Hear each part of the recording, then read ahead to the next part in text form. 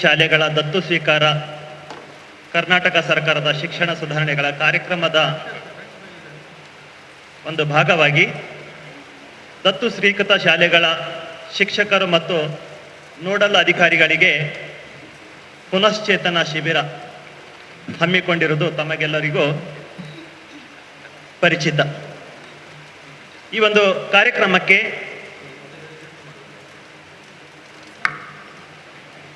Professor MR. Doreswamy ಅವರು, ಮಾನ್ಯ ಗೌರವಾನ್ವಿತ ಸಲಹೆಗಾರರು, ಶಿಕ್ಷಣ ಸುಧಾರಣೆಗಳ ಸಂಪುಟ ದರ್ಜೆ ಕರ್ನಾಟಕ ಸರ್ಕಾರ ಮತ್ತು ಕುಲಾಧಿಪತಿಗಳು PS ವಿಶ್ವವಿದ್ಯಾನಿಲಯ ಬೆಂಗಳೂರು ಇವರು ಈ ಒಂದು ಪುನಶ್ಚೇತನ ಕಾರ್ಯಕ್ರಮವನ್ನು ಆನ್ಲೈನ್ ಮೂಲಕ ಉದ್ಘಾಟನೆ ಮಾಡಲಿದ್ದಾರೆ. ಹಾಗೆಯೇ ಈ ಒಂದು ಕಾರ್ಯಕ್ರಮದ ಮುಖ್ಯ ಅತಿಥಿಯಾಗಿ ಶ್ರೀ ಮಲ್ಲೇಸ್ವಾಮಿ ಅವರು, ಉಪನಿರ್ದೇಶಕರು, ಆಡಳಿತ ಸಾರ್ವಜನಿಕ ಶಿಕ್ಷಣ ಇಲಾಖೆ ದಕ್ಷಿಣ ಕನ್ನಡ ಜಿಲ್ಲೆ, ಇವರು ಈ ಕಾರ್ಯಕ್ರಮಕ್ಕೆ ಮುಖ್ಯ ಅತಿಥಿಯ ಸ್ಥಾನವನ್ನು ಅಲಂಕರಿಸಲಿದ್ದಾರೆ. ಹಾಗೆ ಈ ಒಂದು ಪುನಶ್ಚೇತನ ಕಾರ್ಯಕ್ರಮದಲ್ಲಿ JC ರಾಜೇಂದ್ರ ಭಟ್ ಕೆ ರಾಷ್ಟ್ರೀಯ ತರಬೇತಿದಾರರು ಇವರು ತಮ್ಮನ್ನ ಪುನಶ್ಚೇತನಗೊಳಿಸಲಿದ್ದಾರೆ. ಹಾಗೆ ಈ ಒಂದು ಕಾರ್ಯಕ್ರಮಕ್ಕೆ ನಮ್ಮ ಘನತೆವೆತ್ತ ಕುಲಪತಿಗಳಾಗಿರುವ ಪ್ರೊಫೆಸರ್ ಸುಬ್ರಹ್ಮಣ್ಯ ಯಡಿಪಡಿತಾಯ ಸರ್ ಅವರು ಅಧ್ಯಕ್ಷತೆ ವಹಿಸಲಿದ್ದಾರೆ. ಹಾಗೆ ನಮ್ಮ ಜೊತೆಗೆ ನಮ್ಮ ಕುಲಸಚಿವರಾಗಿರ್ತಕ್ಕಂಥ ಶ್ರೀ ಕೆ ರಾಜು ಮೊಗವೀರ ಇವರು ನಮ್ಮ ವೇದಿಕೆಯಲ್ಲಿ ಉಪಸ್ಥಿತರಿದ್ದಾರೆ. ಇವರೆಲ್ಲರಿಗೂ ನಿಮ್ಮೆಲ್ಲರ ಪರವಾಗಿ ಸ್ವಾಗತಿಸುತ್ತಾ ಕಾರ್ಯಕ್ರಮಕ್ಕೆ ಮುನ್ನುಡಿಯನ್ನು ಕೊಡ್ತಾ ಇದ್ದೀನಿ. ಕಾರ್ಯಕ್ರಮವನ್ನು ಪ್ರಾರ್ಥನೆಯೊಂದಿಗೆ ಆರಂಭ ಮಾಡಿದ್ದು ಒಂದು ಕ್ರಮ. ಹಾಗಾಗಿ ಕಾರ್ಯಕ್ರಮವನ್ನು ಸುಮಂಗಲಿ ಮತ್ತು ಅವರ ಟೀಮ್ ಪ್ರಾರ್ಥನೆ ಮೂಲಕ ಚಾಲನೆ ಕೊಡಬೇಕಾಗಿ ನಾನು ಕೇಳಿಕೊಳ್ತಾ ಇದ್ದೇನೆ. ಜೈ ಭಾರತ ಜನನಿಯ ತನುಜಾತೆ, ಜಯ ಹೇ ಕರ್ನಾಟಕ ಮಾತೆ. ಜೈ ಭಾರತ ಜನನಿಯ ತನುಜಾತೆ, ಜಯ ಹೇ ಕರ್ನಾಟಕ ಮಾತೆ.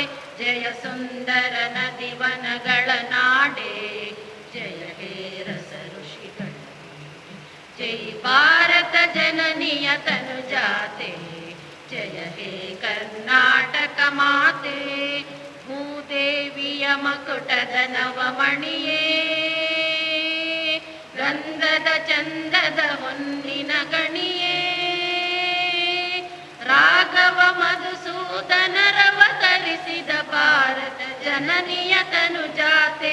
ಜೈ ಭಾರತ ಜನನಿಯ ತನುಜಾತೆ, ಜಯ ಹೇ ಕರ್ನಾಟಕ ಮಾತೆ. ಜನನಿಯ ಜೋಗುಳ ವೇದದ ಕೋಶ, ಜನನಿಗೆ ಜೀವವು ನಿನ್ನಾವೇಶ. ಹಸುರಿನ ಗಿರಿಗಳ ಸಾಲೆ, ನಿನ್ನಯ ಕೊರಳಿನ ಮಾಲೆ. ಕಪಿಲ ಪತಂಜಲ ಗೌತಮ ಜಿನನುತ ಭಾರತ ಜನನಿಯ ತನುಜಾತೆ. ಜಯ ಹೇ ಕರ್ನಾಟಕ ಮಾತೆ. ಜೈ ಭಾರತ ಜನನಿಯ ತನುಜಾತೆ, ಜಯ ಹೇ ಕರ್ನಾಟಕ ಮಾತೆ. ಶಂಕರರ ಮನುಜ ವಿದ್ಯಾರಣ್ಯ, ಬಸವೇಶ್ವರರಿಹ ದಿವ್ಯಾರಣ್ಯ. ರನ್ನ ಷಡಕ್ಷರಿ ಪೊನ್ನ, ಪಂಪನ ಕುಡಿಪತಿ ಜನ್ನ. ಕುಮಾರ ವ್ಯಾಸರ ಮಂಗಳಧಾಮ, ಕವಿ ಕೋಗಿಲೆಗಳ ಪುಣ್ಯಾರಾಮ. ನಾನಕ ರಾಮಾನಂದ ಕಬೀರ, ಭಾರತ ಜನನಿಯ ತನುಜಾತೆ. ಜಯ ಹೇ ಕರ್ನಾಟಕ ಮಾತೆ. ಜೈ ಭಾರತ ಜನನಿಯ ತನುಜಾತೆ, ಜಯ ಹೇ ಕರ್ನಾಟಕ ಮಾತೆ. ಸರ್ವ ಜನಾಂಗದ ಶಾಂತಿಯ ತೋಟ, ರಸಿಕರ ಕಂಗಳ ಸೆಳೆಯುವ ನೋಟ. ಹಿಂದೂ ಕ್ರೈಸ್ತ ಮುಸಲ್ಮಾನ, ಪಾರಸಿಕ ಜೈನರುದ್ಯಾನ. ಜನಕನ ಹೋಲುವ ದೊರೆಗಳ ಧಾಮ, ಗಾಯಕ ವೈಣಿಕರಾರಾಮ. ಕನ್ನಡ ನುಡಿ ಕುಣಿದಾಡುವ ಗೇಹ, ಕನ್ನಡ ತಾಯಿ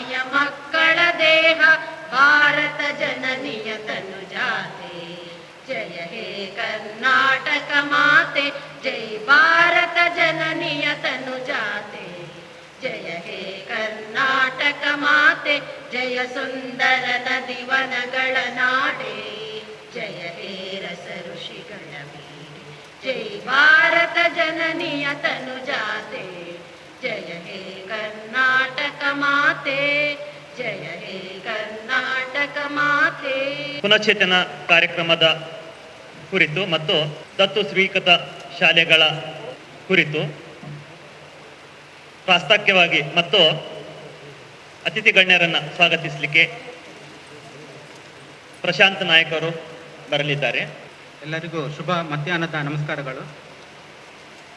ಮೊದಲನೇದಾಗಿ ತಾವೆಲ್ಲರೂ ಈ ಒಂದು ಕಾರ್ಯಕ್ರಮಕ್ಕೆ ಪ್ರೀತಿ ಇಟ್ಟು ಬಂದಿರುವುದಕ್ಕೆ ಹೃತ್ಪೂರ್ವಕವಾಗಿ ಕೃತಜ್ಞತೆಗಳನ್ನು ಸಲ್ಲಿಸುತ್ತಾ ನನ್ನ ಪ್ರಾಸ್ತಾವಿಕ ಭಾಷಣವನ್ನು ಪ್ರದಾನ ಮಾಡಲಿಕ್ಕೆ ಇಷ್ಟಪಡ್ತೇನೆ. ತಮಗೆಲ್ಲ ಈಗಾಗಲೇ ಗೊತ್ತಿದೆ, ಸರ್ಕಾರಿ ಶಾಲೆ ದತ್ತು ಸ್ವೀಕಾರ ಇದು ನಮ್ಮ ಕರ್ನಾಟಕ ಸರ್ಕಾರದ ಒಂದು ಶಿಕ್ಷಣ ಅಭಿವೃದ್ಧಿಯಲ್ಲಿ ಕೈಗೊಂಡಂಥ ಒಂದು ಕಾರ್ಯಕ್ರಮ. ಈಗಾಗಲೇ ನಮ್ಮ ಆಮಂತ್ರಣ ಪತ್ರಿಕೆಯಲ್ಲಿ ನೀವು ನೋಡಿರ್ಬೋದು, ಪ್ರೊಫೆಸರ್ MR ದೊರೆಸ್ವಾಮಿ ಅವರು adviser education reform government of Karnataka ಮಾತ್ರವಲ್ಲ PS ಯೂನಿವರ್ಸಿಟಿ ಇದರ ಕುಲಾಧಿಪತಿಗಳಾಗಿಯೂ ಸೇವೆ ಸಲ್ಲಿಸ್ತಾ ಇದ್ದಾರೆ. ಈ ಒಂದು ಸರ್ಕಾರಿ ಶಾಲೆ ದತ್ತು ಸ್ವೀಕಾರ ಇದು ಅವರ ಒಂದು ಕನಸಿನ ಕೂಸು. ಈಗಾಗಲೇ ಶಿಕ್ಷಣಕ್ಕೆ ಸಂಬಂಧಿಸಿದಂತೆ ಮುಖ್ಯವಾಗಿ ಪ್ರಾಥಮಿಕ ಮತ್ತು ಹೈಸ್ಕೂಲ್ ಶಿಕ್ಷಣಕ್ಕೆ ಮುಖ್ಯವಾಗಿ, ಯಾಕಂದರೆ ನಿಮಗೆ ಗೊತ್ತಿದೆ ಇಂದಿನ ಮಕ್ಕಳೇ ಮುಂದಿನ ಪ್ರಜೆಗಳು.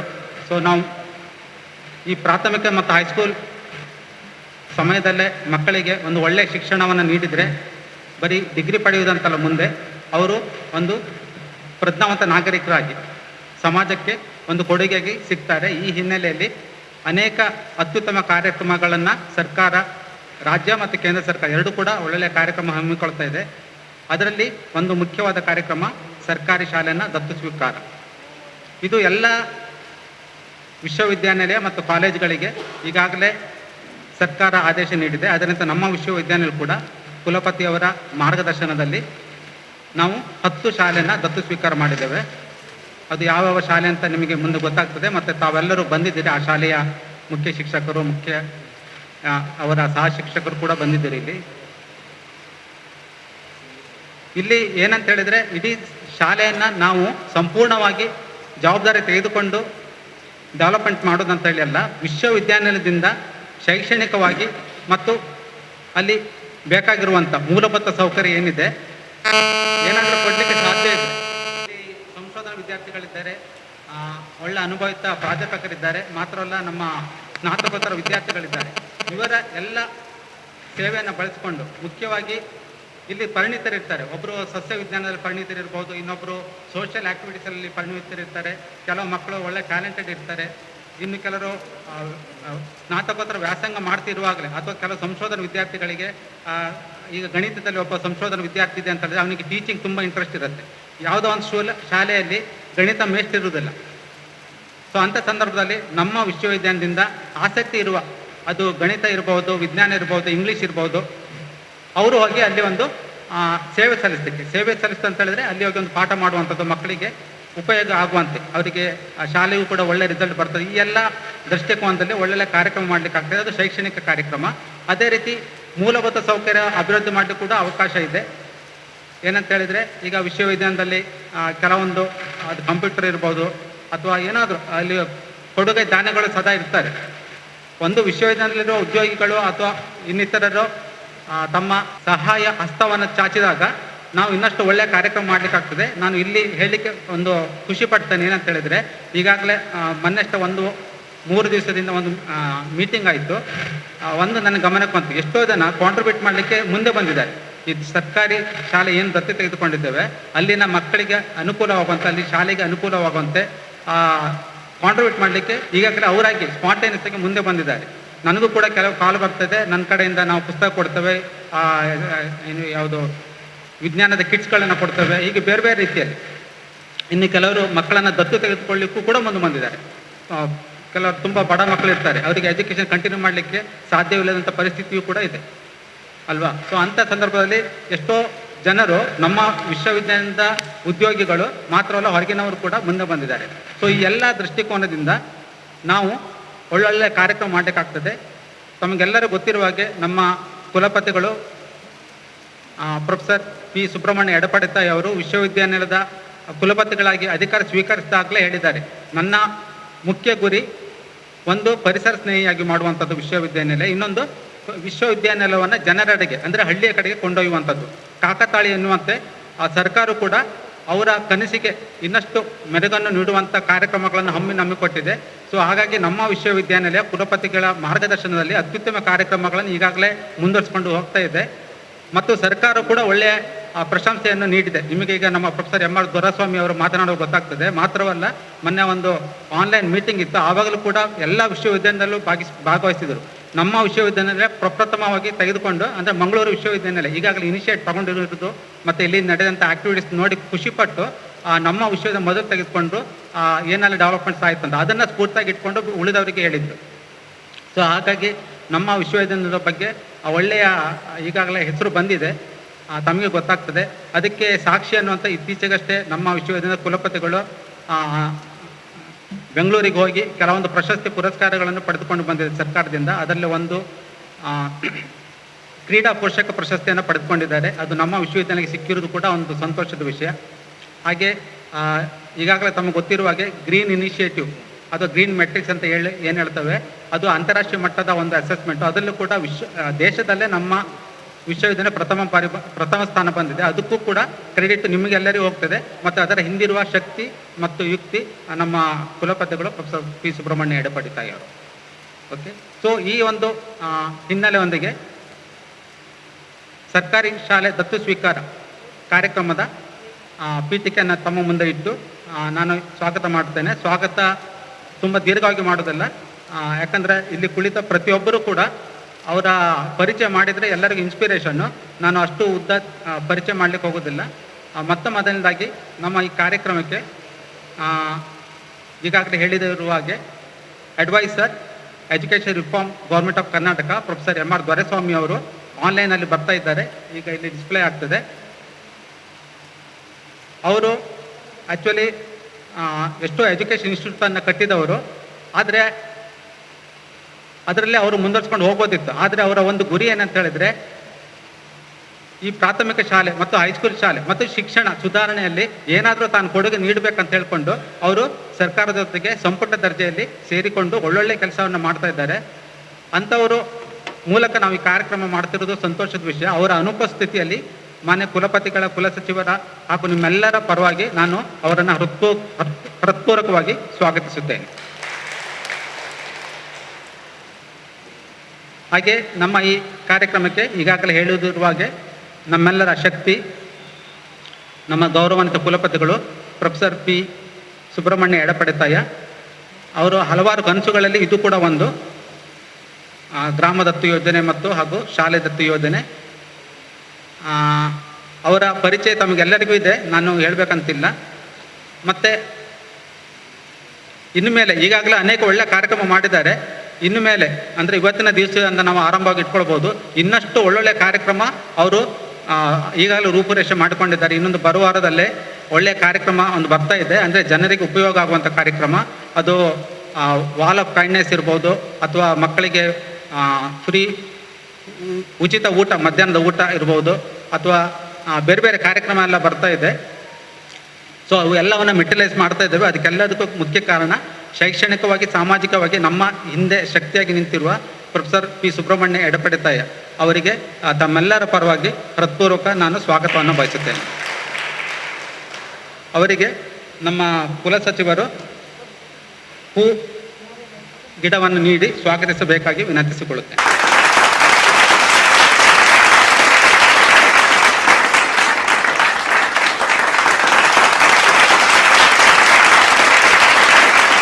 ಹಾಗೆ ನಮ್ಮ ವೇದಿಕೆ ಮೇಲೆ ಇನ್ನೊಬ್ಬರು ಮುಖ್ಯ ಅತಿಥಿ ಇದ್ದಾರೆ. ಮುಖ್ಯವಾಗಿ ನಮ್ಮ ಇಲ್ಲಿ ಶಿಕ್ಷಕರಿದ್ದಾರೆ, ಪ್ರಾಥಮಿಕತಾ ಮತ್ತು ಹೈಸ್ಕೂಲ್ ಶಿಕ್ಷಕರು. ಅವರಿಗೆಲ್ಲರಿಗೂ ಚಿರಪರಿಚಿತರು DDPI ಉಪನಿರ್ದೇಶಕರು ಸಾರ್ವಜನಿಕ ಶಿಕ್ಷಣ ಇಲಾಖೆ ಶ್ರೀ ಮಲ್ಲೇಸ್ವಾಮಿ KES ಅವರು ನಮ್ಮ ಜೊತೆ ಇದ್ದಾರೆ. ಅವರು ಅಧಿಕಾರ ಸ್ವೀಕಾರಗೊಂಡ ನಂತರ ನಾನು ನಿನ್ನೆ ನೋಡ್ತಾ ಇದ್ದೆ ಗೂಗಲಲ್ಲಿ, ಒಳ್ಳೊಳ್ಳೆ ಕಾರ್ಯಕ್ರಮ ಅಂದರೆ ವೃತ್ತಪತ್ರಿಕೆಯಲ್ಲಿ ಬಂದಿರುವಂಥ ಅನೇಕ ಕಾರ್ಯಕ್ರಮವನ್ನು ಶೈಕ್ಷಣಿಕವಾಗಿ ಹಮ್ಮಿಕೊಂಡಿದ್ದಾರೆ. ಅವರ ಒಂದೊಂದು ಭಾಷಣದ ತುಣುಕುಗಳು ಕೂಡ ನಮಗೆ ಸ್ಫೂರ್ತಿಯನ್ನು ನೀಡುವಂಥದ್ದು. ಅವರು ಕೂಡ ನಮ್ಮ ಜೊತೆ ವೇದಿಕೆ ಮೇಲೆ ಇದ್ದಾರೆ. ಅವರನ್ನು ಕುಲಪತಿಗಳ ಪರವಾಗಿ, ಕುಲಸಚಿವರ ಪರವಾಗಿ, ನಿಮ್ಮೆಲ್ಲರ ಪರವಾಗಿ ನಾನು ಹೃದಯಪೂರ್ವಕವಾಗಿ ಸ್ವಾಗತಿಸುತ್ತೇನೆ. ಅವರಿಗೆ ನಮ್ಮ ಇಂಜಿನಿಯರ್, ಎಕ್ಸಿಕ್ಯೂಟಿವ್ ಇಂಜಿನಿಯರ್ ಆಗಿರುವ ಶ್ರೀ ಉಮೇಶ್ ಭಟ್ ಅವರು ವೇದಿಕೆಗೆ ಬಂದು ಹೂಕುಂಡವನ್ನು ಕೊಟ್ಟು ಸ್ವಾಗತಿಸಬೇಕಾಗಿ ವಿನಂತಿಸಿಕೊಳ್ಳುತ್ತೇನೆ.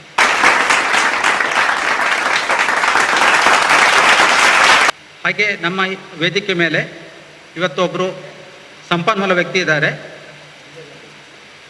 ಇಲ್ಲಿನ ಹೆಚ್ಚಿನ ಜನರು ಗೊತ್ತಿರಬಹುದು, ಪ್ರತಿದಿನ ಮಾಧ್ಯಮದಲ್ಲಿ ಅಂದರೆ ವೃತ್ತಪತ್ರಿಕೆಯಲ್ಲಿ, ಟಿ ವಿಯಲ್ಲಿ ಅವರ ಭಾಷಣ ಬರ್ತಾ ಇರ್ತವೆ. ಅವರು ನಮ್ಮ ಲೋಕಲ್ ಲೆವೆಲಲ್ಲ, ರಾಷ್ಟ್ರೀಯ ಮಟ್ಟದ ತರಬೇತುದಾರರು. JCI ಅಂತ ಒಂದು ಸಂಸ್ಥೆ ಇದೆ, ಅಂತಾರಾಷ್ಟ್ರೀಯ ಸಂಸ್ಥೆ. ಅದರಲ್ಲಿ ಬೇರೆ ಬೇರೆ ನೆಲೆಯಲ್ಲಿ ಕೆಲಸ ಮಾಡಿದ್ದಾರೆ. ಅವರು ಕೂಡ ಮುಖ್ಯ ಶಿಕ್ಷಕರಾಗಿ ಸೇವೆ ಸಲ್ಲಿಸ್ತಾ ಇದ್ದಾರೆ. ಅವರ ವಿಸ್ತೃತ ಪರಿಚಯವನ್ನು ಮುಂದೆ ಮಾಡಿಕೊಡಲಿದ್ದಾವೆ. ಅವರು ಕೂಡ ನಮಗೆ ಇವತ್ತು ಸಂಪನ್ಮೂಲ ವ್ಯಕ್ತಿಯಾಗಿ ಒಂದು ಒಳ್ಳೆಯ ಉಪನ್ಯಾಸ ಕೊಡಲಿದ್ದಾರೆ. ಅವರನ್ನು ತಮ್ಮೆಲ್ಲರ ಪರವಾಗಿ ನಾನು ಹೃತ್ಪೂರ್ವಕವಾಗಿ ಸ್ವಾಗತಿಸುತ್ತೇನೆ. ಅವರಿಗೆ ಪ್ರೊಫೆಸರ್ K. ಶ್ರೀಪಾದ್ ಅವರು ವೇದಿಕೆಗೆ ಬಂದು ಹೂಕುಂಡವನ್ನು ನೀಡಿ ಸ್ವಾಗತಿಸಬೇಕಾಗಿ ವಿನಂತಿಸಿಕೊಳ್ಳುತ್ತೇನೆ.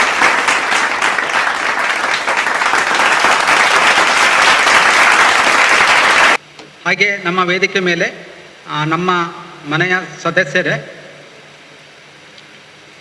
ಎಲ್ಲರಿಗೂ ಚಿರಪರಿಚಿತರು, ಪ್ರೊಫೆಸರ್ KR ಚಂದ್ರಶೇಖರ್ ಅವರು ನಮ್ಮ ವಿಶ್ವವಿದ್ಯಾಲಯದಲ್ಲಿ 3 ದಶಕಕ್ಕಿಂತಲೂ ಜಾಸ್ತಿ ಪ್ರಾಧ್ಯಾಪಕರಾಗಿ, ಚೇರ್ಮನ್ ಆಗಿ, BOS chairman, BOI chairman, IPSC director ಆಗಿ, ಹೀಗೆ ಬೇರೆ ಬೇರೆ ಸ್ತರಗಳಲ್ಲಿ ಅತ್ಯುತ್ತಮ ಸೇವೆಯನ್ನು ಸಲ್ಲಿಸಿ ನಮ್ಮ ವಿಶ್ವವಿದ್ಯಾಲಯದಲ್ಲಿ ಇವತ್ತು ಏನಾದರೂ ಗ್ರೀನ್ ಮೆಟ್ರಿಕ್ಸ್ ಇರ್ಬೋದು, ಬೇರೆ ಬೇರೆ ನೆಲೆಯಲ್ಲಿ ಒಂದು ಮನ್ನಣೆ ಪಡೆದಿದೆ ಅಂತ ಹೇಳಿದರೆ, ಪ್ರಶಸ್ತಿ ಪುರಸ್ಕಾರ ಬರ್ತಾ ಇದೆ ಅಂತ ಹೇಳಿದರೆ, ಅದಕ್ಕೆ ಅವರ ಕೊಡುಗೆ ಕೂಡ ಅಪಾರವಾದದ್ದು. ಈಗ ಪ್ರಸ್ತುತ ಅವರು ಯನಪೋಯ ವಿಶ್ವವಿದ್ಯಾಲಯದಲ್ಲಿ ಪ್ರೊಫೆಸರ್ ಆಗಿ ಸೇವೆ ಸಲ್ಲಿಸ್ತಾ ಇದ್ದಾರೆ. ಮಾತ್ರವಲ್ಲ, ಅವರು association of British scholars Mangalore chapter ಇದೆ, ಅದರದ್ದು ಸೆಕ್ರೆಟರಿಯಾಗಿಯೂ ಕೂಡ ಸೇವೆ ಸಲ್ಲಿಸ್ತಾ ಇದ್ದಾರೆ. ಮೊನ್ನೆ ಅಷ್ಟೇ ನಡೆದ ಒಂದು ಸಣ್ಣ ಮೀಟಿಂಗ್ನಲ್ಲಿ ಈ ಗ್ರಾಮದತ್ತು ಸ್ವೀಕಾರದ ಬಗ್ಗೆ ನಾವು ಚರ್ಚಿಸುವಾಗ ಪ್ರೊಫೆಸರ್ KR ಚಂದ್ರಶೇಖರ್ ಅವರು ವಾಲಂಟಿಯರ್ ಆಗಿ ಬರೀ ಸಂಘಟನೆಯಿಂದ ಅಲ್ಲ, ತಮ್ಮ ಸ್ವಂತ ಕಾಂಟ್ರಿಬ್ಯೂಷನ್ ಕೂಡ ಮಾಡಲಿಕ್ಕೆ ಮುಂದೆ ಬಂದಿದ್ದಾರೆ. ಮಾತ್ರವಲ್ಲ, ಈ ಕಾರ್ಯಕ್ರಮದಲ್ಲಿ ನಾನು ಏನಾದರೂ ಒಂದು ಕಾಂಟ್ರಿಬ್ಯೂಷನ್ ಕೊಡಲೇಬೇಕಂತೇಳಿ ಮೀಟಿಂಗಲ್ಲೇ ಕುಲಪತಿಯವರ ಪರ್ಮಿಷನ್ ತಗೊಂಡು ಇವತ್ತೊಂದು ಕಾಣಿಕೆಯನ್ನು ನೀಡ್ತಾ ಇದ್ದಾರೆ. ಅತ್ಯಮೂಲ್ಯವಾದ ಕಾಣಿಕೆ, ನೈತಿಕ ಶಿಕ್ಷಣಗಳ ಪುಸ್ತಕ ಒಂದು ಭಂಡಾರವನ್ನು ಎಲ್ಲ ಶಾಲೆಗಳಿಗೆ ಕೊಡ್ತಾ ಇದ್ದಾರೆ. ಅದು ಆ ಶಾಲೆ ಲೈಬ್ರರಿಲಿ ಇಟ್ಟು ಮಕ್ಕಳಿಗೆ ಉಪಯೋಗ ಆಗ್ತದೆ. ಮಕ್ಕಳಿಗೆ ಮಾತ್ರ ಅಲ್ಲ, ದೊಡ್ಡವರು ಕೂಡ ಓದಿದರೆ ಒಳ್ಳೆಯ ಒಂದು ವಿಕಸನ ಆಗ್ತದೆ ಅಂತ ಒಂದು ಕಾಂಟ್ರಿಬ್ಯೂಷನ್ ಕೊಡ್ತಾ ಇದ್ದಾರೆ ನಮ್ಮ ಪ್ರೊಫೆಸರ್ KR ಚಂದ್ರಶೇಖರ್ ಅವರು. ಅವರನ್ನು ತಮ್ಮೆಲ್ಲರ ಪರವಾಗಿ ನಾನು ಹೃತ್ಪೂರ್ವಕವಾಗಿ ಸ್ವಾಗತಿಸುತ್ತೇನೆ. ಅವರಿಗೆ ಡಾಕ್ಟರ್ ರಮೇಶ್ ಗಣಿ ಅವರು ವೇದಿಕೆಗೆ ಬಂದು ಹೂಗಿಡವನ್ನು ನೀಡಿ ಸ್ವಾಗತಿಸಬೇಕಾಗಿ ವಿನಂತಿಸಿಕೊಳ್ಳುತ್ತೇನೆ.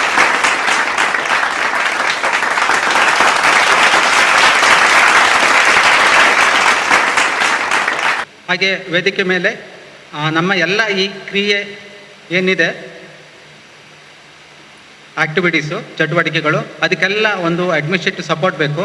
ಆ ಅಡ್ಮಿನಿಸ್ಟ್ರೇಟಿವ್ ಸಪೋರ್ಟು ನಮ್ಮ ಆತ್ಮೀಯರಾದ ನಮ್ಮ ಕುಲಸಚಿವರಾದ ಪ್ರೊಫೆಸರ್ K. ರಾಜು ಮಗವೀರ್ ಅವರು, KS ಆಫೀಸರ್ ಅವರು ಬಂದ ಮೇಲೆ ಅದು ಕಾಕತಾಳಿ ಎನ್ನುವಂತೆ ನಮ್ಮ ಕುಲಪತಿಗಳ ಜೊತೆ ಸೇರಿ ಶೈಕ್ಷಣಿಕ ಮಾತ್ರಲ್ಲ, ಅನೇಕ ಸಮಾಜಮುಖಿ ಕಾರ್ಯಕ್ರಮಗಳನ್ನು ಜೊತೆಗೆ ಅವರು ಕೈ ಜೋಡಿಸ್ತಾ ಇದ್ದಾರೆ. ಅವರು ಕೂಡ ಕೆಲವೊಂದು ಕನಸಿನ ಯೋಜನೆಗಳನ್ನು ಈಗಾಗಲೇ ತಮ್ಮ ಮುಂದೆ ಇಟ್ಟು ಅದನ್ನು ಕಾರ್ಯರೂಪಕ್ಕೆ ತರ್ತಾ ಇದ್ದಾರೆ. ಮೊನ್ನೆ ಅಷ್ಟೇ ಒಂದು ಮೀಟಿಂಗ್ ಆಯಿತು, ನನಗೆ ಅನಿವಾರ್ಯ ಕಾರಣದಿಂದ ಅಟೆಂಡ್ ಆಗಲಿಕ್ಕಾಗಲಿಲ್ಲ. ಅವರು ಕೂಡ ನಾನು ಅಬ್ಸರ್ವ್ ಮಾಡಿದಾಗೆ ಒಂದು ಸಮಾಜಕ್ಕೆ ಒಳ್ಳೇದಾಗೋದಂತಿದ್ರೆ ಅವರು ಯಾವಾಗಲೂ ಮುಂದೆ ಬರ್ತಾ ಇದ್ದರು. ಮತ್ತು ಇನ್ನೊಂದು ಏನಂತ ಹೇಳಿದ್ರೆ, ಒಂದು 4 ಜನರಿಗೆ ಹೆಲ್ಪ್ ಆಗುವಂಥ ಯಾವುದೋ ಒಂದು ಕೆಲಸ ಇದ್ದರೆ ಅದು 12 ಗಂಟೆ ರಾತ್ರಿ ಇರ್ಬೋದು, ಎಷ್ಟು ಗಂಟೆ ರಾತ್ರಿ ಇರಲೇಬೇಕಿದೆ, ಅದನ್ನು ಇಮಿಡಿಯೇಟಾಗಿ ಆ ಫೈಲನ್ನು ಕ್ಲಿಯರ್ ಮಾಡಿ ಕೊಡ್ತಾರೆ. ಅಂತ ಹೇಳಿದ್ರೆ ಇದು ಕೂಡ ಒಂದು ಶಾರ್ಟ್ ಕಮ್ಯುನಿಕೇಷನಲ್ಲಿ ಆದಂಥ ಕಾರ್ಯಕ್ರಮ. ಆ ಶಾರ್ಟ್ ಕಮ್ಯುನಿಕೇಷನಲ್ಲಿ ನಮ್ಗೆ ಏನೇನು ಸಹಕಾರ ಬೇಕೋ ಏನೆಲ್ಲ ಬೇಕೋ ಅದೆಲ್ಲ ಮಾಡಿಕೊಟ್ಟವರು ನಮ್ಮ ಕುಲಸಚಿವರು ಶ್ರೀ K. ರಾಜು ಮಗವೀರ್ ಅವರು ಕೂಡ ವೇದಿಕೆ ಮೇಲೆ ಇರುವುದು ನಮಗೆಲ್ಲರಿಗೂ ಒಂದು ಶಕ್ತಿ. ಅವರನ್ನು ನಾನು ನಮ್ಮ ಜಿಲ್ಲೆಗೆ ಒಂದು ಹೆಸರನ್ನು ತಂದುಕೊಟ್ಟಂಥ ಮಾಸ್ಟರ್ ಒಬ್ಬರು ಇದ್ದಾರೆ, ಶ್ರೀ ರವೀಂದ್ರ ರೈ ಅವರು ಕರ್ನಾಟಕ ರಾಜ್ಯದ ಜಿಲ್ಲಾ ಶಿಕ್ಷಕ ಪ್ರಶಸ್ತಿಯನ್ನು ಪಡೆದವರು. ಅವರು ವೇದಿಕೆಗೆ ಬಂದು ನಮ್ಮ ಕುಲಸಚಿವರಿಗೆ ಹೂಗುಚ್ಛವನ್ನು ನೀಡಿ ಸ್ವಾಗತಿಸಬೇಕಾಗಿ ವಿನಂತಿಸಿಕೊಳ್ಳುತ್ತೇನೆ. ಹಾಗೆ ನಮ್ಮ ಈ ಕಾರ್ಯಕ್ರಮಕ್ಕೆ ಸಿಂಡಿಕೇಟ್ ಮೆಂಬರ್ಸು, ಅಕಾಡೆಮಿಕ್ ಕೌನ್ಸಿಲ್ ಮೆಂಬರ್ಸ್ಗಳು ಇದ್ದಾರೆ, ಅವರನ್ನು ಕೂಡ ನಾನು ಹೃತ್ಪೂರ್ವಕವಾಗಿ ಸ್ವಾಗತಿಸುತ್ತೇನೆ. ಹಾಗೆ ನಮ್ಮ ಬೇರೆ ಬೇರೆ ವಿಭಾಗದ ಬೇರೆ ಬೇರೆ ಕೇಂದ್ರಗಳ ಪೀಠಗಳ ಅಧ್ಯಕ್ಷರು, ಕೋಆರ್ಡಿನೇಟರ್ಸ್ಗಳು ಇವತ್ತು ಬಂದಿದ್ದಾರೆ. ಅವರೆಲ್ಲರನ್ನು ನಾನು ಹೃತ್ಪೂರ್ವಕವಾಗಿ ಸ್ವಾಗತಿಸುತ್ತೇನೆ. ಮುಖ್ಯವಾಗಿ ಈ ಕಾರ್ಯಕ್ರಮದ ಕೇಂದ್ರ ಬಿಂದುಗಳು ಎರಡು. ಒಂದು, ನಮ್ಮ ಮುಖ್ಯ ಶಿಕ್ಷಕರು ಮತ್ತು ಅವರ ಸಹ ಶಿಕ್ಷಕರು, ಎಲ್ಲ 10 ಶಾಲೆಯ ಸಹ ಶಿಕ್ಷಕರು, ಮುಖ್ಯ ಶಿಕ್ಷಕರು ತಮ್ಮ ಟೀಮ್ನೊಟ್ಟಿಗೆ ಬಂದಿದ್ದಾರೆ. ಅವರನ್ನು ನಾನು ಕುಲಪತಿಗಳ ಪರವಾಗಿ, ಎಲ್ಲರ ಪರವಾಗಿ ಹೃತ್ಪೂರ್ವಕವಾಗಿ ಸ್ವಾಗತಿಸುತ್ತೇನೆ. ಹಾಗೆ ಈ ಕಾರ್ಯಕ್ರಮ ಯಶಸ್ವಿ ಆಗಬೇಕಂತ ಹೇಳಿದರೆ ಅದಕ್ಕೆ ನೋಡಲ್ ಆಫೀಸರ್ಸ್ ಬೇಕು. ಅಂದರೆ ಒಂದೊಂದು ಶಾಲೆಯ ಜವಾಬ್ದಾರಿ ತೆಗೆದುಕೊಂಡು ಅದನ್ನು ಮುನ್ನಡೆಸ್ಕೊಂಡು ಹೋಗುವಂಥವರು ನೋಡಲ್ ಆಫೀಸರ್ಸು. ಅವ್ರು ಯಾರ್ಯಾರು ಅಂತ ಅವರಿಗೆ ನಾವು ಒಂದು ವೇದಿಕೆ ಮೇಲೆ ಕರೆದು ಗುರುತಿಸಲಿಕ್ಕಿದ್ದೇವೆ. ಈಗ ಅವರನ್ನು ಕೂಡ ನಿಮ್ಮೆಲ್ಲರ ಪರವಾಗಿ, ಕುಲಪತಿಗಳ ಪರವಾಗಿ ಹೃತ್ಪೂರ್ವಕವಾಗಿ ಸ್ವಾಗತಿಸುತ್ತೇನೆ. ಹಾಗೆ ನಮ್ಮ ಈ ಕಾರ್ಯಕ್ರಮಕ್ಕೆ ವಾಲಂಟಿಯರ್ಸ್ ಇದ್ದಾರೆ, ಹಾಗೆ ನಾನ್ ಟೀಚಿಂಗ್ ಸ್ಟಾಫ್ನವರಿದ್ದಾರೆ, ಸಂಶೋಧನಾ ವಿದ್ಯಾರ್ಥಿಗಳಿದ್ದಾರೆ, ಮತ್ತು ಹಾಗೆ ನಮ್ಮ ಸ್ನಾತಕೋತ್ತರ ವಿದ್ಯಾರ್ಥಿಗಳಿದ್ದಾರೆ, NSS ಕೋಆರ್ಡಿನೇಟರ್ ಇದ್ದಾರೆ, ಹಾಗೆ ಬೇರೆ ಬೇರೆ ನಮ್ಮ ಡಾಕ್ಟರ್ ಗಣಪತಿ ಗೌಡರು, ನಮ್ಮ ಸೈನ್ಸ್ ಡೀನು, ಹೀಗೆ ಬೇರೆ ಬೇರೆ ಕ್ಷೇತ್ರದಲ್ಲಿ ತಮ್ಮದೇ ಆದ ನೆಲೆಯಲ್ಲಿ ಸೇವೆ ಸಲ್ಲಿಸಿದ್ರು ಎಲ್ಲರೂ ಬಂದಿದ್ದೀರಿ. ಈ ಕಾರ್ಯಕ್ರಮಕ್ಕೆ ತಮ್ಮ ಸಹಕಾರ ಅತ್ಯಮೂಲ್ಯ. ನಿಮ್ಮೆಲ್ಲರ ಸಹಕಾರವನ್ನು ಬಯಸುತ್ತಾ ಎಲ್ಲರಿಗೂ ಹೃತ್ಪೂರ್ವಕವಾಗಿ ಸ್ವಾಗತಿಸುತ್ತೇನೆ. ಹಾಗೆ ನಮ್ಮ ಈ ಕಾರ್ಯಕ್ರಮಕ್ಕೆ ಮಾಧ್ಯಮ ಮಿತ್ರರು ಕೂಡ ಇದ್ದಾರೆ. ಅವರನ್ನು ಕೂಡ ನಾನು ಹೃತ್ಪೂರ್ವಕವಾಗಿ ವಿಶ್ವವಿದ್ಯಾಲಯದ ಪರವಾಗಿ ಸ್ವಾಗತಿಸುತ್ತೇನೆ. ಈ ಒಂದು ಸ್ವಾಗತ ಭಾಷಣದೊಂದಿಗೆ ನನ್ನ ಭಾಷಣವನ್ನು ಮುಗಿಸುತ್ತೇನೆ. ಇವತ್ತು ಮಾತ್ರ ಅಲ್ಲ, ಇನ್ನು ಮುಂದೆ ನಡೆಯುವ ಎಲ್ಲ ಕಾರ್ಯಕ್ರಮಕ್ಕೆ, ವಿಶ್ವವಿದ್ಯಾಲಯದ ಕಾರ್ಯಕ್ರಮಕ್ಕೆ ಮುಖ್ಯವಾಗಿ ನಮ್ಮ ಈ ದತ್ತು ಸ್ವೀಕಾರ ಏನಿದೆ, ಶಾಲೆಗಳ ದತ್ತು ಸ್ವೀಕಾರ, ಆ ಕೆಲಸಕ್ಕೆ ತಾವೆಲ್ಲರೂ ಕೈ ಜೋಡಿಸಿ ಇದನ್ನು ಯಶಸ್ವಿಗೊಳಿಸಬೇಕಾಗಿ ಮತ್ತೊಮ್ಮೆ ತಮ್ಮಲ್ಲಿ ವಿನಂತಿಸಿಕೊಳ್ಳುತ್ತಾ ನನ್ನ ಈ ಸ್ವಾಗತ ಭಾಷಣವನ್ನು ಮುಗಿಸುತ್ತೇನೆ. ಧನ್ಯವಾದಗಳು. ಪ್ರೊಫೆಸರ್ ಪ್ರಶಾಂತ್ ನಾಯಕ್ ಸರ್, ನಿಮಗೂ ಸಹ ಕಾರ್ಯಕ್ರಮಕ್ಕೆ ಸ್ವಾಗತಿಸುತ್ತಾ ಮುಂದಿನ ಕಾರ್ಯಕ್ರಮದ ಪ್ರಮುಖ ಘಟ್ಟ, ಈ ಒಂದು ಪುನಶ್ಚೇತನ ಕಾರ್ಯಕ್ರಮದ ಉದ್ಘಾಟನೆ.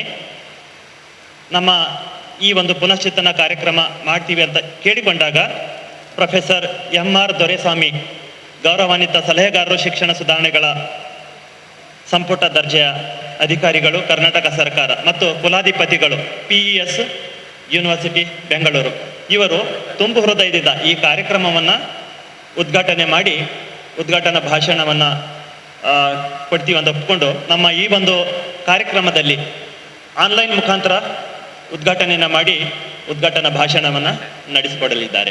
ಮಂಗಳೂರು ಯೂನಿವರ್ಸಿಟಿ ಕುಲಪತಿಗಳಾದಂಥ professor Subrahmanya Edapadithaya and other the registrar and other office bearers of the Mangalore University.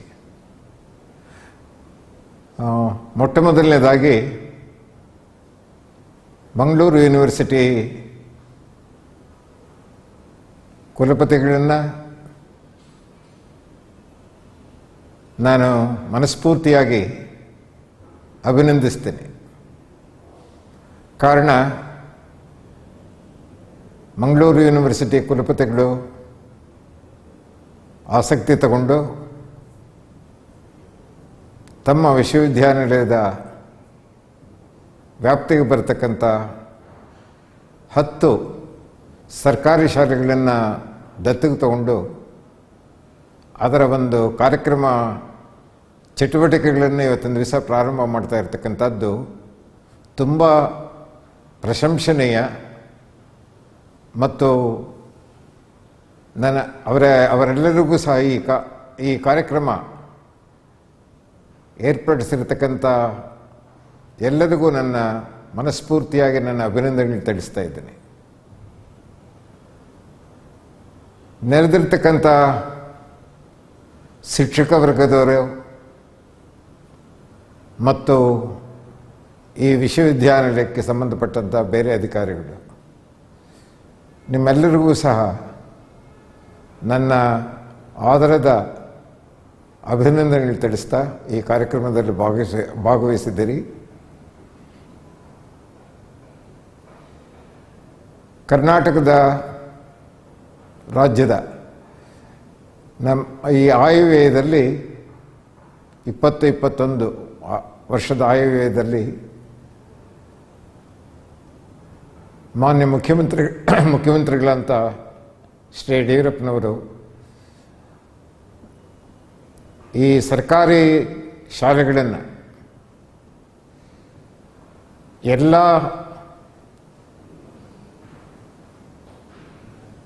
MLAಗಳು, MLCಗಳು ಅವರವರ ಕ್ಷೇತ್ರದಲ್ಲಿ ಕಡೆ ಪಕ್ಷ 3 ಶಾಲೆಗಳನ್ನು, ಸರ್ಕಾರಿ ಶಾಲೆಗಳನ್ನು ದತ್ತುಗೆ ತಗೋಬೇಕು ಅಂತ ಆಯವ್ಯಯದಲ್ಲಿ ಸೇರಿಸಿದ್ದಾರೆ. ಇದು ಮೊಟ್ಟ ಮೊದಲನೇದಾಗಿ ಇಡೀ ದೇಶದಲ್ಲಿ ಪ್ರಥಮವಾಗಿ ಕರ್ನಾಟಕದಲ್ಲಿ ಈ ಥರದ ಒಂದು ನೂತನವಾದಂಥ ಒಂದು ಕಾರ್ಯಕ್ರಮ. ಯಾತಕ್ಕೋಸ್ಕರ ಇದನ್ನು ನೂತನವಾದಂಥ ಒಂದು ಕಾರ್ಯಕ್ರಮ ಅಂತ ಕರೀತೀನಿ ಅಂತ ಹೇಳಿದರೆ, ನನಗೆ ತಿಳಿದ ಮಟ್ಟಿಗೆ ಬೇರೆ ಯಾವ ರಾಜ್ಯದವರು ಸಹ ಸರ್ಕಾರಿ ಶಾಲೆಗಳ ಅಭಿವೃದ್ಧಿಗೆ ಈ ಥರದ ಒಂದು ಯೋಜನೆ ಮಾಡಿಲ್ಲ. ಅದಕ್ಕೋಸ್ಕರ ನಮ್ಮ ಕರ್ನಾಟಕ ಹೊಸ ಪ್ರಯೋಗ, ನಮ್ಮ ಸರ್ಕಾರಿ ಶಾಲೆಗಳ ಶಾಪ ವಿಮೋಚನೆಗೆ ಒಂದು ದೊಡ್ಡ ಪ್ರಮಾಣದಲ್ಲಿ ನಾವು ಪ್ರಾರಂಭ ಮಾಡಿದ್ದೀವಿ.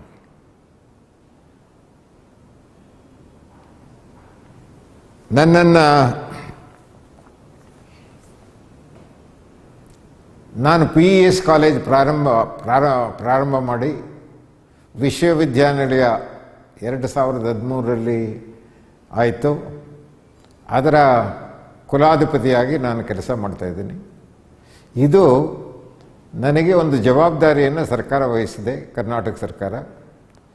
ತುಂಬ ಸಂತೋಷದಿಂದ ಈ ಜವಾಬ್ದಾರಿಯನ್ನು, ಇದು ಒಂದೇ ಅಲ್ಲ, ಏನೇನು ಸುಧಾರಣೆಗಳು ತರಬಹುದು, ಶಿಕ್ಷಣದಲ್ಲಿ ಏನೇನು ಸುಧಾರಣೆಗಳು ತರಬಹುದು, ಗುಣಮಟ್ಟ ಅಭಿವೃದ್ಧಿ ಆಗೋದಕ್ಕೆ, ಮತ್ತು the best practised in other universities all over the world, ಅದನ್ನು ನಮ್ಮಲ್ಲೂ ಸಹ ಅಳವಡಿಸ್ಕೊಳ್ತಕ್ಕಂಥ ಒಂದು ಕಾರ್ಯಕ್ರಮ ಆಗಬೇಕು ಅಂತಕ್ಕಂಥದ್ದೇ ನನ್ನ ಉದ್ದೇಶ ಆಗಿತ್ತು. ಇದಕ್ಕೆ ಒಂದು ಅವಕಾಶ ಮಾಡಿಕೊಟ್ರು ಮುಖ್ಯಮಂತ್ರಿಗಳು, ಅವರಿಗೆ ನನ್ನ ಧನ್ಯವಾದಗಳನ್ನ ಅರ್ಪಿಸ್ತಾ ಇದ್ದೇನೆ. ಫೆಬ್ರವರಿ ಬಡ್ಜೆಟ್ನಲ್ಲಿ ಇದರ ಪ್ರಸ್ತಾಪನೆ ಇದೆ. ಫೆಬ್ರವರಿಯಿಂದ ಹಿಡಿದು ಇಂದಿನ ತನಕ ಈಗ ತುಂಬ ಉತ್ತಮವಾದಂಥ ಬೆಳವಣಿಗೆ ಆಗಿದೆ ಅಂತ ನಿಮಗೆ ತಿಳಿಸೋದಕ್ಕೆ ತುಂಬ ಸಂತೋಷ ಪಡ್ತೇನೆ. ಕಾರಣ, ಎಲ್ಲ MLAಗಳು ಕರ್ನಾಟಕದಲ್ಲಿ 224 ಜನ MLAಗಳು ಸಹ ಮಂತ್ರಿಗಳನ್ನು ಸೇರಿಸ್ಕೊಂಡು, ಮುಖ್ಯಮಂತ್ರಿಗಳನ್ನು ಸೇರಿಸ್ಕೊಂಡು ಎಲ್ಲರೂ ಇವತ್ತೊಂದು ದಿವಸ ಕರ್ನಾಟಕದಲ್ಲಿ ಅವರು 3 ಶಾಲೆಗಳನ್ನು ದತ್ತುಗೆ ತಗೊಂಡಿದ್ದಾರೆ. ಮಾನ್ಯ ಮುಖ್ಯಮಂತ್ರಿಗಳಾದಂಥ ಶ್ರೀ ಯಡಿಯೂರಪ್ಪನವರು ಅವರ ಕ್ಷೇತ್ರ ಶಿವಮೊಗ್ಗ ಶಿಕಾರಿಪುರದಲ್ಲಿ ಅವರು ಸಹ 10 ಶಾಲೆಗಳನ್ನು ತಗೊಂಡು ಬೇರೆಯವರಿಗೆ ಒಂದು ಆದರ್ಶವಾಗಿ ಕೆಲಸ ಪ್ರಾರಂಭ ಮಾಡಿದ್ದಾರೆ. ಇದರ ಜೊತೆಗೆ ನಾನು ಶಿಕ್ಷಣ ಕ್ಷೇತ್ರಕ್ಕೆ ಸಂಬಂಧಪಟ್ಟವನು. ನಾನು 20 ವರ್ಷದ ಹಿಂದೆ PES ಆಶ್ರಯದಲ್ಲಿ 12 ಶಾಲೆಗಳನ್ನು, ಗ್ರಾಮಾಂತರ ಶಾಲೆಗಳನ್ನು ನಾನು ದತ್ತುಗೆ ತಗೊಂಡಿದ್ದೆ. ಆ 12 ಶಾಲೆಗಳು ಸಹ ಇವತ್ತೊಂದು ದಿವಸ ಈ ಮಾದರಿ ಶಾಲೆಗಳ, ಸರ್ಕಾರಿ ಕ್ಷೇತ್ರದಲ್ಲಿ ಮಾದರಿ ಶಾಲೆಗಳು ಆಗಿವೆ. ಈ ಅನುಭವ ನನಗಿತ್ತು. ನಾನು ಅಂದ್ಕೊಂಡೆ, ನಮ್ಮ PESನಲ್ಲಿ ಏನು ನಾವು ದತ್ತುಗೆ ತಗೊಂಡು ಈ ಎಲ್ಲ ಶಾಲೆಗಳನ್ನು ಸಹ ಮಾದರಿ ಶಾಲೆಗಳನ್ನಾಗಿ ಪರಿವರ್ತನೆ ಮಾಡೋದಕ್ಕೆ ಸಾಧ್ಯ ಆಯಿತು. ನಾನು ಅದಕ್ಕೋಸ್ಕರ ಎಲ್ಲ ವಿಶ್ವವಿದ್ಯಾಲಯಗಳಲ್ಲೂ ಸಹ ಮನವಿ ಮಾಡಿಕೊಂಡು ಅವ್ರನ್ನೂ ಸಹ ಈ ಪವಿತ್ರವಾದಂಥ ಒಂದು ಕಾರ್ಯದಲ್ಲಿ ತೊಡಗಿಸ್ತಕ್ಕಂಥದ್ದು ಸೂಕ್ತ ಅಂತ ಭಾವಿಸಿದೆ. ತದನಂತರ ಕರ್ನಾಟಕದಲ್ಲಿರ್ತಕ್ಕಂಥ ಎಲ್ಲ ಸರ್ಕಾರಿ ವಿಶ್ವವಿದ್ಯಾನಿಲಯಗಳು, ಖಾಸಗಿ ವಿಶ್ವವಿದ್ಯಾನಿಲಯಗಳು, ಎಲ್ಲರಿಗೂ ಸಹ ನಾನು ಮನವಿ ಮಾಡಿಕೊಂಡೆ. ಎಲ್ಲ ವಿಶ್ವವಿದ್ಯಾನಿಲಯಗಳು ಕಡೇ ಪಕ್ಷ ಒಂದೊಂದು ವಿಶ್ವವಿದ್ಯಾನಿಲಯ 10 ಸರ್ಕಾರಿ ಶಾಲೆಗಳನ್ನು ದತ್ತಕ್ಕೆ ತಗೋಬೇಕು.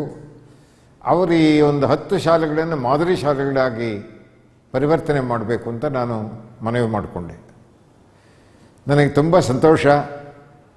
ಈ ನನ್ನ ಮನವಿಗೆ ಸ್ಪಂದಿಸಿ ಇವತ್ತಿನ ದಿವಸ ಕರ್ನಾಟಕದಲ್ಲಿ ಸುಮಾರು 30 ವಿಶ್ವವಿದ್ಯಾನಿಲಯಗಳು ಮುಂದೆ ಬಂದು ಈ ಒಂದು ಎಲ್ಲರೂ ಸಹ 10 ಶಾಲೆಗಳನ್ನು ದತ್ತಕ್ಕೆ ತಗೊಂಡಿದ್ದಾರೆ.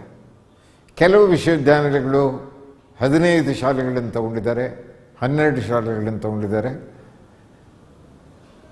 ಇವರೆಲ್ಲ ನಮ್ಮ ಇತ್ತೀಚೆಗೆ ಮಾನ್ಯ ಮುಖ್ಯಮಂತ್ರಿಗಳ ಹಸ್ತದಿಂದಲೇ ದತ್ತು ಸ್ವೀಕಾರ ಪತ್ರ ವಿತರಣೆ ಆಯಿತು. ಎಲ್ಲ ವಿಶ್ವವಿದ್ಯಾನಿಲಯಗಳ ಕುಲಪತಿಗಳು ಆಹ್ವಾನಿತರಾಗಿದ್ದರು ಈ ಸಮಾರಂಭಕ್ಕೆ. ವಿಧಾನಸೌಧದಲ್ಲಿ ಬ್ಯಾಂಕ್ವೆಟ್ ಹಾಲ್ನಲ್ಲಿ ಮೊಟ್ಟ ಮೊದಲನೇದಾಗಿ ಎಲ್ಲ ವಿಶ್ವವಿದ್ಯಾನಿಲಯಗಳ ಉಪಕುಲಪತಿಗಳು, ಕುಲಾಧಿಪತಿಗಳು ಎಲ್ಲರೂ ಬಂದು ಅವರವರು ದತ್ತಕ್ಕೆ ತಗೊಂಡಿರ್ತಕ್ಕಂಥ ಸ್ವೀಕಾರ ಪತ್ರವನ್ನು ಮುಖ್ಯಮಂತ್ರಿಗಳ ಹಸ್ತದಿಂದ ಅವರ ಕೊಡಲಾಯಿತು. ಇವತ್ತಿನ ದಿವಸ ಇಡೀ ಕರ್ನಾಟಕದಲ್ಲಿ ಇದು ಬರೀ MLAಗಳಿಗೆ ಸೀಮಿತ ಆಗಿಲ್ಲ, MLCಗಳಿಗೆ ಸೀಮಿತ ಆಗಿಲ್ಲ. ಇದರ ಜೊತೆಗೆ ದೊಡ್ಡ ಪ್ರಮಾಣದಲ್ಲಿ ಹೆಚ್ಚಿನ ಸಂಖ್ಯೆಯಲ್ಲಿ ವಿಶ್ವವಿದ್ಯಾನಿಲಯಗಳು ಸಹ ಇದರಲ್ಲಿ ಭಾಗವಹಿಸ್ತಾ ಇದೆ. ಅದರ ಜೊತೆಗೆ ನಮ್ಮ ಕನ್ನಡಪ್ರಭ ಮತ್ತು ಅವರ ನ್ಯೂಸ್ ಚಾನೆಲ್ ಸುವರ್ಣ ಅವರು ಸಹ 10 ಶಾಲೆಗಳನ್ನು ತಗೊಂಡಿದ್ದಾರೆ. ಮತ್ತು ಬೇರೆ ಬೇರೆ ಸುಪ್ರೀಂ ಕೋರ್ಟು ಜಡ್ಜ್ ಆಗಿದ್ದವರು ನಮ್ಮ ಕರ್ನಾಟಕದಿಂದ ಗೋಪಾಲ್ ಗೌಡರು ಅವರು ಸಹ ಅವರ ಓದಿದ ಸ್ಕೂಲನ್ನು ದತ್ತಕ್ಕೆ ತಗೊಂಡಿದ್ದಾರೆ. ಆಮೇಲೆ ಚಿತ್ರ ರಂಗದಿಂದಲೂ ಸಹ ಸುದೀಪ್ ರವರು ಸಹ 8 ಶಾಲೆಗಳನ್ನು ದತ್ತಕ್ಕೆ ತಗೊಂಡಿದ್ದಾರೆ.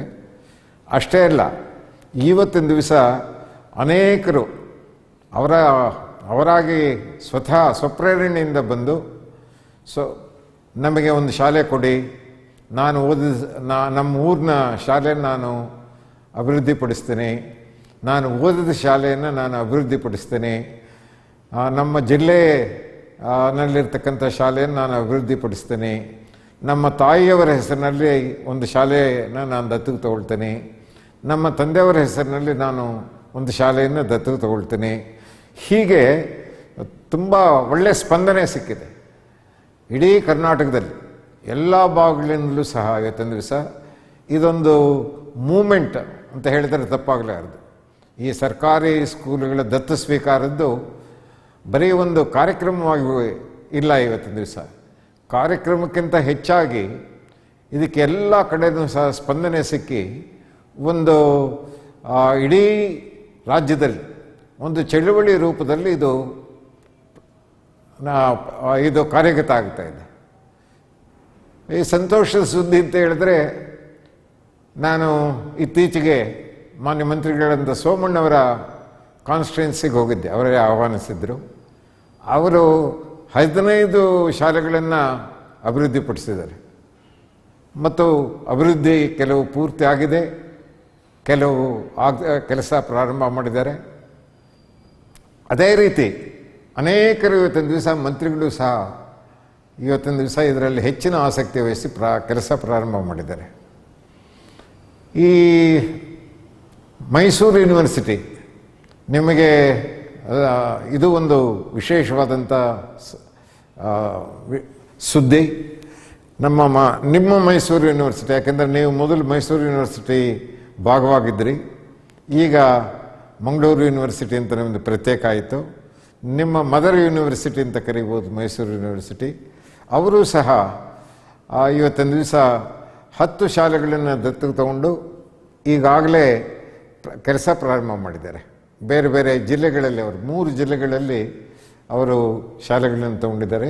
ಮೈಸೂರು, ಮಂಡ್ಯ, ನಂಜನಗೂಡು ಈ 3 ಜಿಲ್ಲೆಗಳಲ್ಲೂ ಸಹ ಅವರು ದತ್ತಕ್ಕೆ ತಗೊಂಡಿದ್ದಾರೆ, ಕೆಲಸ ಪ್ರಾರಂಭ ಮಾಡಿದ್ದಾರೆ. ಅಲ್ಲಿ ನಮ್ಮ ವೈಸ್ ಚಾನ್ಸಲರು ಅವರ ಹೆಸರೇನು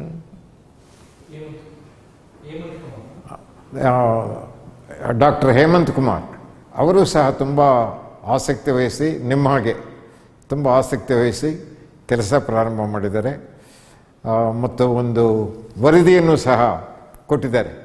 ಆಯಾ ಸ್ಕೂಲುಗಳಿಗೆ ಟೀಮ್ ಮಾಡಿರ್ತಕ್ಕಂಥದ್ದು, ಒಂದು ಸಮಿತಿಯನ್ನು ರಚಿಸಿರ್ತಕ್ಕಂಥದ್ದು, ಏನೇನು ಕೆಲಸಗಳು ಆಗಬೇಕು ಅಂತಕ್ಕಂಥದ್ದು ಒಂದು ಪಟ್ಟಿಯನ್ನು ಮಾಡಿರ್ತಕ್ಕಂಥದ್ದು, ಇದೆಲ್ಲ ಮಾಡಿದ್ದಾರೆ. ಹೀಗೆ ಎಲ್ಲ ವಿಶ್ವವಿದ್ಯಾಲಯಗಳು ಕೆಲಸ ಪ್ರಾರಂಭ ಮಾಡಿದ್ದಾರೆ. ತುಂಬ ಸಂತೋಷದ ವಿಷಯ. ಇನ್ನೂ ಯಾರು ಇದರಲ್ಲಿ ಇನ್ನೂ ಕೆಲವು ವಿಶ್ವವಿದ್ಯಾನಿಲಯಗಳು ದತ್ತಕ್ಕೆ ತಗೋಬೇಕಾಗಿದೆ. ಇನ್ನು ಸುಮಾರು 20 ವಿಶ್ವವಿದ್ಯಾನಿಲಯಗಳು ದತ್ತಕ್ಕೆ ತಗೋಬೇಕಾಗಿದೆ, ಖಾಸಗಿ ಮತ್ತು ಸರ್ಕಾರಿ. ಅವ್ರನ್ನೂ ಸಹ ಪ್ರಯತ್ನ ಪಡ್ತಾ ಇದ್ದೀವಿ.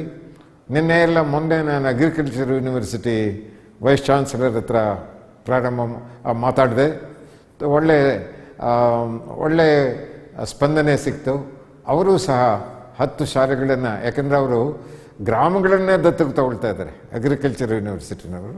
ನಾನು ಹೇಳಿದೆ, ಗ್ರಾಮಗಳನ್ನು ನೀವು ತಗೊಳ್ತಾ ಇರ್ತಕ್ಕಂಥದ್ದು ತುಂಬ ಸಂತೋಷದ ವಿಷಯ. ಆದರೆ ಇವತ್ತಿನ ದಿವಸ ಎಲ್ಲ ವಿಶ್ವವಿದ್ಯಾನಿಲಯಗಳು ಈ ಸರ್ಕಾರಿ ಶಾಲೆಗಳನ್ನು ದತ್ತಕ್ಕೆ ತಗೊಂಡು ಕೆಲಸ ಪ್ರಾರಂಭ ಮಾಡ್ತಾ ಇರೋ ಶುಭ ಸಂದರ್ಭದಲ್ಲಿ ಅಗ್ರಿಕಲ್ಚರ್ ಯೂನಿವರ್ಸಿಟಿನವರು ಸಹ ನೀವು ಭಾಗವಹಿಸಬೇಕು ಅಂತ ಹೇಳಿದ್ದೀನಿ. ಅವರು ಸಹ 10 ಶಾಲೆಗಳನ್ನು ತಗೊಳ್ತೇವೆ ಅಂತ ಒಪ್ಕೊಂಡಿದ್ದಾರೆ. ಹೀಗೆ ದಿವಸಕ್ಕೆ ಇದು ತುಂಬ ವಿಸ್ತಾರಗೊಳ್ತಾ ಇದೆ. ಈ ಕಾರ್ಯಕ್ರಮ ತುಂಬ ವಿಸ್ತಾರಗೊಳ್ತಾ ಇದೆ. ಮತ್ತು ಎಲ್ಲ ವರ್ಗದವರು ಸಹ, ಈವನ್ ಪೊಲೀಸ್ ಅಧಿಕಾರಿಗಳು ಸಹ ಇವತ್ತಿನ ದಿವಸ ಮುಂದೆ ಬಂದಿದ್ದಾರೆ. ನಾವು ಸಹ ದತ್ತಕ್ಕೆ ತಗೊಳ್ತೀವಿ, ನಾವು ಓದಿದ ಸ್ಕೂಲನ್ನು ಅಭಿವೃದ್ಧಿಪಡಿಸ್ತೀವಿ ಅಂತಕ್ಕಂಥದ್ದು. ಕಾರಣ ನಾವು ಈ ಕಾರ್ಯಕ್ರಮವನ್ನು ಪ್ರಾರಂಭ ಮಾಡಿರ್ತಕ್ಕಂಥ ಉದ್ದೇಶ ಏನಪ್ಪ ಅಂತ ಹೇಳಿದರೆ, ಸುಮಾರು 50,000 ಸ್ಕೂಲುಗಳು, ಸರ್ಕಾರಿ ಸ್ಕೂಲುಗಳು ಇವತ್ತಿನ ದಿವಸ ಕರ್ನಾಟಕದಲ್ಲಿದೆ.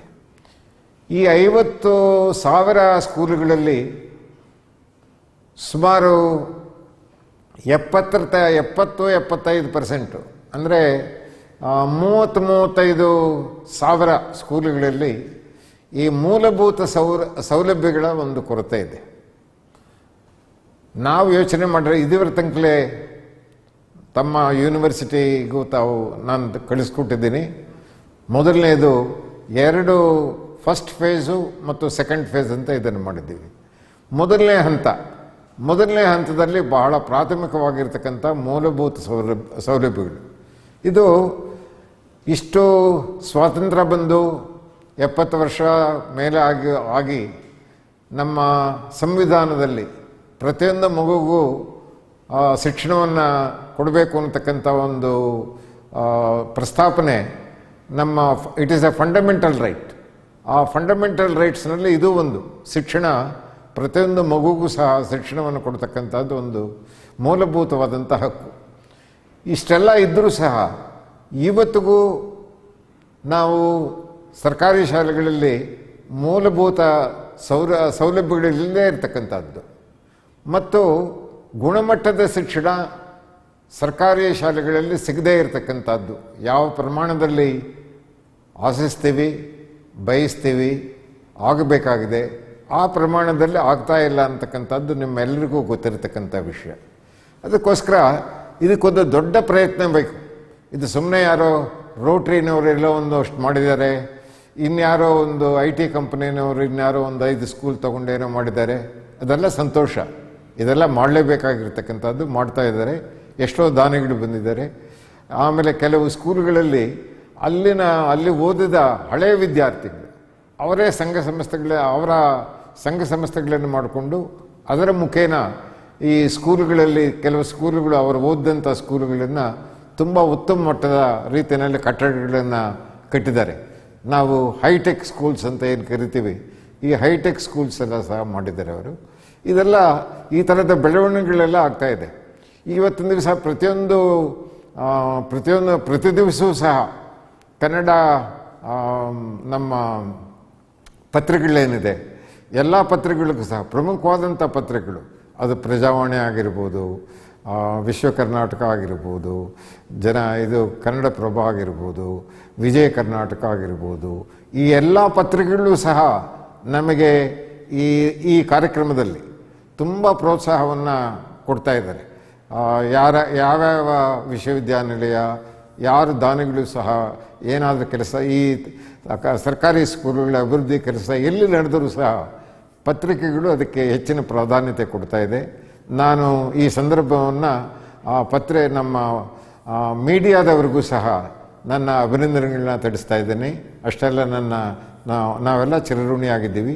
ಯಾತಕ್ಕೋಸ್ಕರ ಅಂದರೆ ಹೇಳಿದರೆ, ಇವತ್ತೊಂದು ದಿವಸ ಮಾಧ್ಯಮದ ಒಂದು ಪಾತ್ರವು ಇದರಲ್ಲಿ ಮಹತ್ತರವಾದಂಥದ್ದು ಆಗಬೇಕಾಗಿದೆ. ಯಾಕಂದರೆ ಜನಕ್ಕೆ ಗೊತ್ತಾಗಬೇಕು ಏನು ನಡೀತಾ ಇದೆ, ಏನು ಅಭಿವೃದ್ಧಿ ಆಗ್ತಾ ಇದೆ, ಹೇಗೆ ಸರ್ಕಾರಿ ಸ್ಕೂಲುಗಳಲ್ಲಿ ಕೆಲಸ ಪ್ರಾರಂಭ ಆಗಿದೆ, ಏನು ಅಂತಕ್ಕಂಥದ್ದು. ಇದು ಮಾಧ್ಯಮದವರು ನಮಗೆ ತುಂಬ ಸಹಕಾರಿಯಾಗಿದ್ದಾರೆ ಇದಕ್ಕೆ. ಅದರ ಜೊತೆಗೆ ಇವತ್ತೊಂದು ದಿವಸ ನಮ್ಮ ಈ ಸುಮಾರು ಒಂದು ಹೊಸ ಕಾರ್ಯಕ್ರಮ, ನಮ್ಮ ನರೇಂದ್ರ ಮೋದಿಯವರ ಕಾರ್ಯಕ್ರಮ, ಸ್ವಚ್ಛ ಭಾರತ್ ಕಾರ್ಯಕ್ರಮ ಏನಿದೆ, ಅದರ ಅಂಗವಾಗಿ ಇವತ್ತೊಂದು ದಿವಸ ಒಂದು ಎಲ್ಲ ಕುಡಿಯೋ ನೀರು ಶೌಚಾಲಯ ಎಲ್ಲ ಗ್ರಾಮಗಳಿಗೂ ಮತ್ತು ಎಲ್ಲ ಸ್ಕೂಲುಗಳಿಗೂ ಕೊಡ್ತಕ್ಕಂಥ ಒಂದು ಯೋಜನೆ ಈಗಾಗಲೇ ಜಾರಿನಲ್ಲಿದೆ. ನಾವು ಒಂದು ಡೆಪ್ಟಿ ಡೈರೆಕ್ಟರ್ಗಳಿಂದ ಎಲ್ಲ ಶೇಖರಣೆ ಮಾಡಿ ಎಷ್ಟು ಸ್ಕೂಲುಗಳಲ್ಲಿ ಕುಡಿಯೋ ನೀರಿನ ಒಂದು ಸೌಲಭ್ಯ ಇಲ್ಲ ಮತ್ತು ಶೌಚಾಲಯದ ಸೌಲಭ್ಯ ಇಲ್ಲ, ಈ ಎರಡೂ ಸಹ ಕೇಂದ್ರ ಸರ್ಕಾರದ ಹಣದಿಂದಲೇ ನಮ್ಮ ರೂರಲ್ ಡೆವಲಪ್ಮೆಂಟ್ ಮಿನಿಸ್ಟ್ರು ಈಶ್ವರಪ್ಪನವರು ಅವರ ಅಧೀನಕ್ಕೆ ಬರುತ್ತೆ. ಅವರನ್ನು ಸಹ ನಾವು ರಿಕ್ವೆಸ್ಟ್ ಮಾಡ್ಕೊಂಡಿದ್ದೀವಿ, ಇದಕ್ಕೆ ಆದ್ಯತೆ ಕೊಡಬೇಕು. ಸರ್ಕಾರಿ ಸ್ಕೂಲುಗಳಲ್ಲಿ ಎಲ್ಲ ಸರ್ಕಾರಿ ಸ್ಕೂಲುಗಳಲ್ಲೂ ಸಹ ನೀವು ಈ ಒಂದು ಕುಡಿಯೋ ನೀರನ್ನು ಮತ್ತು ಶೌಚಾಲಯವನ್ನು ಆದ್ಯತೆ ಮೇರೆಗೆ ನೀವು ಈ ಸೌಲಭ್ಯವನ್ನು ಕಲ್ಪಿಸಿಕೊಡ್ಬೇಕು ಅಂತ ಅವ್ರಿಗೂ ಹೇಳಿದ್ದೀವಿ. ಇದೆಲ್ಲವೂ ಸಹ ಯಾತಕ್ಕೋಸ್ಕರ ದೊಡ್ಡ ಪ್ರಮಾಣದಲ್ಲಿ ಪ್ರಾರಂಭ ಮಾಡಿದ್ದೀವಿ, ಇದಕ್ಕೆ ಕರ್ನಾಟಕ ಸರ್ಕಾರ ಮುಖ್ಯಮಂತ್ರಿಗಳಾಗ್ಬೋದು, ನಮ್ಮ ಪ್ರಾಥಮಿಕ ಶಿಕ್ಷಣದ ಮಂತ್ರಿಗಳಾದಂಥ ಸುರೇಶ್ ಕುಮಾರ್ ಅವರಾಗ್ಬೋದು, ಅವರೆಲ್ಲರೂ ಸಹ ತುಂಬ ಸ್ಪಂದಿಸ್ತಾ ಇದ್ದಾರೆ. ಮತ್ತು ಅವರು ಸಹ ಪ್ರಮುಖವಾಗಿ ಇದರಲ್ಲಿ ಏನು ನಿರ್ಣಯ ತೆಗಬೇಕು, ಸರ್ಕಾರದಿಂದ ಏನು ನಿರ್ಣಯ ತಗೋಬೇಕು, ಸರ್ಕಾರದಿಂದ ಯಾವ ರೀತಿ ಸಹಕಾರವನ್ನು ಕೊಡಬೇಕು, ಈ ಕಾರ್ಯಕ್ರಮ ಕಾರ್ಯಗತ ಆಗೋದಕ್ಕೆ ಅವರೆಲ್ಲರೂ ಸಹ ತುಂಬ ಉತ್ಸಾಹಕರಾಗಿ ಕಾರ್ಯಕ್ರಮದಲ್ಲಿ ಭಾಗವಹಿಸ್ತಾ ಇರ್ತಕ್ಕಂಥದ್ದು ಸಂತೋಷದ ವಿಷಯ. ನಿಮ್ಮಲ್ಲಿ ನನ್ನ ಮನವಿ ಏನು ಅಂತ ಹೇಳಿದರೆ, ಇಡೀ 35,000 ಈ ಸರ್ಕಾರಿ ಶಾಲೆಗಳಲ್ಲಿ ಏನು ಸೌಲಭ್ಯಗಳು ವಂಚಿತರಾಗಿದ್ದಾರೆ, ಗುಣಮಟ್ಟದ ಶಿಕ್ಷಣದಿಂದ ವಂಚಿತರಾಗಿದ್ದಾರೆ, ಈ ಎರಡೂ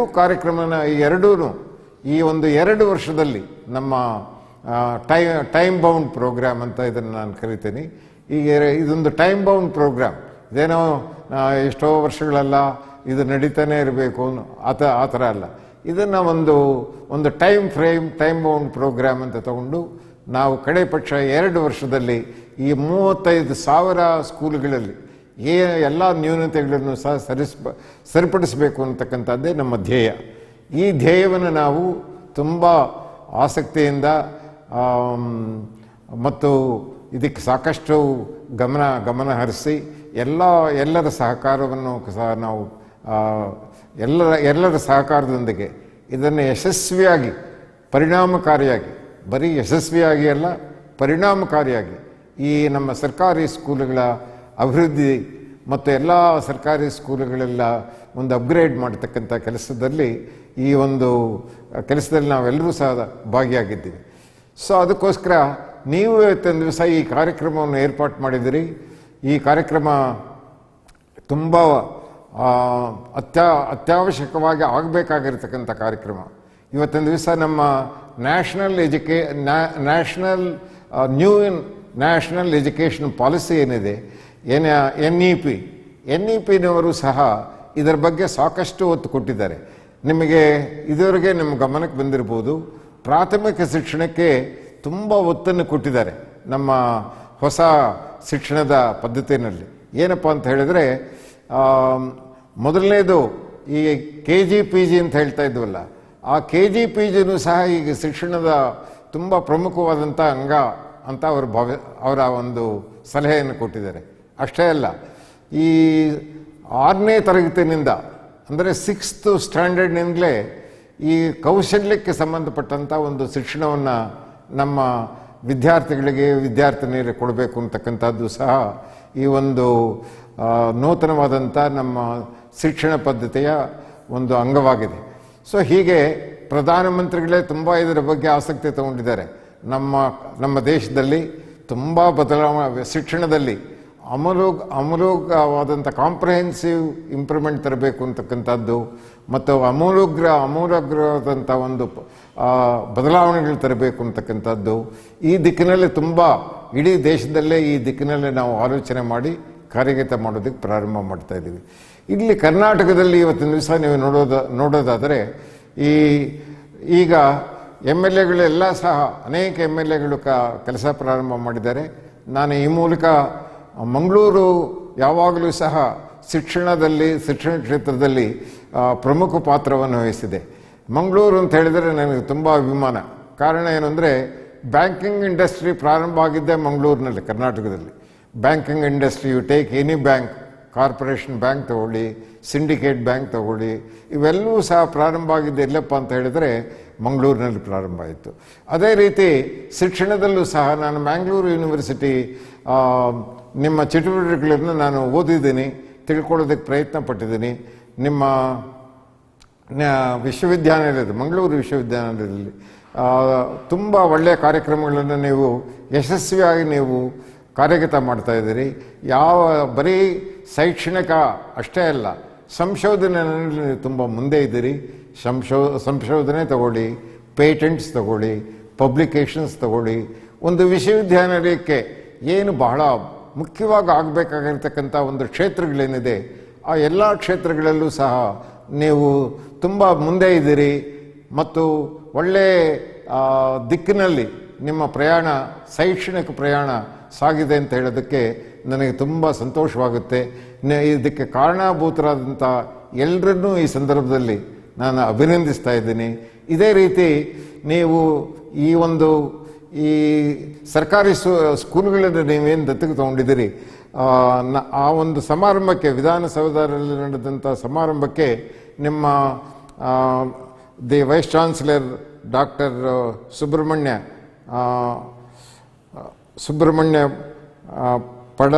ಪಡಿತಾಯಿಯವರು ಸಹ ಬಂದಿದ್ದರು. ಸೊ ತುಂಬ ಸಂತೋಷ.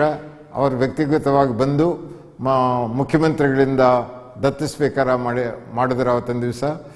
ಮತ್ತು ತುಂಬ ಸಂತೋಷ ಆಯಿತು. ನೀವು ಎಲ್ಲದರಲ್ಲೂ ಸಹ ನೀವು ಮುಂದೆ ಇದ್ದೀರಿ. ಈ ಒಂದು ಕಾರ್ಯಕ್ರಮದಲ್ಲೂ ಸಹ ನೀವತ್ತು ನಿಮ್ಮ ಕಾರ್ಯಕ್ರಮ ಎಲ್ಲ ನೋಡಿದೆ. ಬೇರೆ ಬೇರೆ ಈ ಒಂದು ಓರಿಯೆಂಟೇಷನ್ ಪ್ರೋಗ್ರಾಮ್ ಇವತ್ತಿನ ದಿವಸ ನೀವೇನು ಹಮ್ಮಿಕೊಂಡಿದ್ದೀರಿ, ಈ ಓರಿಯೆಂಟೇಷನ್ ಪ್ರೋಗ್ರಾಮ್ ತುಂಬ ಅತ್ಯವಶ್ಯಕವಾಗಿ ನೀವು ಇದು ಬಹಳ ಪ್ರಮುಖವಾದಂಥ ಒಂದು ಕಾರ್ಯಕ್ರಮ ನೀವು ಮಾಡ್ತಾ ಇರ್ತಕ್ಕಂಥದ್ದು.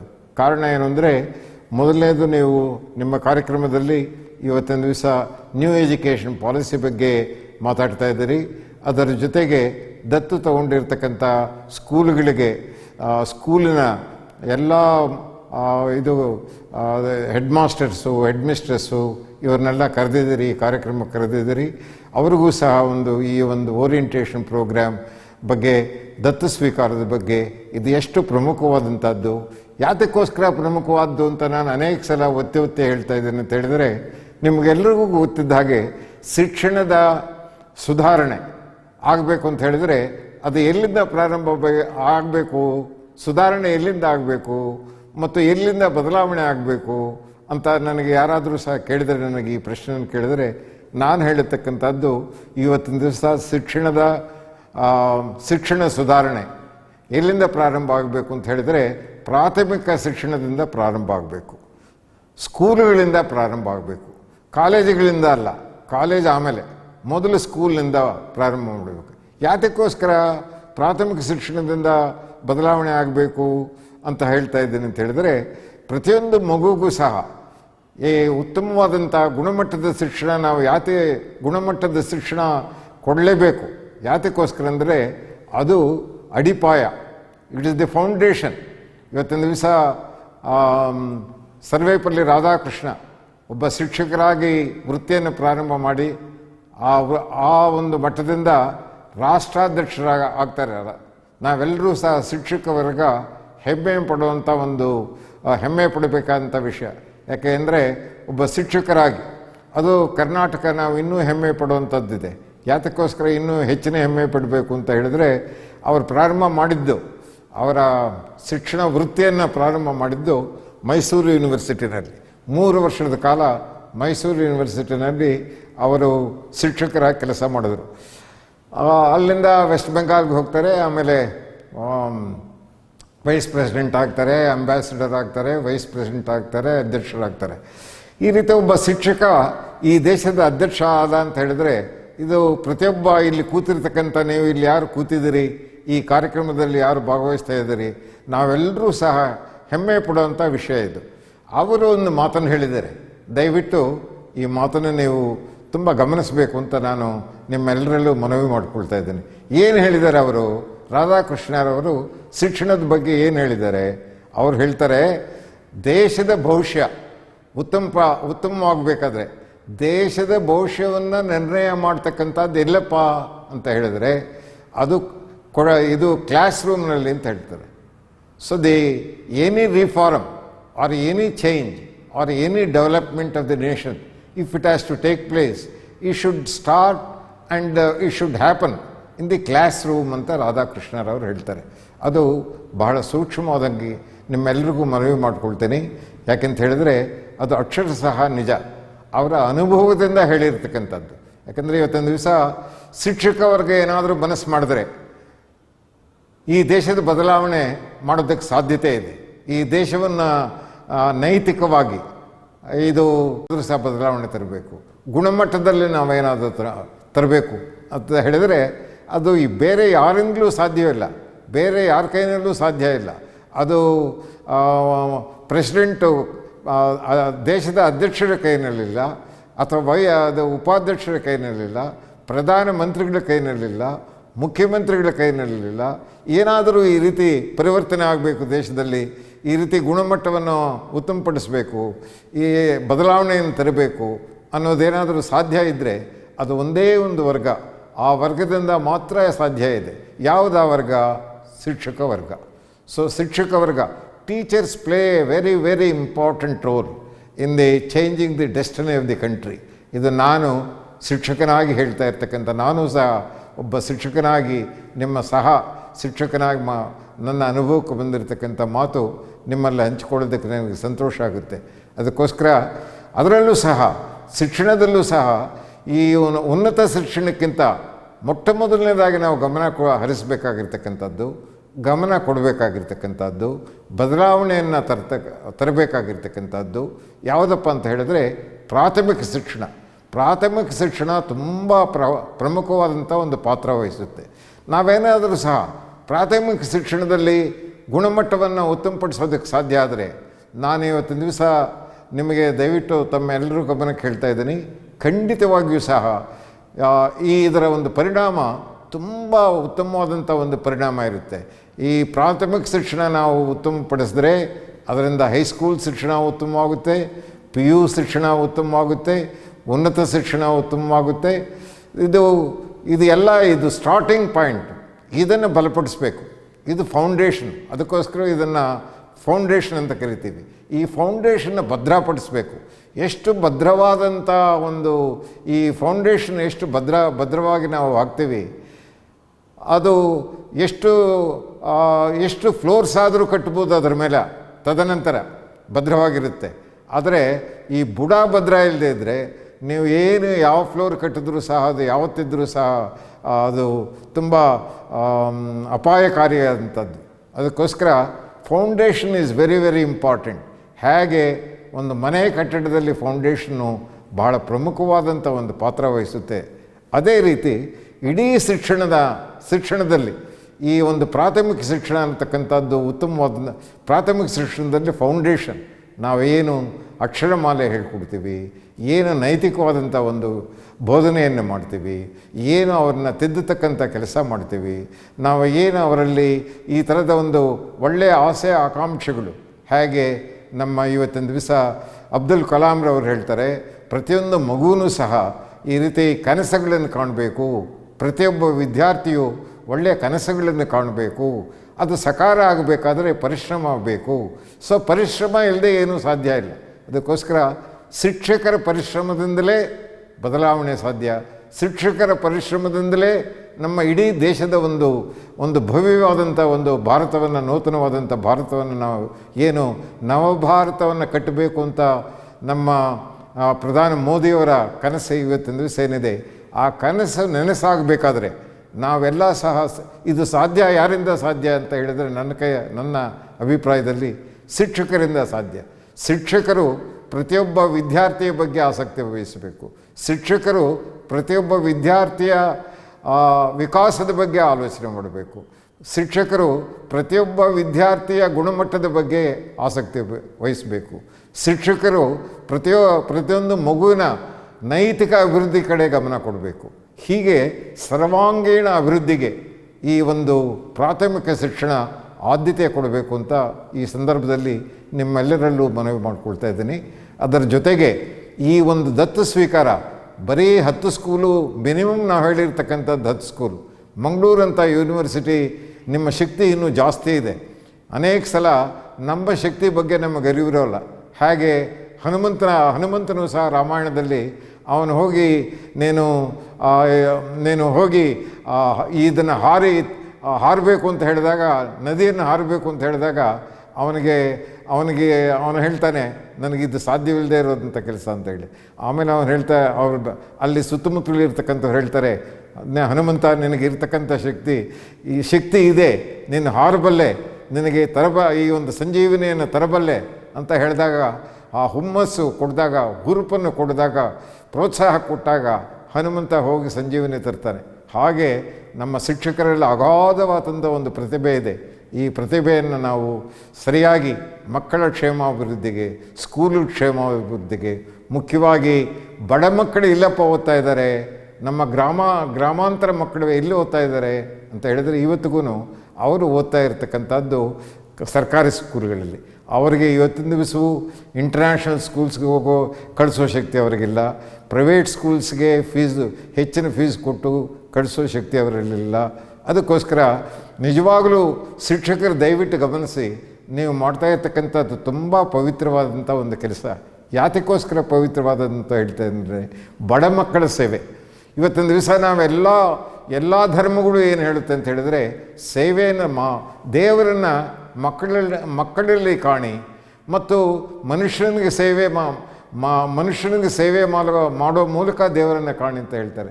ಅದಕ್ಕೋಸ್ಕರ ನಮಗೆ ಮಕ್ಕಳ ಸೇವೆ ಮಾಡ್ತಕ್ಕಂಥ ಒಂದು ದೇವರು ನಮಗೆ ಅವಕಾಶ ಕೊಟ್ಟಿದ್ದಾನೆ. ಆ ಥರದ ಒಂದು ಪವಿತ್ರವಾದಂಥ ದೃಷ್ಟಿಯಿಂದ ನಮ್ಮ ಗೌರ್ಮೆಂಟ್ ಶಾಲೆಗಳಲ್ಲಿ ಎಲ್ಲ ಮೂಲ ಸೌಲಭ್ಯಗಳು ಸಹ ನಾವು ಒದಗಿಸಬೇಕಾಗಿರ್ತಕ್ಕಂಥದ್ದು ನಮ್ಮ ಆದ್ಯ ಕರ್ತವ್ಯ. ಅಷ್ಟೇ ಅಲ್ಲ, ಇವತ್ತಿನ ದಿವಸ ನೀವೇನು ಈ ಒಂದು ರಿಫ್ರೆಷರ್ ಕೋರ್ಸ್ನ ನೀವು ನಡೆಸ್ತಾ ಇದ್ದೀರಿ, ಈ ಥರದ ಕೋರ್ಸಸ್ಸು ಬರೀ ಯಾವಾಗಲೂ ಒಂದು ಸಲ ಮಾಡ್ತಕ್ಕಂಥದ್ದಲ್ಲ. ಇದು ಪೀರಿಯಾಡಿಕಲ್ ಆಗಬೇಕಾಗಿರ್ತಕ್ಕಂಥ ಒಂದು ಚಟುವಟಿಕೆ, ಪ್ರಕ್ರಿಯೆ. ಈ ಪ್ರಕ್ರಿಯೆ ಇದು ಒಂದು ದಿವಸಕ್ಕೆ ನಿಲ್ತಕ್ಕಂಥದ್ದಲ್ಲ, ಸತತವಾಗಿ ಆಗಬೇಕು. ನಾನು ಅನೇಕ ಸಲ ಹೇಳ್ತಾ ಇರ್ತೀನಿ, ಪ್ರತಿಯೊಂದು ಟೀಚರ್ನಲ್ಲೂ ಸಹ ಒಂದು ಗುಣ ನಾನು ಅಪೇಕ್ಷಿಸ್ತೇನೆ. ಏನಪ್ಪ ಗುಣ ಅಂತ ಹೇಳಿದ್ರೆ, ಈ ಸತತವಾಗಿ ಅವನು ಬರೀ BEd ಆಗೋಗ್ಬಿಟ್ಟಿದೆ, MSc ಆಗೋಗ್ಬಿಟ್ಟಿದೆ, MA ಆಗೋಗ್ಬಿಟ್ಟಿದೆ, BSc ಆಗೋಗ್ಬಿಟ್ಟಿದೆ, ಅಷ್ಟೇ ಎಲ್ಲ ನಾವು ಮಾಡಬೇಕಾಗಿರ್ತಕ್ಕಂಥದ್ದು ಆಗಿದೆ. ನಿಮಗೆ ಕ್ವಾಲಿಫೈಡ್ ಆಗಿದ್ದೀರಿ, ಟೀಚರ್ಸ್ ಆಗಿದ್ದೀರಿ, ಹೆಡ್ ಮಾಸ್ಟರ್ ಆಗಿದ್ದೀರಿ, ಸಂತೋಷ. ಆದರೆ ನಿಮ್ಮ ವ್ಯಾಸಂಗ ಇದೆಯಲ್ಲ, ಇದು ಜೀವನ ಪರ್ಯಂತ ನಡೀಬೇಕಾಗಿರ್ತಕ್ಕಂಥದ್ದು. ನಾನು 3L ಅಂತ ಕರಿತೇನೆ ನನ್ನನ್ನು. 3L ಯಾವಾಗಲೂ ಜ್ಞಾಪಕ ಇಟ್ಕೊಳ್ಳಿ. ಏನು 3L ಅಂತ ಹೇಳಿದರೆ, ಇದು ಲೈಫ್ ಲಾಂಗ್ ಲರ್ನಿಂಗ್. ಪ್ರತಿಯೊಬ್ಬ ಶಿಕ್ಷಕನೂ ಸಹ ಈ 3 ಪದಗಳನ್ನು ದಯವಿಟ್ಟು ಯಾವಾಗಲೂ ಸತತವಾಗಿ ಜ್ಞಾಪಕ ಇಟ್ಕೊಳ್ಳಿ. Life long learning.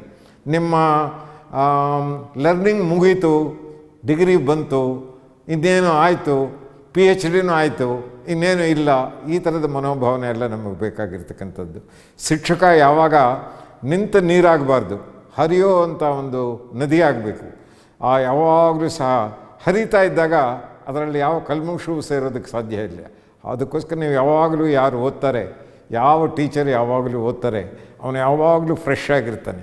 ಅನೇಕ ಸಲ ನಾನು ನೋಡಿದ್ದೇನೆ ಅನೇಕ ಟೀಚರ್ಸನ್ನು, ಅವರು ತುಂಬ ಕೇಳ್ತೀನಿ ನಾನು, ನೀವು ಕಂಟಿನ್ಯೂಸ್ ಆಗಿ 2 ಗಂಟೆ 3 ಗಂಟೆ ಕ್ಲಾಸ್ ತೊಗೊಳ್ತೀರಲ್ಲ, ನಿಮಗೆ ಟೈರ್ಡ್ ಆಗೋಲ್ವಾ ಅಂತ ನಾನು ಪ್ರಶ್ನೆ ಕೇಳ್ತೀನಿ ಅವ್ರನ್ನ. ಅವ್ರು ಹೇಳ್ತಾರೆ, ಕೆಲವರು ಟೀಚರ್ಸು ಟೈರ್ಡ್ ಆಗುತ್ತೆ ಅಂತ ಹೇಳ್ತಾರೆ, ಕೆಲವರು ಟೀಚರ್ಸು ನಮಗೆ ಟೈರ್ಡ್ ಆಗೋಲ್ಲ ಅಂತ ಹೇಳ್ತಾರೆ. ಏನು ಕಾರಣ ಏನು ಅಂತ ಕೇಳ್ತೀನಿ. ಯಾವಾಗ ನಾವು ಮಾಡ್ತಾ ಇರ್ತಕ್ಕಂಥ ಕೆಲಸದಲ್ಲಿ ತುಂಬ ಆಸಕ್ತಿ ವಹಿಸ್ತೀವಿ, ತುಂಬ ಇನ್ವಾಲ್ವ್ ಆಗ್ತೀವಿ, ಅದರಲ್ಲೇ ನಮ್ಮ ಯಶಸ್ಸನ್ನು ಕಾಣೋದಕ್ಕೆ ಪ್ರಯತ್ನ ಪಡ್ತೀವಿ, ಆವಾಗ ನಿಮಗೆ ಟೈರ್ಡ್ನೆಸ್ ಅಂತಕ್ಕಂಥದ್ದು ನೀವು ಬರೋದಕ್ಕೆ ಸಾಧ್ಯವೇ ಇಲ್ಲ. ಅದಕ್ಕೋಸ್ಕರ ಈ ದತ್ತು ಸ್ವೀಕಾರ ಇದು 2ನೇ ಭಾಗ.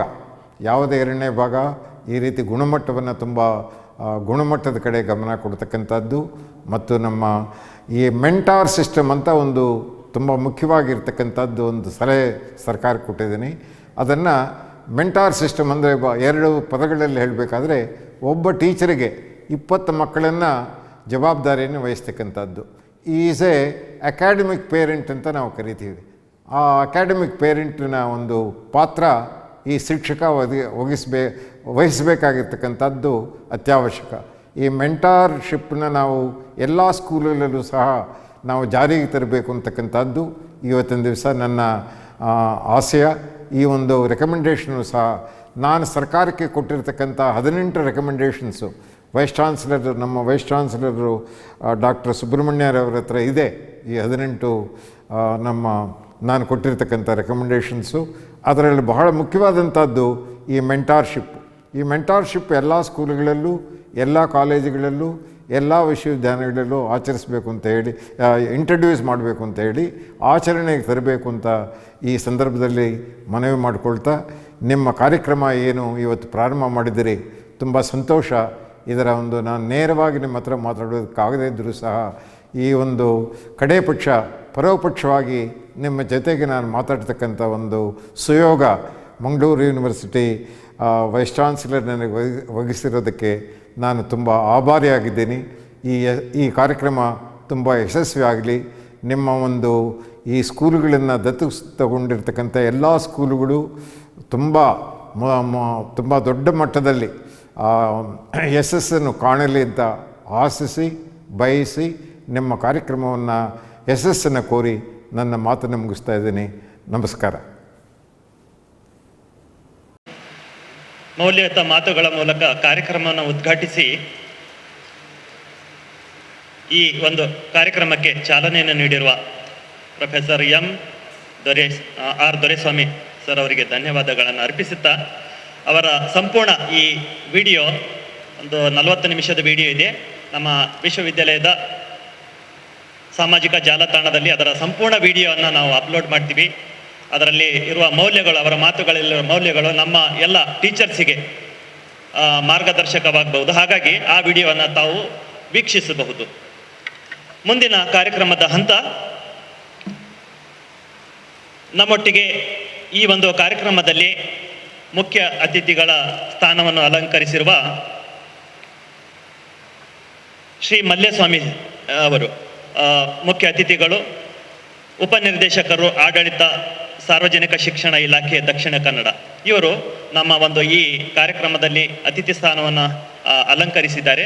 ಅವರ ಒಂದು ನುಡಿ ತಮಗೆ. ಸರ್, ಎಲ್ಲರಿಗೂ ನಮಸ್ಕಾರ.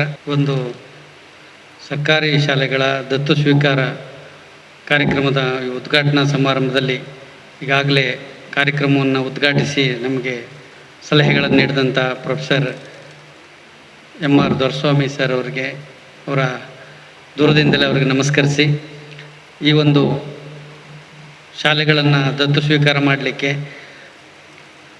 ನೇತೃತ್ವವನ್ನು ವಹಿಸಿಕೊಂಡು ವಿಶ್ವವಿದ್ಯಾಲಯದ ಕುಲಪತಿಗಳಾದಂಥ ಪ್ರೊಫೆಸರ್ P. ಸುಬ್ರಹ್ಮಣ್ಯ ಎಡಿಪಡತ್ತ ಸರ್ ಅವರಿಗೆ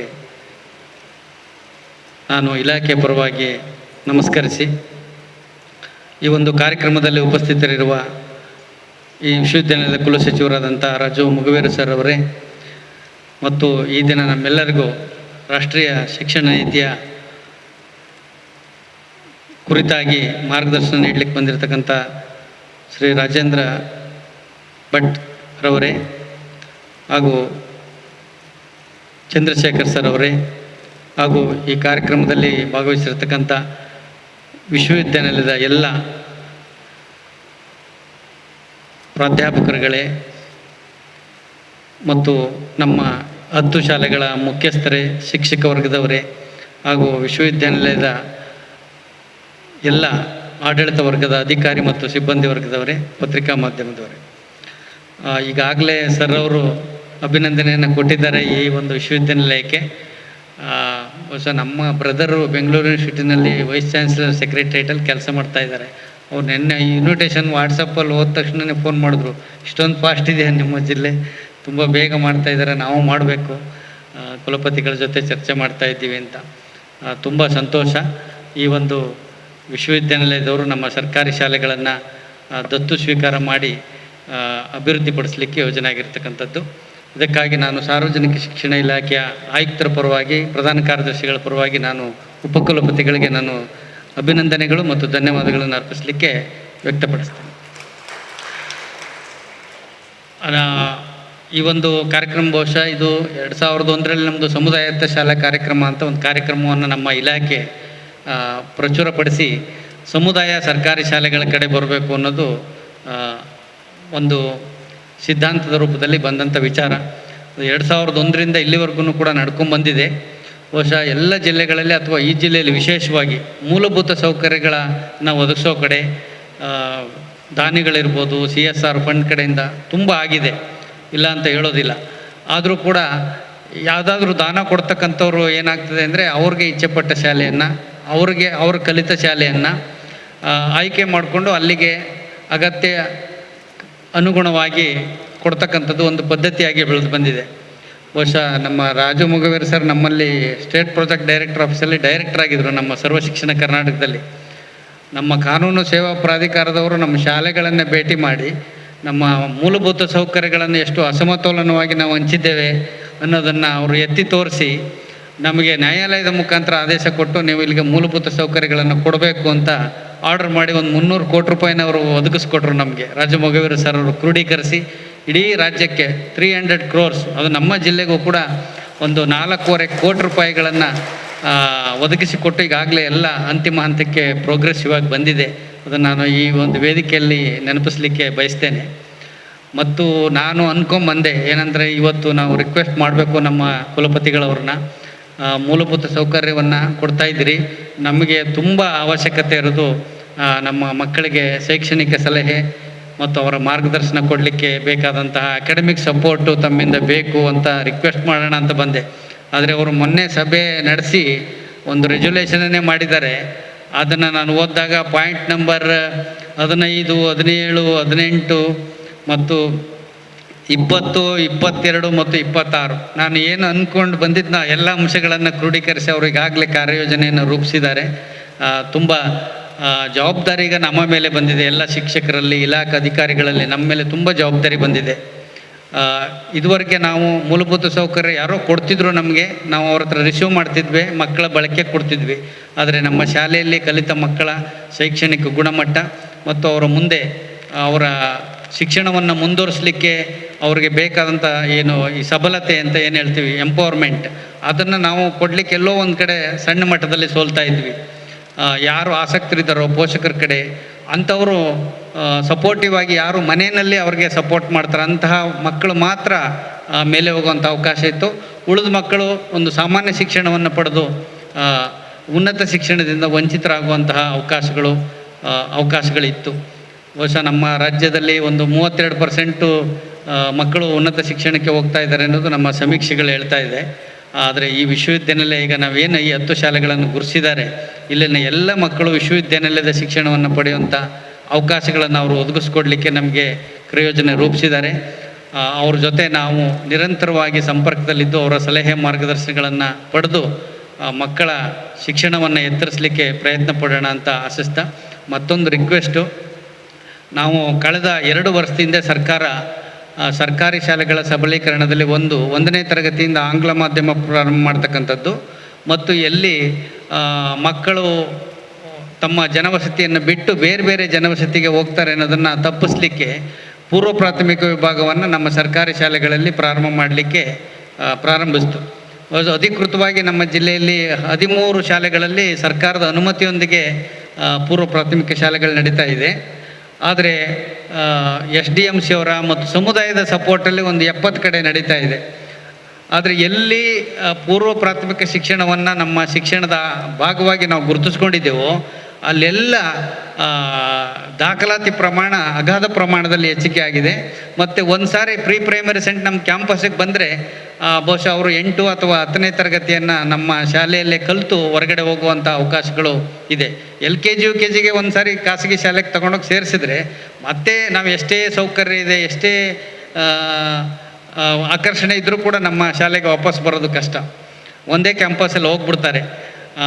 ಬಹುಶಃ ಅದರಿಂದ ಮುಂದಿನ ಶೈಕ್ಷಣಿಕ ಸಾಲಿನಿಂದ ಈ 10 ಶಾಲೆಗಳ ಪೈಕಿ ವರ್ಷಕ್ಕೆ ಒಂದು 2ರಿಂದ 3 ಶಾಲೆಗಳಲ್ಲಿ ಪೂರ್ವ ಪ್ರಾಥಮಿಕ ಶಾಲೆಗಳನ್ನು ಪ್ರಾರಂಭ ಮಾಡಲಿಕ್ಕೆ ಅನುವು ಮಾಡಿಕೊಡ್ಬೇಕು ಮಾನ್ಯ ಕುಲಪತಿಗಳು ಅಂತ ಅವ್ರನ್ನ ಕೇಳ್ಕೊತ, ಅದಕ್ಕೆ ಬೇಕಾದಂಥ ಸಮುದಾಯದ ಕೆಲಸಗಳನ್ನು ನಮ್ಮ ಎಲ್ಲ ಶಿಕ್ಷಣ ಇಲಾಖೆ ಎಲ್ಲ ಶಿಕ್ಷಕರು ಸೇರಿ ಮಾಡೋಣ ಅಂತ ರಿಕ್ವೆಸ್ಟ್ ಮಾಡ್ತೇನೆ. ಮತ್ತು 2009 RTE ಕಾಯ್ದೆ ಬಂತು. RTE ಕಾಯ್ದೆ ತುಂಬ ಅದ್ಭುತವಾದ ಆಶಯಗಳನ್ನು ಹೊತ್ತು ಬಂದಿದೆ ಮತ್ತು ಅನುಷ್ಠಾನದಲ್ಲೂ ಕೂಡ ನಾವು ಮುಂದೆ ಇದ್ದೀವಿ, ಇಲ್ಲ ಅಂತ ನಾನು ಹೇಳೋದಿಲ್ಲ. ಆದರೆ ಏನು ಈ ಪಾಠ ಬೋಧನೆಯ ಜೊತೆಗೆ RTEನಲ್ಲಿ ಕಲಾ ಶಿಕ್ಷಣ, ಡ್ರಾಯಿಂಗ್ ಮ್ಯೂಸಿಕ್ಕು ಮತ್ತು ಈ ಕ್ರಾಫ್ಟ್ ಇವುಗಳಿಗೆ ಅರೆಕಾಲಿಕ ಶಿಕ್ಷಕರನ್ನು ನೇಮಕ ಮಾಡಿಕೊಳ್ಬೇಕು ಅಂತಕ್ಕಂಥದ್ದು ಕಾಯ್ದೆಯಲ್ಲಿರ್ತಕ್ಕಂಥ ಅಂಶ. ಆದರೆ ಸರ್ಕಾರದ ಮಟ್ಟದಲ್ಲಿ ಇದ್ರ ಬಗ್ಗೆ ಇನ್ನೂ ಪಾಲಿಸಿ ಆಗಿಲ್ಲ. ಆ ಪಾಲಿಸಿ ಆಗೋ ತನಕ ಬಸ್ ಇನ್ನೂ ತುಂಬ ತಡ ಆಗ್ಬೋದು. ಈಗ ಕೇವಲ ನಾವು ರೆಗ್ಯುಲರ್ ಶಿಕ್ಷಕರನ್ನು ಕೊಡಲಿಕ್ಕೆ ಅಷ್ಟೇ ಪ್ರಾಮಾಣಿಕವಾದ ಪ್ರಯತ್ನವನ್ನು ಸರ್ಕಾರ ಮಾಡ್ತಾ ಇದೆ. ಆದ್ದರಿಂದ ಏನು ಈಗ ತಮ್ಮ ವಿಶ್ವವಿದ್ಯಾನಿಲಯದ ಸಪೋರ್ಟ್ ಮಾಡ್ತಾ ಇದ್ದೀರಾ, ಪ್ರತಿ 3 ಶಾಲೆಗೆ ಒಬ್ಬರಂತೆ ಡ್ರಾಯಿಂಗ್ ಟೀಚರ್ ಅಥವಾ ಮ್ಯೂಸಿಕ್ ಟೀಚರ್.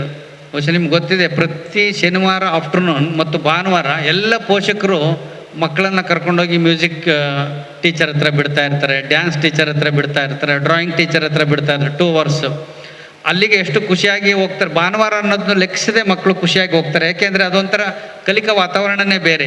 ಏನೋ ಹೊಸತನವನ್ನು ಕಲೀಲಿಕ್ಕೆ, ತಮ್ಮಲ್ಲಿರ್ತಕ್ಕಂತಹ ಅಭಿಲಾಷೆಯನ್ನು ವ್ಯಕ್ತಪಡಿಸಲಿಕ್ಕೆ ವೇದಿಕೆಗಳಾಗಿದೆ. ಅಂಥದ್ದು ಎಷ್ಟೋ ಕಲಾ ಶಾಲೆಗಳಲ್ಲಿ ಅವ್ರು ರಾಷ್ಟ್ರ ಮಟ್ಟಕ್ಕೆ, ರಾಜ್ಯ ಮಟ್ಟಕ್ಕೆ ಗುರುತಿಸಿದಂಥ ಕಲಾಶಾಲೆಗಳ ಎಲ್ಲ ಮಕ್ಕಳು ನಮ್ಮ ಶಾಲೆಯವರೇ. ಪ್ರತ್ಯೇಕವಾಗಿ ಹೇಳಬೇಕು ಅಂದರೆ SLC ಬೋರ್ಡಲ್ಲಿ ಅದಕ್ಕೊಂದು ಸರ್ಟಿಫಿಕೇಟ್ ಕೋರ್ಸೇ ಇಂಟ್ರೊಡ್ಯೂಸ್ ಮಾಡಿದ್ದಾರೆ ಮ್ಯೂಸಿಕ್ಕು, ಡ್ರಾಯಿಂಗ್ಗೆ. ಎಲ್ಲ 100% ಫಸ್ಟ್ ಕ್ಲಾಸ್ ರ್ಯಾಂಕ್ ಬರೋರೆಲ್ಲ ನಮ್ಮ ಶಾಲೆ ಮಕ್ಕಳೇ. ಆದರೆ ಅವರು ಅಧಿಕೃತವಾಗಿ ಕಲಿಯೋದು ಒಂದು ಖಾಸಗಿ ವ್ಯಕ್ತಿಗಳು ಆಯೋಜಿಸ್ತಕ್ಕಂಥ ಒಂದು ಪಾಠ ಯೋಜನೆಯಲ್ಲಿ. ಅದರಿಂದ ಅದನ್ನು ನಮಗೆ ಇದನ್ನು ಅಳವಡಿಸ್ಕೊಟ್ರಿ 10 ಶಾಲೆಗಳಲ್ಲಿ. ಬಹುಶಃ ಮಕ್ಕಳಿಗೆ ಇನ್ನೂ ಅಷ್ಟು ಖುಷಿಯಾಗಿ ಕಲಿಕಾ ವಾತಾವರಣವನ್ನು ಸೃಷ್ಟಿ ಮಾಡಲಿಕ್ಕೆ ಅವಕಾಶಗಳಾಗ್ತದೆ ಅಂತ ನಾನು ಅಭಿಪ್ರಾಯವನ್ನು ವ್ಯಕ್ತಪಡಿಸ್ತಾ, ಬಹುಶಃ ನಮಗೂ ಜವಾಬ್ದಾರಿ ಹೆಚ್ಚಿದೆ. ಮೊದಲೇ ಹೇಳಿದ್ದೀನಿ, ಇನ್ಮೇಲೆ ನಿರಂತರವಾಗಿ ಈ ವಿಶ್ವವಿದ್ಯಾನಿಲಯದ ಜೊತೆ ಸಂಪರ್ಕ ಸಾಧಿಸಿ ಈ 10 ಶಾಲೆಗಳ ಗುಣಾತ್ಮಕ ಬದಲಾವಣೆ ಕಡೆ ನಾವು ಒಂದು ಸಮೀಕ್ಷೆ ಮಾಡಬೇಕು. ನಾವು ಒಂದು ಬೆಂಚ್ ಮಾರ್ಕ್, ಒಂದು ಸರ್ವೆಯನ್ನು ಇಟ್ಕೋಬೇಕಾಗ್ತದೆ. ಮುಂದಿನ 3-4 ವರ್ಷದಲ್ಲಿ ಈಚೆ ಬರ್ತಕ್ಕಂಥ 10ನೇ ತರಗತಿ ಮಕ್ಕಳಿರ್ಬೋದು, 7ನೇ ತರಗತಿ ಮಕ್ಕಳಿರ್ಬೋದು, ಅವ್ರಲ್ಲಿ ಏನು ನಮ್ಮದು ಮಿನಿಮಮ್ ಕಾಂಪಿಟೆನ್ಸಿ ಅಂತ ಇದೆ, ಮೂಲಭೂತ ಸಾಮರ್ಥ್ಯಗಳನ್ನು ಕಲಿತೇ ಹೊರಬರಬೇಕು. ಈಗ ತರಗತಿಗಳನ್ನು ಪಾಸ್ ಮಾಡಿ ನಾವು ಹೊರಗಡೆ ತರ್ತಾ ಇದ್ದೀವಿ ಮಕ್ಕಳನ್ನು. 10ನೇ ಕ್ಲಾಸು ಪಾಸ್ ಆಗ್ತಾರೆ, 7, 8, 9. ಆದರೆ ಆಯಾ ತರಗತಿಗೆ ಪಠ್ಯ ವಸ್ತುವಿನಲ್ಲಿ ನಿರ್ದಿಷ್ಟ ಸಾಮರ್ಥ್ಯಗಳನ್ನು ನಾವು ಕಲಿಸಿ ಹೊರಗಡೆ ಕರಿತಾ ಇದ್ದೇವೆ ಅನ್ನೋದ್ರ ಬಗ್ಗೆ ಆಲೋಚನೆ ಮಾಡಿದಾಗ ಅದರಲ್ಲಿ ಸ್ವಲ್ಪ ಹಿನ್ನಡೆಯನ್ನು ಕಾಣ್ತಾ ಇದ್ದೇವೆ. ಅದಕ್ಕೆ ಬೇರೆ ಬೇರೆ ಕಾರಣಗಳಿರ್ಬೋದು, ವಾತಾವರಣ ಇರ್ಬೋದು, ಮತ್ತು ಕಲಿಯುವ ಸಾಮರ್ಥ್ಯ ಇರ್ಬೋದು, ಅಥವಾ ಕಲಿಸುವ ಕೌಶಲ್ಯ ಎಲ್ಲವೂ ಕೂಡ ಮುಖ್ಯ ಆಗ್ತದೆ. ಅದನ್ನೆಲ್ಲ ನಾವು ವೃದ್ಧಿಸ್ಕೊಳ್ಳಿಕ್ಕೆ ಈಗೇನು ತರಬೇತಿಯನ್ನು ಆಯೋಜನೆ ಮಾಡಿದ್ದಾರೆ. ಮತ್ತು ಬಿ ಎಡ್ ಕಲಿತಕ್ಕಂಥ ಕಲಿಕಾರ್ಥಿಗಳನ್ನು ಅವರು ನಮಗೆ ಕಳಿಸ್ಕೊಡ್ತೀವಿ ಅನ್ನೋ ಪ್ರಸ್ತಾಪ ಮಾಡಿದ್ದಾರೆ. ಇವೆಲ್ಲವೂ ಕೂಡ ನಮಗೆ ಪೂರಕವಾದಂಥ ಯೋಜನೆಗಳಾಗಿದೆ.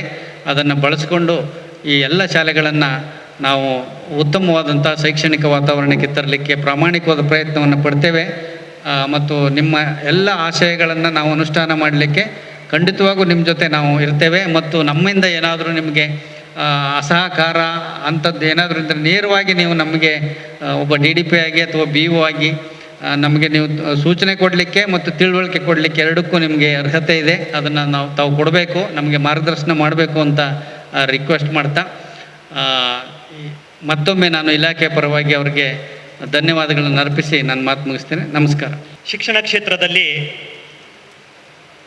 ತರಬೇತುದಾರರಾಗಿ ತಮ್ಮನ್ನು ತಾವು ಗುರುತಿಸಿಕೊಂಡಿರುವ JC Rajendra Bhat K, JCI Bharat ಇವರು ನಮ್ಮೊಟ್ಟಿಗೆ ವೇದಿಕೆ ಮೇಲಿದ್ದಾರೆ. ಇವರು ತಮ್ಮನ್ನು ಉದ್ದೇಶಿಸಿ ಇವತ್ತಿನ ಈ ಒಂದು ಕಾರ್ಯಕ್ರಮದಲ್ಲಿ ರಾಷ್ಟ್ರೀಯ ಶಿಕ್ಷಣ ನೀತಿ 2020 ಶಿಕ್ಷಕರ ಪಾತ್ರ ಮತ್ತು ಸವಾಲುಗಳು ಎಂಬ ವಿಷಯದ ಬಗ್ಗೆ ವಿಶೇಷ ಉಪನ್ಯಾಸವನ್ನು ನೀಡಲಿದ್ದಾರೆ. ಇವರ ಉಪನ್ಯಾಸ ನಿಮ್ಮೊಂದಿಗೆ. ಅತ್ಯಂತ ಸುಂದರವಾಗಿರ್ತಕ್ಕಂತಹ ಈ ಸಭಾ ಕಾರ್ಯಕ್ರಮದ ಅಧ್ಯಕ್ಷತೆ ವಹಿಸಿರ್ತಕ್ಕಂತಹ ಘನವೆತ್ತ ಕುಲಪತಿಗಳು ಸುಬ್ರಹ್ಮಣ್ಯ ಅಡಿಪಡಿತಾಯ್ ಅವರೇ, ರಿಜಿಸ್ಟ್ರಾರ್ ಆಗಿರ್ತಕ್ಕಂಥ ರಾಜಮುಖ ವೀರಸನ್ ಅವರೇ, DDP ಆಗಿರ್ತಕ್ಕಂಥ ಮಲ್ಲೇಸ್ವಾಮಿ ಅವರೇ, ನನ್ನ ಎಲ್ಲ ಶಿಕ್ಷಕ ಬಂಧುಗಳೇ ಮತ್ತು ಸ್ನೇಹಿತರೆ, ಬಹಳ ಚಂದವಾದ ಅರ್ಥಪೂರ್ಣವಾಗಿರ್ತಕ್ಕಂತಹ ಕಾರ್ಯಕ್ರಮ ನಾವಿದ್ದೇವೆ. ಇದರ ಆಶಯ ಬಹಳ ದೊಡ್ಡದು, ತುಂಬ ಪ್ರೀತಿಯ ಕಾರ್ಯಕ್ರಮ. ಕನ್ನಡ ಮಾಧ್ಯಮ ಶಾಲೆಗಳನ್ನು ಅಭಿವೃದ್ಧಿಪಡಿಸುವಂಥ ಕಾರ್ಯಕ್ರಮ. ಮನಸ್ಸು ತುಂಬಿ ಬರ್ತಾ ಇದೆ, ತುಂಬ ಪ್ರೀತಿ ನಾನು ಮಾತನಾಡಲಿಕ್ಕೆ ಸ್ಟಾರ್ಟ್ ಮಾಡ್ತಾ ಇದ್ದೇನೆ. ನಮ್ಮ ಕುಲಪತಿಗಳು ಕನ್ನಡ ಮಾಧ್ಯಮ ಸ್ಕೂಲಲ್ಲಿ ಕಲ್ತಿರ್ತಕ್ಕಂಥವರು. ಅವರಿಗೆ ಕನ್ನಡ ಸ್ಕೂಲ್ಗಳ ಮೇಲೆ ಬಹಳ ಪ್ರೀತಿ ಇದೆ. ಕನ್ನಡ ಶಾಲೆಗಳನ್ನು ಅಭಿವೃದ್ಧಿ ಪಡಿಸ್ಬೇಕು ಅಂತ ಕಾಳಜಿ ಇದೆ. ಆ ದೃಷ್ಟಿಯಿಂದ ಇವತ್ತು ಸರ್ಕಾರಿ ಶಾಲೆಗಳನ್ನು ಮತ್ತು ಒಂದು ಅನುದಾನಿತ ಶಾಲೆಯನ್ನವರು ದತ್ತು ಸ್ವೀಕಾರ ಮಾಡಿಕೊಂಡಿದ್ದಾರೆ. ಆ ಮೂಲಕ ಅವರನ್ನು ಅಭಿವೃದ್ಧಿ ಪಡಿಸುವಂಥ ಬಹಳ ದೊಡ್ಡ ಕನಸುಗಳನ್ನು ಕಾಣ್ತಾ ಇದ್ದಾರೆ. ನಾನು ತಮ್ಮೆಲ್ಲರ ಪರವಾಗಿ ಯೂನಿವರ್ಸಿಟಿಯ ವರಿಷ್ಠರನ್ನ ಅತ್ಯಂತ ಪ್ರೀತಿಯಿಂದ ಅಭಿನಂದನೆ ಮಾಡ್ತಾ ಇದ್ದೇನೆ. 1300 ಸಾಲುಮರ ನೆಟ್ಟಿರ್ತಕ್ಕಂತಹ ಸಾಲುಮರ ತಿಮ್ಮಕ್ಕನನ್ನ ಮಾತಾಡಿಸುವಾಗ ಯಾಕೆ ಮರ ನೆಟ್ರಿ ಅಂತ ಅವರನ್ನ ಕೇಳಿದಾಗ ಸಾಲುಮರ ತಿಮ್ಮಕ್ಕ ಹೇಳ್ತಾರೆ, 13ನೇ ವರ್ಷ ಪ್ರಾಯಕ್ಕೆ ನನಗೆ ಮದುವೆ ಆಗಿತ್ತು. ಮಕ್ಕಳಾಗೋದಿಲ್ಲ ಅಂತ ಗೊತ್ತಾದಾಗ ಸಮಾಜಕ್ಕೆ ಏನಾದರೂ ಕೊಡಬೇಕು ಅಂತ ಅನ್ನಿಸ್ತು. ಅದಕ್ಕೋಸ್ಕರ ಮರ ನೆಡುವಂಥ ಕೆಲಸವನ್ನ ಮಾಡಬೇಕು ಅಂತ ಆಸೆ ಪಟ್ಟೆ. ಆಕೆ ಹೇಳಿದ ಮಾತು ಬಹಳ ಇಂಪಾರ್ಟೆಂಟು. ಸಮಾಜಕ್ಕೆ ಏನಾದರೂ ಕೊಡ್ಬೇಕಲ್ಲ ಮಗ, ಸಮಾಜಕ್ಕೆ ಏನಾದರೂ ಕೊಡ್ಬೇಕಲ್ಲ ಅಂತ ಮಗ ಆ 103 ವರ್ಷ ಪ್ರಾಯದ ಅಜ್ಜಿ ರಾಗಿ ಮುದ್ದೆ ತಿಂತ ಹೇಳ್ತಾರೆ, ಸಮಾಜಕ್ಕೆ ಕೊಡ್ಬೇಕಲ್ಲ ಅಂತ ಹೇಳಿ. ಇವತ್ತು ಕೂಡ ಮಂಗಳೂರು ಬಸ್ ಸ್ಟ್ಯಾಂಡ್ನಲ್ಲಿ ಮೂಸಂಬಿ ಆಪಲ್ಗಳನ್ನು ಮಾರ್ತಾ ತನ್ನ ಊರಿಗೆ ಅದ್ಭುತವಾದ ಶಾಲೆಯನ್ನು ಕಟ್ಟಿಕೊಟ್ಟಿರ್ತಕ್ಕಂಥ ಹರೇಕಳ ಹಾಜಬ್ಬ ಅದೇ ಮಾತನ್ನು ಹೇಳ್ತಾರೆ. ನನಗೆ ಶಾಲೆಗೆ ಹೋಗ್ಲಿಕ್ಕೆ ಸಾಧ್ಯ ಆಗಲಿಲ್ಲ, ನನ್ನ ಊರಿನ ಮಕ್ಕಳು ಶಿಕ್ಷಣ ವಂಚಿತರಾಗಬಾರ್ದು, ಅದಕ್ಕೋಸ್ಕರ ಶಾಲೆಯ ಕಟ್ಟಡವನ್ನು ಪೂರ್ತಿ ಮಾಡಿದೆ ಅಂತ ಹರೇಕಳ ಹಾಜಬ್ಬ ಹೇಳ್ತಾರೆ. ಸಮಾಜಕ್ಕೆ ಕೊಡ್ಬೇಕಲ್ಲ ಅಂತ ಕಾಳಜಿ ಇದೆಯಲ್ಲ ಸ್ನೇಹಿತರೆ, ಇದು ಅದ್ಭುತವಾದ್ದು ಅಂತ ನಾನು ಭಾವಿಸ್ಕೊಳ್ತೇನೆ. ಇವತ್ತು ಪ್ರತಿಯೊಬ್ಬನಿಗೂ ಕೂಡ ಈ ಕಾಳಜಿ ಸ್ಟಾರ್ಟ್ ಆಗಬೇಕು. ತಾನು ಅನುಭವಿಸ್ತಾ ಇರ್ತಕ್ಕಂಥ ಸಮಾಜಕ್ಕೆ ಏನಾದರೂ ಕೊಡುಗೆಯನ್ನ ಕೊಡಬೇಕಂತ ದೃಷ್ಟಿಯಿಂದ ಈ ಕಾರ್ಯಕ್ರಮ ಇವತ್ತು ತನ್ನ ಆಶಯವನ್ನ ಪೂರ್ತಿ ಮಾಡ್ತಾ ಇದೆ. ಸಮಾಜಕ್ಕೆ ಏನಾದರೂ ಕೊಡಬೇಕು ಅಂತ ಕಾಳಜಿ ಇಲ್ಲಿಂದ ಸ್ಟಾರ್ಟ್ ಆಗ್ತಾ ಇದೆ. ನಾನು ಖಂಡಿತವಾಗಿ ಇದಕ್ಕೆ ಕಾರಣಕರ್ತರಾದವರನ್ನ ಅತ್ಯಂತ ಪ್ರೀತಿಯಿಂದ ಅಭಿನಂದನೆ ಮಾಡ್ತೇನೆ. ನನಗೆ ಕೊಟ್ಟಿರ್ತಕ್ಕಂಥ ಸಮಯದಲ್ಲಿ ನಾನು ನನ್ನ ಟಾಪಿಕ್ ಅನ್ನ ಬಹಳ ಪ್ರೀತಿಯಿಂದ ತಮ್ಮ ಮುಂದೆ ಇಡ್ಲಿಕ್ಕೆ ಪ್ರಯತ್ನ ಮಾಡ್ತಾ ಇದ್ದೇನೆ. ಸ್ನೇಹಿತರೆ, ಬದಲಾವಣೆಗಳು ಸ್ಟಾರ್ಟ್ ಆಗಿದೆ. ನ್ಯೂ ಎಜುಕೇಶನ್ ಪಾಲಿಸಿ 2020 ಇವತ್ತು ತಮ್ಮ ಮನೆ ಅಂಗಳಕ್ಕೆ ಬಂದಾಗಿದೆ. ಹೊಸ ಶಿಕ್ಷಣ ನೀತಿ ಇವತ್ತು ನಮ್ಮ ಮನೆ ಅಂಗಳಕ್ಕೆ ಬಂದಾಗಿದೆ. ನಾವು ಇಷ್ಟಪಡ್ತೇವೋ ಗೊತ್ತಿಲ್ಲ. 2022 ಅದು ಪೂರ್ಣ ಪ್ರಮಾಣದಲ್ಲಿ ಜಾರಿಯಾಗುವಂಥದ್ದು ಖಂಡಿತ ಅಂತ ಹೇಳುವಂಥದ್ದು ತಮಗೆಲ್ಲ ಗೊತ್ತಾಗಬೇಕು ಸ್ನೇಹಿತರೆ, ನಮಗೆ ಕೂಡ ಗೊತ್ತಾಗಿದೆ. ನಾನೊಬ್ಬ ಶಿಕ್ಷಕನಾಗಿ ಈ ಮಾತನ್ನು ಹೇಳಲಿಕ್ಕೆ ಇಚ್ಛೆ ಪಡ್ತೇನೆ. ನಮ್ಮ ದೇಶ ಶಿಕ್ಷಣಕ್ಕೆ ಬಹಳ ಪ್ರಾಮುಖ್ಯತೆಯನ್ನು ಕೊಡುವಂತ ಒಂದು ದೇಶ ಅಂತ ನಿಮ್ಗೆ ಗೊತ್ತಿದೆ. ಅತಿ ಶ್ರೇಷ್ಠವಾಗಿರ್ತಕ್ಕಂಥ ಯೂನಿವರ್ಸಿಟಿಗಳನ್ನು ಹೊಂದಿರತಕ್ಕಂಥ ದೇಶ ಅಂತ ನಮ್ಗೆ ಗೊತ್ತಿದೆ. ಅತಿ ಶ್ರೇಷ್ಠವಾಗಿ ಶಿಕ್ಷಣದ ಬೀಜವನ್ನ ಎಲ್ಲರ ಮನಸ್ಸಿಗೆ ತಲುಪಿಸುವಂತ ರಾಷ್ಟ್ರ ಅಂತ ನಮ್ಗೆ ಗೊತ್ತಾಗಿದೆ. ಶಿಕ್ಷಣಕ್ಕೆ ಪ್ರಾಮುಖ್ಯತೆ ಕೊಡ್ತಾ ಇರೋದಕ್ಕೆ ನಮ್ಮ ದೇಶದಲ್ಲಿ ಕಾಲಕ್ಕೆ ಸರಿಯಾಗಿ ಸಾಕಷ್ಟು ಆಯೋಗಗಳು ಕೆಲಸವನ್ನ ಮಾಡ್ತಾ ಶಿಕ್ಷಣ ನೀತಿ ಜಾರಿಗೊಳಿಸ್ತಾ ಹೋದವು. ನೆನಪು ಮಾಡ್ಕೊಳ್ತೇನೆ ಸ್ನೇಹಿತರೆ, 1968ನೇ ಇಸ್ವಿನಲ್ಲಿ ಇಂದಿರಾ ಗಾಂಧಿಯವರು ಪ್ರಧಾನಮಂತ್ರಿಯಾದಾಗ ನಮ್ಮ ದೇಶದ ಮೊತ್ತ ಮೊದಲ ಶಿಕ್ಷಣ ಆಯೋಗ ಕೆಲಸವನ್ನ ಮಾಡ್ಲಿಕ್ಕೆ ಸ್ಟಾರ್ಟ್ ಮಾಡ್ತು. ನ್ಯೂ ಎಜುಕೇಶನ್ ಪಾಲಿಸಿ ಆಗ ಆರಂಭ ಆಯಿತು. ಅದಕ್ಕೆ ಕೊಠಾರಿ ಎಜುಕೇಶನ್ ಕಮಿಷನ್ ಅಂತ ನಾವು ಹೇಳ್ತೇವೆ. ಸ್ನೇಹಿತರೆ, ಅಲ್ಲಿರ್ತಕ್ಕಂಥ ಮೊದಲ ಸಾಲು ಏನು ಅಂತ ಹೇಳಿದ್ರೆ, the destiny of the nation has been shaped in to the class rooms.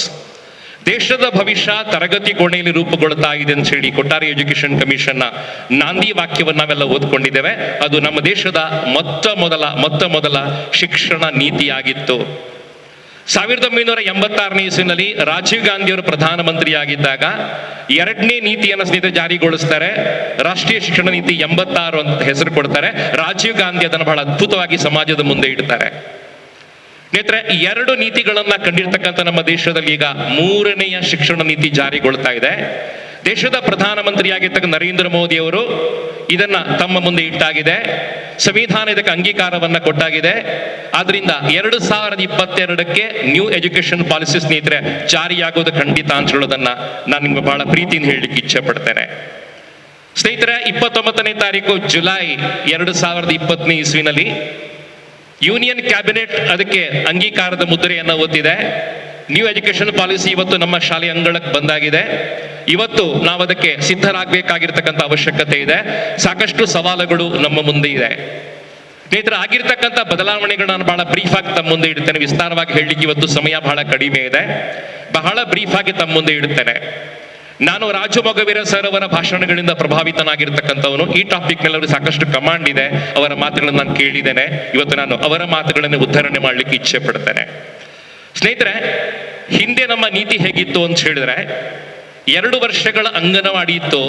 ಅಧಿಕೃತವಾ ಅನಧಿಕೃತವಾ ನಮ್ಗೆ ಗೊತ್ತಿಲ್ಲ. 2 ವರ್ಷಗಳ ಅಂಗನವಾಡಿ ಅಥವಾ LKG UKG ಅಂತ ನಾವು ಹೇಳ್ತೇವೆ. ಆಮೇಲೆ 10 ವರ್ಷಗಳ ಕಾಲ ಶಿಕ್ಷಣವನ್ನು ವಿದ್ಯಾರ್ಥಿಗಳು ಪಡೀತಾ ಇದ್ರು. 10+2 ಪದ್ಧತಿ ಜಾರಿಯಲ್ಲಿತ್ತು. 10+2 ಅಂತ ನಾವು ಹೇಳ್ತೇವೆ ಸ್ನೇಹಿತರೆ. ಹೈಸ್ಕೂಲ್ ತನಕ 10 ಆಗ್ತಿತ್ತು. ಆಮೇಲೆ ಫಸ್ಟ್ PU ಸೆಕೆಂಡ್ PUC ಮುಗಿಸುವಾಗ 2 ವರ್ಷ ಆಗ್ತಿತ್ತು. ಒಟ್ಟಿಗೆ 14 ವರ್ಷ ಒಂದು ಮಗು ವಿದ್ಯಾಭ್ಯಾಸವನ್ನು ಪಡೆಯುವಂತಹ ಅವಕಾಶವನ್ನ ಸರ್ಕಾರ ಮಾಡಿಕೊಡ್ತಿತ್ತು. ಸೆಕೆಂಡ್ PUC ಮುಗಿಸುವಾಗ 14 ವರ್ಷ ಪೂರ್ತಿ ಮಾಡಿಕೊಂಡು ಮಗು ಸಮಾಜಕ್ಕೆ ಅಥವಾ ಪದವಿಗೆ ಮುಂದಕ್ಕೆ ಹೋಗ್ತಿತ್ತು. ಸ್ನೇಹಿತರೆ, ಅದನ್ನೀಗ ಮತ್ತೆ 4 ವಿಭಾಗ ಮಾಡ್ಕೊಂಡಿದ್ದಾರೆ. ನಮ್ಗೆಲ್ಲ ಗೊತ್ತಾಗ್ಬೇಕು, 5 ವರ್ಷಗಳ ಕಾಲ +3+3+4 ಅಂತ ಹೇಳಿ 4 ವಿಭಾಗ ಮಾಡಿಕೊಂಡು ಅದನ್ನ ಶ್ರೇಣೀಕರಣ ಮಾಡಿ ತಮ್ಮ ಮುಂದೆ ಇಟ್ಟಿದ್ದಾರೆ. ಎಲ್ಲ ಅಧ್ಯಾಪಕರು ಇದನ್ನ ಗಮನವಿಟ್ಟು ಕೇಳಬೇಕು ಅಂತ ನಂಗೆ ಆಸೆ ಇದೆ. 4 ವಿಭಾಗ ಸ್ನೇಹಿತರೆ, 4 ವಿಭಾಗ ಮಾಡ್ಕೊಂಡಿದ್ದಾರೆ. 5 ವರ್ಷ +3 ವರ್ಷ +3 ವರ್ಷ +4 ವರ್ಷ ಈ ರೀತಿ ವರ್ಗೀಕರಣ ಮಾಡ್ಕೊಂಡಿದ್ದಾರೆ. ಆರಂಭದ 5 ವರ್ಷಗಳೇನಿದೆ, 3ನೇ ವರ್ಷಕ್ಕೆ ಸ್ಟಾರ್ಟ್ ಮಾಡಿ 8ನೇ ವರ್ಷದವರೆಗೆ ಸ್ನೇಹಿತರೆ 5 ವರ್ಷಗಳ ಕಾಲ ಏನು ಇವತ್ತು ವಿದ್ಯಾರ್ಥಿಗಳು ಪಡ್ಕೋಬೇಕು ಅದನ್ನ ಫೌಂಡೇಶನ್ ಸ್ಟೇಜ್ ಅಂತ ಕರೀತಾರೆ, ಪಂಚಾಂಗ ಅವಧಿ ಅಂತ ಕರೀತಾರೆ. ಸ್ನೇಹಿತರೆ, 3ನೇ ವರ್ಷದಿಂದ ಸ್ಟಾರ್ಟ್ ಮಾಡಿಕೊಂಡು 8ನೇ ವರ್ಷದವರೆಗೆ 5 ವರ್ಷದ ಅವಧಿ ಏನಿದೆ ಇದನ್ನ ಫೌಂಡೇಶನ್ ಸ್ಟೇಜ್ ಅಂತ ರಿಪೀಟ್ ಮಾಡ್ತಾ ಇದ್ದೇನೆ. ಇದು ನಮ್ಗೆ ಬಹಳ ಪ್ರಮುಖವಾಗಿರ್ತಕ್ಕಂತಹ ಮೌಲ್ಡಿಂಗ್ ಸ್ಟೇಜ್ ಆಗಿರ್ತಕ್ಕಂಥದ್ದು. ಆಮೇಲೆ 8ರಿಂದ 11 ವರ್ಷ ಏನಿದೆ, 8ರಿಂದ 11 ವರ್ಷವನ್ನ 3 ವರ್ಷಗಳ ಅವಧಿ ಇದೆ. ಇದನ್ನ ಪ್ರಿಪರೇಟರಿ ಸ್ಟೇಜ್ ಅಂತ ಕರೀತಾರೆ, ಆರಂಭಿಕವಾಗಿರ್ತಕ್ಕಂಥ ಹಂತ ಅಂತ ಕರೀತಾರೆ. ಸ್ನೇಹಿತರೆ, 3ನೇ ಹಂತ ಬರ್ತದೆ 11ರಿಂದ 14. 11ರಿಂದ 14 ಮತ್ತೆ 3 ವರ್ಷ ಬರ್ತಾ ಇದೆ. ಸ್ನೇಹಿತರೆ, ಇದನ್ನ ಮಿಡಲ್ ಸ್ಟೇಜ್ ಅಥವಾ ಮಧ್ಯ ಯುಗ ಅಂತ ನಾವು ಕರೀತೇವೆ, ಮಧ್ಯ ಹಂತ ನಾವು ಕರೀತೇವೆ. ಸ್ನೇಹಿತರೆ, ಅತ್ಯಂತ ಪ್ರಾಮುಖ್ಯವಾಗಿರ್ತಕ್ಕಂಥದ್ದು 14ರಿಂದ 18. 14ರಿಂದ 18 4 ವರ್ಷ ಇದೆ ಸ್ನೇಹಿತರೆ. ಇದನ್ನ ಸೆಕೆಂಡರಿ ಸ್ಟೇಜ್ ಅಂತ ಕರೀತಾರೆ. ಸ್ನೇಹಿತರೆ, 4 ವಿಭಾಗ ಮಾಡ್ಕೊಂಡಿದ್ದೆ, ರಿಪೀಟ್ ಮಾಡ್ತೇನೆ. 3ರಿಂದ 8 5 ವರ್ಷಗಳ ಕಾಲ ಫೌಂಡೇಶನ್ ಸ್ಟೇಜ್ ಇದೆ. 8ರಿಂದ 11 3 ವರ್ಷ ಇದೆ, ಪ್ರಿಪರೇಟರಿ ಸ್ಟೇಜ್ ಅಂತ ಕರೀತಾರೆ. 11ರಿಂದ 14 3 ವರ್ಷ ಇದೆ, ಮಿಡಲ್ ಸ್ಟೇಜ್ ಅಂತ ಕರೀತಾರೆ. 14ರಿಂದ 18 ವರ್ಷ ಸ್ನೇಹಿತರೆ 4 ವರ್ಷ ಇದೆ, ಇದನ್ನ ಸೆಕೆಂಡರಿ ಸ್ಟೇಜ್ ಅಂತ ಕರೀತಾರೆ. ಈ ಬದಲಾವಣೆಗಳನ್ನ ದಯವಿಟ್ಟು ತಾವೆಲ್ಲ ಗಮನಿಸಬೇಕು ಅಂತ ವಿನಂತಿ ಮಾಡ್ಕೋತೇನೆ. ನಾವೆಲ್ಲ 10+2 ಸ್ನೇಹಿತರೆ ಪದ್ಧತಿಯಲ್ಲಿ ಕಲ್ತ್ಕೊಂಡ್ ಬಂದಿರ್ತಕ್ಕಂಥವ್ರು. ನಮ್ಮ ತಲೆಯಲ್ಲಿ ಇವತ್ತು ಕೂಡ 10+2 ಕೂತು ಬಿಟ್ಟಿದೆ. ಅದರಿಂದ ಹೊರಗೆ ಬರೋದು ಕಷ್ಟ ಆಗ್ಬೋದು ನಮ್ಗೆ. ಸ್ನೇಹಿತರೆ, ನಾವೆಲ್ಲ ಶಿಕ್ಷಕರು ಹೇಗಂದ್ರೆ ಒಂದು ವ್ಯವಸ್ಥೆಗೆ ಸೆಟ್ ಆಗ್ಬಿಟ್ರೆ ಹೊರಗೆ ಬರೋದು ಕಷ್ಟ ಪಡ್ತೇವೆ. ಸ್ನೇಹಿತರೆ, ಫಾರ್ಮಲ್ ಆಗಿ ನಾವು 10+2ಕ್ಕೆ ಅಡ್ಜಸ್ಟ್ ಆಗಿದ್ದೇವೆ. ಅದರಿಂದ ಹೊರಗೆ ಬರ್ಲಿಕ್ಕೆ ಬಹಳ ಕಷ್ಟ ಆಗ್ಬೋದು ನಮ್ಗೆ. ಬಟ್ 2022ಕ್ಕೆ ಆಗುವಾಗ ನಾವೆಲ್ಲ ಅದಕ್ಕೆ ಪ್ರಿಪೇರ್ ಆಗ್ಬೇಕಾದ ಅವಶ್ಯಕತೆ ಇದೆ. ನಾವೆಲ್ಲ ಸ್ನೇಹಿತರೆ ಸಿದ್ಧರಾಗಬೇಕಾದ ಅವಶ್ಯಕತೆ ಇದೆ. ಇದನ್ನ ಒಂದೊಂದೇ ಹಂತವನ್ನ ವಿಸ್ತಾರವಾಗಿ ತಮ್ಮ ಮುಂದೆ ಇಡ್ತೇನೆ, ಯಾಕಂದ್ರೆ ಇಲ್ಲಿ ಪ್ರೈಮರಿ ಮತ್ತು ಹೈಸ್ಕೂಲ್ನ ಅಧ್ಯಾಪಕರು ಜಾಸ್ತಿ ಇದ್ದಾರೆ. ಆ ಹಂತವನ್ನ ತುಂಬಾ ಚೆನ್ನಾಗಿ ತಮ್ಮ ಮುಂದೆ ಇಡ್ಲಿಕ್ಕೆ ಇಚ್ಛೆ ಪಡ್ತೇನೆ. ಸ್ನೇಹಿತರೆ, 3 ರಿಂದ 5 ವರ್ಷದ ಏಜನ್ನ ಪ್ರೀ ಸ್ಕೂಲ್ ಅಂತ ಕರೀತೇವೆ. ಸ್ನೇಹಿತರೆ, ಫಾರ್ಮಲ್ ಸ್ಕೂಲಿಂಗ್ ಅಂತ ನಾವು ಕರೀತೇವೆ. LKG UKG ಅಂತ ಮೊದಲು ಕರೀತಾ ಇದ್ರು, ಅದೀಗ ಶಾಲೆಗಳ ಭಾಗವಾಗಿ ಬರ್ತಾ ಇದೆ. 3 ರಿಂದ 5 ವರ್ಷಗಳ ಅವಧಿಯನ್ನ ಸ್ನೇಹಿತರೆ ಫಾರ್ಮಲ್ ಸ್ಕೂಲಿಂಗ್ ಅಥವಾ ಪ್ರೀ ಸ್ಕೂಲ್ ಅಂತ ನಾವು ಕರೀತೇವೆ. ಸ್ನೇಹಿತರೆ, ಈ ಹಂತ ಶಾಲೆಗೆ ಈ ಸಲ ಸೇರ್ಪಡೆ ಆಗ್ತಾ ಇದೆ. ಅವರಿಗೆ ಮಿಡ್ ಡೇ ಮೀಲ್ ಅನ್ನ ಕೊಡುವಂತ ವ್ಯವಸ್ಥೆಯನ್ನ ಸರ್ಕಾರ ಮಾಡಬೇಕಾಗಿದೆ. ಅವರಿಗೆ ವರ್ಬಲ್ ಲರ್ನಿಂಗ್ ಹೆಚ್ಚು ಅವಕಾಶವನ್ನ ಮಾಡಿಕೊಡ್ಬೇಕಾಗಿದೆ. ಬರವಣಿಗೆ ಕೆಲಸ ಕಮ್ಮಿ ಕೊಡುವಂತಹದ್ದು. ಇವತ್ತು ಪ್ರೀ ಸ್ಕೂಲ್ಗಳಲ್ಲಿ ಸ್ನೇಹಿತರೆ ಜಾಸ್ತಿ ಬರೆಸ್ತಾ ಇದ್ದಾರೆ, ಬರೆಸುವಂತ ಕೆಲಸವನ್ನ ಕಮ್ಮಿ ಮಾಡುವಂತಹದ್ದು, ವರ್ಬಲ್ ಲರ್ನಿಂಗ್ ಅನ್ನ ಜಾಸ್ತಿ ಮಾಡುವಂತಹದ್ದು, ಮಕ್ಕಳ ಪ್ರೊನೌನ್ಸಿಯೇಷನ್ಗಳನ್ನ ಸರಿಪಡಿಸುವಂತ ಕೆಲಸವನ್ನ ಮಾಡುವಂತಹದ್ದು, ಉಚ್ಚಾರಕ್ಕೆ ಜಾಸ್ತಿ ಪ್ರಾಮುಖ್ಯತೆಯನ್ನು ಕೊಡುವಂತಹದ್ದು, ಮಕ್ಕಳಿಗೆ ಮೌಲ್ಯಮಾಪನ ಮತ್ತು ಪರೀಕ್ಷೆಗಳನ್ನ ಮಾಡದೇ ಇರತಕ್ಕಂಥದ್ದು. ನಮ್ಮ ತಲೆಯಲ್ಲಿ ಪ್ರಿಂಟ್ ಆಗಿರ್ತಕ್ಕಂಥ ಸ್ನೇಹಿತರೆ ಮತ್ತೊಂದು ಸ್ಟೇಟ್ ಏನಪ್ಪಾ ಅಂತ ಹೇಳಿದ್ರೆ, ಪರೀಕ್ಷೆಗಳನ್ನ ಮಾಡಿದ್ರೆ ಮಾತ್ರ ಮಕ್ಕಳು ಉದ್ಧಾರ ಆಗ್ತಾರೆ. ಯಾವ ಸ್ಕೂಲ್ ಇವತ್ತು ಜಾಸ್ತಿ ಪರೀಕ್ಷೆಗಳನ್ನ ಮಾಡ್ತಿದೆ ಆ ಶಾಲೆ ಉದ್ಧಾರ ಅಂತ ನಾವು ಭಾವಿಸ್ಕೊಳ್ತೇವೆ ಸ್ನೇಹಿತರೆ. ಅದರಿಂದ ಹೊರಗೆ ಬರ್ಬೇಕಾಗತ್ತೆ ನಾವು. ಯಾಕಂದ್ರೆ ಪ್ರೀ ಸ್ಕೂಲ್ಗಳಲ್ಲಿ ಪರೀಕ್ಷೆಗಳು ಇರೋದಿಲ್ಲ ಸ್ನೇಹಿತರೆ, ಮೌಲ್ಯಮಾಪನ ಇರೋದಿಲ್ಲ, ರಿಟರ್ನ್ ಎಕ್ಸಾಮ್ ದೇವರಾಣೆಗೂ ಇರೋದಿಲ್ಲ. ಮಕ್ಕಳಿಗೆ ಸ್ಪರ್ಧೆಗಳನ್ನ ಮಾಡ್ಲಿಕ್ಕಿಲ್ಲ, ಕಾಂಪಿಟೇಷನ್ಸ್ ಗಳನ್ನ ಮಾಡ್ಲಿಕ್ಕಿಲ್ಲ, ಗ್ರೇಡಿಂಗ್ ಸಿಸ್ಟಮ್ಗಳು ಇರೋದಿಲ್ಲ. A+A, B+B ಇದ್ಯಾವುದನ್ನ ಕೂಡ ಅಳವಡಿಸ್ಕೊಳ್ಳಿಕ್ಕಿಲ್ಲ. ಎಲ್ಲ ಮಕ್ಕಳು ಕೂಡ ಒಂದೇ ಫಾರ್ಮ್ಯಾಟಿಗೆ ಬಂದು ಕಲಿತಾರೆ. ಶಿವರಾಮ್ ಕಾರಂತರು ಬಹಳ ಶ್ರೇಷ್ಠವಾಗಿರ್ತಕ್ಕಂಥ ಸಾಹಿತಿ ಒಂದು ಮಾತನ್ನು ಹೇಳ್ತಾ ಇದ್ರು, ಮಕ್ಕಳಿಗೆ ಸ್ಪರ್ಧೆಗಳನ್ನ ಮಾಡಬೇಡಿ.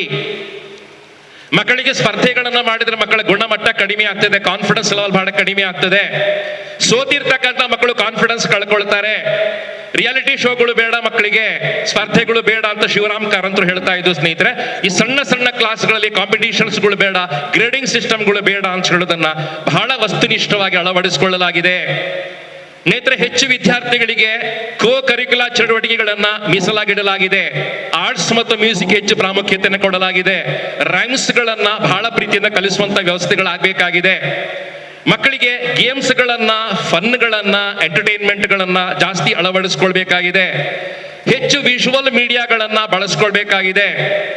ಬಹಳ ಪ್ರಾಮುಖ್ಯವಾದ ನಾನು ಒತ್ತಿ ಹೇಳ್ತೇನೆ, ಶಿಕ್ಷಕರ ಗಮನಿಸ್ಕೊಳ್ಳಿ.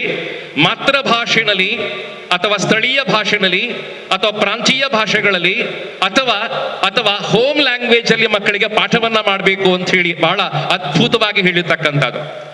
ಮಕ್ಕಳ ಮೇಲೆ ಭಾಷೆಗಳನ್ನ ಹೇರಬೇಕು ಅಂತಲ್ಲ, ಭಾಷೆ ಹೇರುವಂತ ಕೆಲಸವನ್ನ ಖಂಡಿತವಾಗಿ ನಾವು ಮಾಡೋದಿಲ್ಲ. ಆದ್ರೆ ಮಾತೃಭಾಷೆಯಲ್ಲಿ ಅಥವಾ ಸ್ಥಳೀಯ ಭಾಷೆಗಳಲ್ಲಿ ಆದ್ಯತೆಯನ್ನು ಕೊಟ್ಟು ಪಾಠವನ್ನ ಮಾಡಿ ಅಂತ ಬಹಳ ಚೆನ್ನಾಗಿ ಹೇಳಿದ್ದಾರೆ. ಪ್ರೈಮರಿ ಹಂತಕ್ಕೆ ಬಂದಾಗ, ಹೈಸ್ಕೂಲ್ ಹಂತಕ್ಕೆ ಬಂದಾಗ ಸ್ನೇಹಿತರೆ ಈಗ ಇರ್ತಕ್ಕಂತಹ ತ್ರಿಭಾಷಾ ಸೂತ್ರಗಳು ಮುಂದುವರಿತವೆ. ತ್ರಿಭಾಷಾ ಸೂತ್ರದಲ್ಲಿ ನಾನು ಆಸೆ ಪಡ್ತೇನೆ ಏನು ಅಂತ ಹೇಳಿದ್ರೆ, ಒಂದು ಭಾಷೆ ಮಾತೃಭಾಷೆ ಆಗಿರಬೇಕು, ಒಂದು ಭಾಷೆ ಮಾತೃಭಾಷೆಯಾಗಿರಬೇಕು ಅಂತ ಹೇಳೋದನ್ನ ನಾನು ಬಹಳ ಆಸೆ ಪಡ್ತೇನೆ. ಅದರ ಬಗ್ಗೆ ಎನ್ಫೋರ್ಸ್ಮೆಂಟ್ ಮಾಡಬಾರದು, ಒತ್ತಾಯವನ್ನ ಮಾಡಬಾರದು ಅಂತ ಶಿಕ್ಷಣ ನೀತಿಯಲ್ಲಿ ಬಹಳ ಸ್ಪಷ್ಟವಾಗಿ ಹೇಳಲಾಗಿದೆ.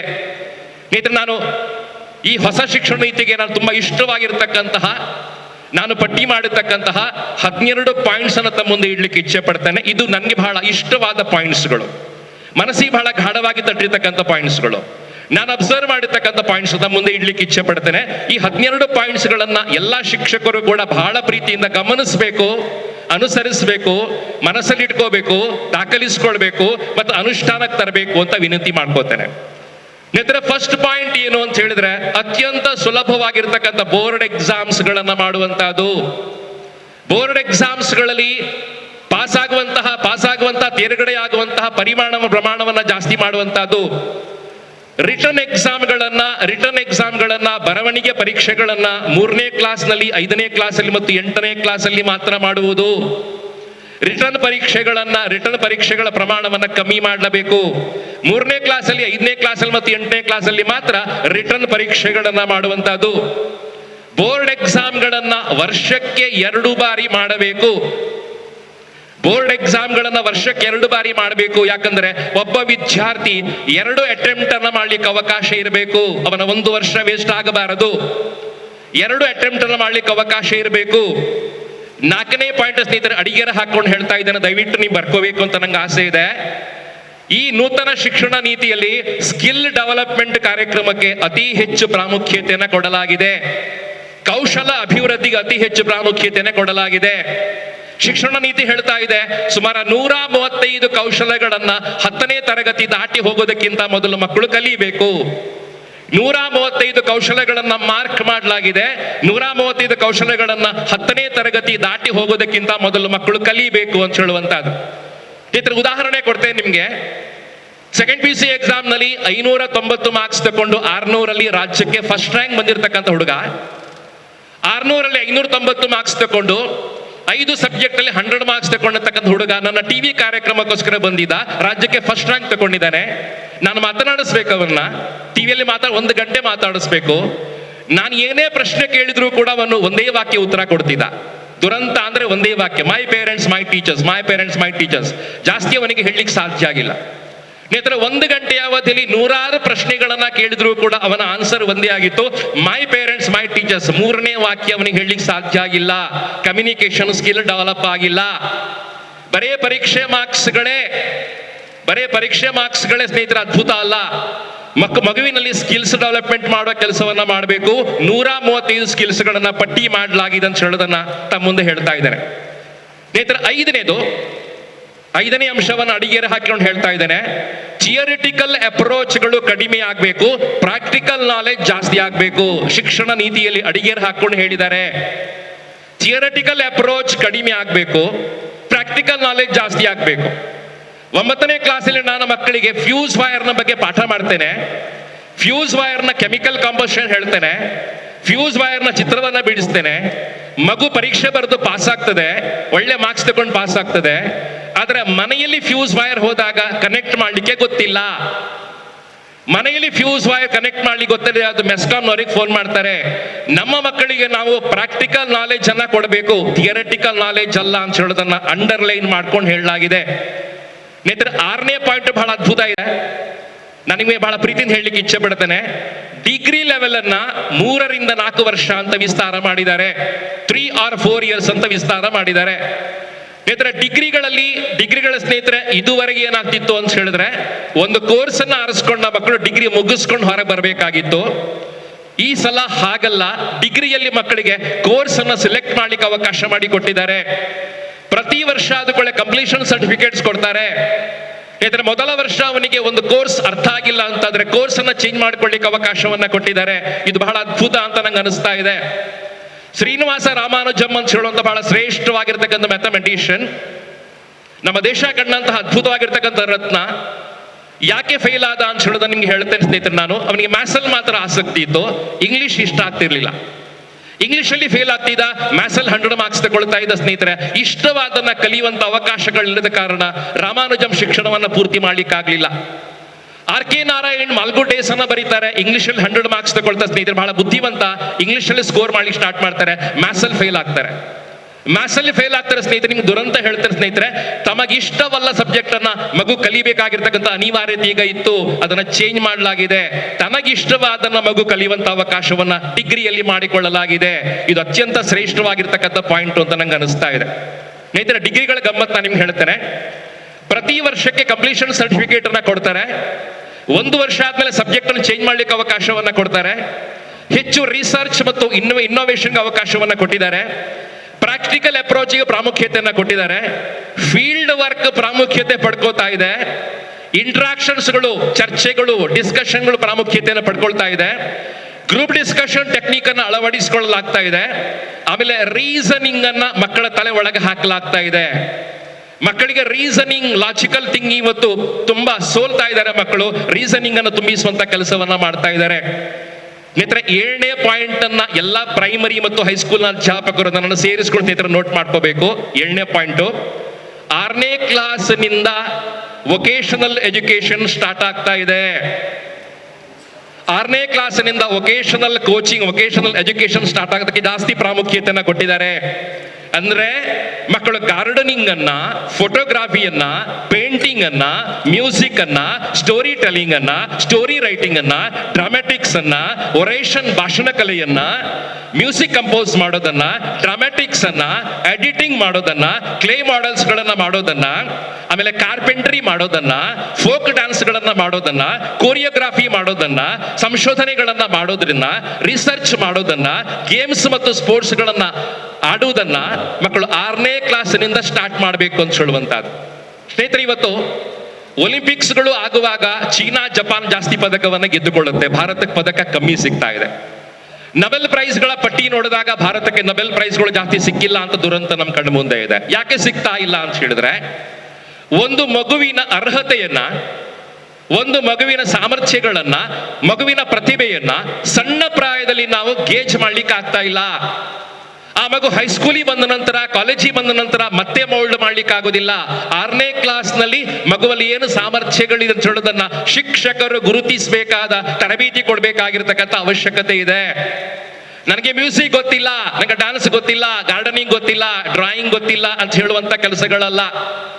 ಸರ್ಕಾರ ಎಲ್ಲವನ್ನ ನೇಮಕ ಮಾಡುತ್ತೆ ಹೇಳಲಿಕ್ಕೆ ಸಾಧ್ಯ ಇಲ್ಲ ಸ್ನೇಹಿತರೆ. ಒಬ್ಬ ಶಿಕ್ಷಕ ಡ್ರಾಯಿಂಗ್ ಟೀಚರ್ ಕೂಡ ಆಗ್ಬೇಕಾಗ್ತದೆ, ಒಬ್ಬ ಶಿಕ್ಷಕ ಇವತ್ತು ಮ್ಯಾಥ್ಸ್ ಕೂಡ ಕಲಿಸಬೇಕಾಗ್ತದೆ, ಒಬ್ಬ ಶಿಕ್ಷಕ ಇವತ್ತು ಡ್ಯಾನ್ಸ್ ಅನ್ನು ಕೂಡ ಕಲಿಸಬೇಕಾಗ್ತದೆ. ಸೊ ಈ ಒಂದು ಅರ್ಹತೆ ಶಿಕ್ಷಕರ ಡೆವಲಪ್ ಆಗಬೇಕಾಗಿರ್ತಕ್ಕಂಥ ಅವಶ್ಯಕತೆ ಇದೆ ಅಂತ ನಂಗೆ ಅನಿಸ್ತಾ ಇದೆ. ಸ್ನೇಹಿತರೆ, 8ನೇದು ತುಂಬಾ ಪ್ರಾಮುಖ್ಯವಾದ, ಪ್ರತಿಯೊಬ್ಬ ವಿದ್ಯಾರ್ಥಿ ತನಗಿಷ್ಟವಾಗಿರ್ತಕ್ಕಂಥ ಕೋರ್ಸ್ ಅನ್ನ ಚೂಸ್ ಮಾಡುವಂತಹ, ಸಿಲೆಕ್ಟ್ ಮಾಡುವಂತಹ ಅವಕಾಶಗಳನ್ನ ಪಡ್ಕೊಂಡಿದ್ದಾರೆ. ಹಿಂದೆ ಈ ಅವಕಾಶ ಇರಲಿಲ್ಲ, ಈ ಸಲ ಅವಕಾಶಗಳನ್ನ ಕೊಡಲಾಗಿದೆ. ಸ್ನೇಹಿತರೆ, 9ನೇದು ಹೈಯರ್ ಎಜುಕೇಶನ್ಗೆ ಹೆಚ್ಚು ಪ್ರಾಮುಖ್ಯತೆಯನ್ನು ಕೊಡಲಾಗಿದೆ. Higher education commission of India, HECI, repeat ಮಾಡ್ತೇನೆ, higher education commission of India ಇವತ್ತು ಫಾರ್ಮ್ ಆಗ್ತಾ ಇದೆ. ಎಲ್ಲ ಡಿಗ್ರಿ ಕೋರ್ಸ್ಗಳು, ಎಲ್ಲ PG ಕೋರ್ಸ್ಗಳು ಸ್ನೇಹಿತರೆ ಒಂದೇ ಅಂಬ್ರೆಲ್ಲಾದ ಅಡಿಗೆ ಬರ್ತಾ ಇದೆ. ಇಡೀ ರಾಷ್ಟ್ರದಲ್ಲಿ ಇವತ್ತು ಸ್ನೇಹಿತರೆ ಒಂದೇ ಅಂಬ್ರೆಲ್ಲಾದ ಅಡಿಯಲ್ಲಿ ಸ್ನೇಹಿತರೆ ಎಲ್ಲ ಕೋರ್ಸ್ ಅನ್ನ ಜೋಡಿಸುವಂತ ಕೆಲಸಗಳನ್ನ ನ್ಯೂ ಎಜುಕೇಶನ್ ಪಾಲಿಸಿ ಮಾಡ್ತಾ ಇದೆ. ಇದು ಅದ್ಭುತ ಅಂತ ನಂಗೆ ಅನಿಸ್ತಾ ಇದೆ. ಸ್ನೇಹಿತರೆ, 10ನೇ ಪಾಯಿಂಟ್ ಅನ್ನ ಒತ್ತಿ ಹೇಳ್ತಾ ಇದ್ದೇನೆ. ನ್ಯಾಷನಲ್ ಅಸೆಸ್ಮೆಂಟ್ ಸೆಂಟರ್ ಶಾಲೆಗಳ ಅರ್ಹತೆ ನಿರ್ಧಾರ ಮಾಡುವಂತಹ ಫರಕ್ ಅಂತ ಒಂದು ಅಂಗ ಸಂಸ್ಥೆ ಈಗ ರಚನೆಯಾಗಿದೆ. ಹೀಗೆ ಕಾಲೇಜಲ್ಲಿ ಇವತ್ತು ನ್ಯಾಕ್ಗಳ ಮೂಲಕ ಸ್ನೇಹಿತರೆ ಮೌಲ್ಯಮಾಪನವನ್ನ ಮಾಡ್ತಾರ, ಶಾಲಾ ಕಾಲೇಜುಗಳ ಮೌಲ್ಯಮಾಪನ ಆಗುವಂತ ಕೆಲಸಗಳು ಸ್ಟಾರ್ಟ್ ಆಗ್ತದೆ. ಫರಕ್ ಅಂತ ಒಂದು ಸಂಸ್ಥೆಯನ್ನು ಸ್ಥಾಪನೆ ಮಾಡಲಾಗಿದೆ. 11ನೇದು, ಶಿಕ್ಷಕರು ದಯವಿಟ್ಟು ಗಮನಿಸ್ಕೊಳ್ಳಿ, ನಾನು ಇದನ್ನ ಅಡಿಗೆರ ಹಾಕೊಂಡಿದ್ದೇನೆ ಸ್ನೇಹಿತರೆ. ಮಲ್ಟಿಮೀಡಿಯಾ ಲರ್ನಿಂಗ್ ಬಹಳ ಪ್ರಾಮುಖ್ಯತೆಯನ್ನು ಕೊಡಲಾಗಿದೆ. ಇಡೀ ನನ್ನ ಜೀವನದಲ್ಲಿ ನಾನು ಯಾವತ್ತೂ ಕೂಡ ಆನ್ಲೈನ್ ಕ್ಲಾಸ್ಗಳನ್ನ ಮಾಡಿರ್ಲಿಲ್ಲ, ಈ ಸಲ ಮಾಡಬೇಕಾಯ್ತು. ಕೊರೋನಾ ಬಂದ ಕಾರಣ ನಾನು ಆನ್ಲೈನ್ ಕ್ಲಾಸ್ ಮಾಡೋದನ್ನ ಕಲಿಬೇಕಾಯ್ತು. ಲರ್ನಿಂಗ್ ಆ್ಯಪ್ಗಳನ್ನ ಬಳಸ್ಕೊಳ್ಳೋದನ್ನ ಕಲಿಬೇಕಾಗ್ತದೆ. ಸೆಲ್ಫ್ ಲರ್ನಿಂಗ್ ಮೆಟೀರಿಯಲ್ಸ್ಗಳನ್ನ ನಾವು ಡಿಸೈನ್ ಮಾಡಬೇಕಾಗ್ತದೆ. ಆಮೇಲೆ effective use of audio visual ಏಡ್ಸ್ಗಳನ್ನ ಮಾಡಬೇಕಾಗ್ತದೆ. ಮಗು ಸೆಲ್ಫ್ ಆಗಿ ಸ್ಟಡಿ ಮಾಡುವಂತಹ ಟೆಕ್ನಿಕ್ಸ್ಗಳನ್ನ, ಸೆಲ್ಫ್ ಇವ್ಯಾಲ್ಯೂಯೇಷನ್ ಟೆಕ್ನಿಕ್ಸ್ಗಳನ್ನ ಮಗು ಮಾಡಬೇಕಾಗ್ತದೆ. ಜಿಮ್ಯಾಟ್ ಅನ್ನ ಪ್ರೈಮರಿ ಸ್ಕೂಲ್ಗಳ ಮೂಲಕ ಆರಂಭ ಮಾಡ್ತಾ ಇದ್ದಾರೆ. ಮಕ್ಕಳಿಗೆ ಜಿಮ್ಯಾಟ್ ಗೊತ್ತಾಗಬೇಕಾಗ್ತದೆ. ಸ್ನೇಹಿತರೆ, ಈ ಎಲ್ಲ ಅಂಶವನ್ನ ಇಟ್ಟುಕೊಂಡು ತಮ್ಮ ಮುಂದೆ ನಾನು 12ನೇ ಪಾಯಿಂಟ್ ಅನ್ನ ಪ್ರೆಸೆಂಟ್ ಮಾಡ್ತಾ ಇದ್ದೇನೆ. 12ನೇ ಪಾಯಿಂಟ್ ತುಂಬಾ ಅದ್ಭುತ ಇದೆ. ಪುಸ್ತಕದ ಹೊರೆಯನ್ನ ಕಮ್ಮಿ ಮಾಡುವಂತಹದ್ದು. ಹಿಂದೆ ಕೂಡ ಇತ್ತು, ಯಶ್ಪಾಲ್ ಸರ್ ಇದನ್ನು ಬಹಳ ಚೆನ್ನಾಗಿ ಹೇಳ್ತಾ ಇದ್ರು. ಪುಸ್ತಕದ ಹೊರೆಯನ್ನ ಕಮ್ಮಿ ಮಾಡುವಂತಹದ್ದು. ಮಗುವಿಗೆ ಪ್ರೈಮರಿ ಹಂತವನ್ನ ದಾಟಿ ಹೋಗುವ ಮೊದಲು ಹೋಮ್ ವರ್ಕ್ ಅನ್ನ ಅಬಾಲಿಷ್ ಮಾಡುವಂತ ಪ್ರಯತ್ನ ಮಾಡಬೇಕು. ಹೋಮ್ ವರ್ಕ್ ಬೇಡ ಅಂತ ಹೇಳುವಂತಹ ತೀರ್ಮಾನವನ್ನ ಈ ಪಾಲಿಸಿ ತಗೊಂಡಿದೆ. ಸ್ನೇಹಿತರೆ, 13ನೇ ಪಾಯಿಂಟು ಕೌಶಲಗಳ ಅಭಿವೃದ್ಧಿಗೆ ಜಾಸ್ತಿ ಪ್ರಾಮುಖ್ಯತೆಯನ್ನ ಕೊಟ್ಟಿರ್ತಕ್ಕಂಥದ್ದು. ನಾನು ಹೇಳಿದೆ 130ಕ್ಕಿಂತ ಜಾಸ್ತಿ ಕೌಶಲ್ಯಗಳನ್ನ ಮಗು ಕಲಿಬೇಕು. ಕಮ್ಯುನಿಕೇಶನ್ ಸ್ಕಿಲ್ ಅನ್ನ ಕಲಿಬೇಕು, ಡಿಸಿಷನ್ ಮೇಕಿಂಗ್ ಸ್ಕಿಲ್ ಅನ್ನ ಕಲಿಬೇಕು, ಡಿಸ್ಕಷನ್ ಮಾಡೋದನ್ನ ಕಲಿಬೇಕು, ಅನಾಲಿಸಿಸ್ ಮಾಡೋದನ್ನ ಕಲಿಬೇಕು, ಪ್ಲಾನಿಂಗ್ ಮಾಡೋದನ್ನ ಕಲಿಬೇಕು, ಟೀಮ್ ಬಿಲ್ಡಿಂಗ್ ಮಾಡೋದನ್ನ ಕಲಿಬೇಕು, ಮಾತಾಡೋದನ್ನ ಕಲಿಬೇಕು. ಇದೆಲ್ಲ ಸ್ಕಿಲ್ಗಳನ್ನ ಮಗು ಕಲಿಬೇಕು ಅಂತ ಬಹಳ ಒತ್ತು ಕೊಟ್ಟು ಹೇಳಲಾಗಿದೆ. ಸ್ನೇಹಿತರೆ, 14ನೇ ಪಾಯಿಂಟ್ ಇನ್ನೂ ಅದ್ಭುತ ಇದೆ. ಶಿಕ್ಷಕರು ಒಪ್ಕೊಳ್ತಾರ ಗೊತ್ತಿಲ್ಲ ನಂಗೆ. ಮಕ್ಕಳನ್ನ ಟೆಕ್ಸ್ಟ್ ಪುಸ್ತಕದಿಂದ ಹೊರಗೆ ತರುವುದು. ಕರಿಕುಲಮ್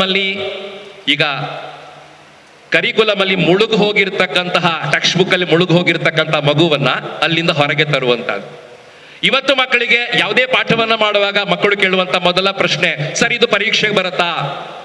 ಈ ಪ್ರಶ್ನೆ ಪರೀಕ್ಷೆಗೆ ಬರ್ತದ? ಮಗು ಕೇಳುತ್ತದೆ, ಮಗು ಸಹಜವಾಗಿ ಈ ಪ್ರಶ್ನೆ ಪರೀಕ್ಷೆಗೆ ಬರ್ತದ? ಟೆಕ್ಸ್ಟ್ ಪುಸ್ತಕ ಇಂಪಾರ್ಟೆಂಟ್ ಅಲ್ಲ, ಪರೀಕ್ಷೆಗಳು ಇಂಪಾರ್ಟೆಂಟ್ ಅಲ್ಲ. ನಮ್ಮ ಶಿಕ್ಷಣದ ಉದ್ದೇಶ ಮಕ್ಕಳನ್ನ ಪರೀಕ್ಷೆಗೆ ಪ್ರಿಪೇರ್ ಮಾಡುವುದು ದೇವರಾಣೆಗೂ ಅಲ್ಲ. ಮಕ್ಕಳನ್ನ ಪರೀಕ್ಷೆಗೆ ಪ್ರಿಪೇರ್ ಮಾಡೋದು ನಮ್ಮ ಉದ್ದೇಶ ಅಲ್ಲ ಸ್ನೇಹಿತರೆ. ನಮ್ಮ ಉದ್ದೇಶ ಮಗುವನ್ನ ಲೈಫಿಗೆ ಪ್ರಿಪೇರ್ ಮಾಡುವಂತಹದ್ದು, ಬದುಕಿಗೆ ಪ್ರಿಪೇರ್ ಮಾಡುವಂತಹದ್ದು ನಮ್ಮ ಉದ್ದೇಶ ಆಗಿರಬೇಕು. ಈ ಶಿಕ್ಷಣ ನೀತಿ ಸ್ನೇಹಿತರೆ ಅಡಿಗೆರ ಹಾಕೊಂಡು ಹೇಳ್ತಾ ಇದೆ, ಮಗುವನ್ನ ಪರೀಕ್ಷೆಗೆ ಪ್ರಿಪೇರ್ ಮಾಡುವಂತದ್ದಲ್ಲ, ಬರೇ ಮಗುವಿನ ಮೆಮೊರಿಯನ್ನ ಜಾಸ್ತಿ ಮಾಡೋದಲ್ಲ, ಬರೀ ಮಗುವಿನ ನಾಲೆಜ್ ಅನ್ನ ಜಾಸ್ತಿ ಮಾಡೋ ಕೆಲಸಗಳಲ್ಲ, ಮಗುವನ್ನ ಬದುಕಿಗೆ ಪ್ರಿಪೇರ್ ಮಾಡೋ ಶಿಕ್ಷಣವನ್ನ ಕೊಡಬೇಕು ಅಂತ ಹೇಳೋದನ್ನ ಸ್ನೇಹಿತರೆ ಒತ್ತು ಕೊಟ್ಟು ಹೇಳಲಾಗಿದೆ. ಆದ್ರಿಂದ ಇದು ಅದ್ಭುತವಾಗಿರ್ತಕ್ಕಂಥ ನೀತಿ ಅಂತ ನಂಗೆ ಅನಿಸ್ತಾ ಇದೆ. ಸ್ನೇಹಿತರೆ, ನಾನು ಶಿಕ್ಷಕರು ಮಾಡಬೇಕಾಗಿರ್ತಕ್ಕಂಥ ಕೆಲಸ ನಾನು ಬರ್ಕೊಂಬಂದೆ. ನಂಗೆಲ್ಲವನ್ನ ಹೇಳಿ ಕಷ್ಟ ಆಗುತ್ತೆ, ಇವತ್ತು ಸಮಯ ಮುಗಿತಾ ಇದೆ. ನಾವೆಲ್ಲ ಶಿಕ್ಷಕರು ನಮ್ಮ ಮೈಂಡ್ ಸೆಟ್ಗಳಿಂದ ಹೊರಗೆ ಬರುವಂತದ್ದು. ನಾನು ಶಿಕ್ಷಕ, ನನ್ನ ಸರ್ವಿಸ್ 23 ವರ್ಷ ಆಗಿದೆ. ನಾನು ಶಿಕ್ಷಕ, ಸರ್ವಿಸ್ 30 ವರ್ಷ ಆಗಿದೆ. ನಾನೇನು ಹೊಸ್ತು ಕಲ್ತ್ಕೊಳ್ಳಿಕ್ಕಿಲ್ಲ. ನಾನು 30 ವರ್ಷಗಳಿಂದ ಅದೇ ಪಾಠ ಮಾಡ್ತಾ ಇದ್ದೇನೆ, ಅದೇ ನೋಟ್ಸ್ ಕೊಡ್ತಾ ಇದ್ದೇನೆ, ಅದೇ ಪಾಠ ಮಾಡ್ತಾ ಇದ್ದೇನೆ, ಅದೇ ಕಥೆಯನ್ನು ಹೇಳ್ತಾ ಇದ್ದೇನೆ ಅಂತ ಹೇಳೋದನ್ನ ಬಿಟ್ಟು ಸ್ನೇಹಿತರೆ ಹೊರಗೆ ಬರ್ಲಿಕ್ಕೆ ಪ್ರಯತ್ನಿಸುವಂತದ್ದು. ನಾನು ಮತ್ತೆ ವಿನಂತಿ ಮಾಡ್ಕೊಳ್ತೇನೆ, ಶಿಕ್ಷಕರ ನಿಜವಾದ ಸವಾಲುಗಳು ಸ್ನೇಹಿತರೆ ಸ್ಟಾರ್ಟ್ ಆಗುವಂತದ್ದು 2022 ಇಸ್ವಿ ನಂತರ.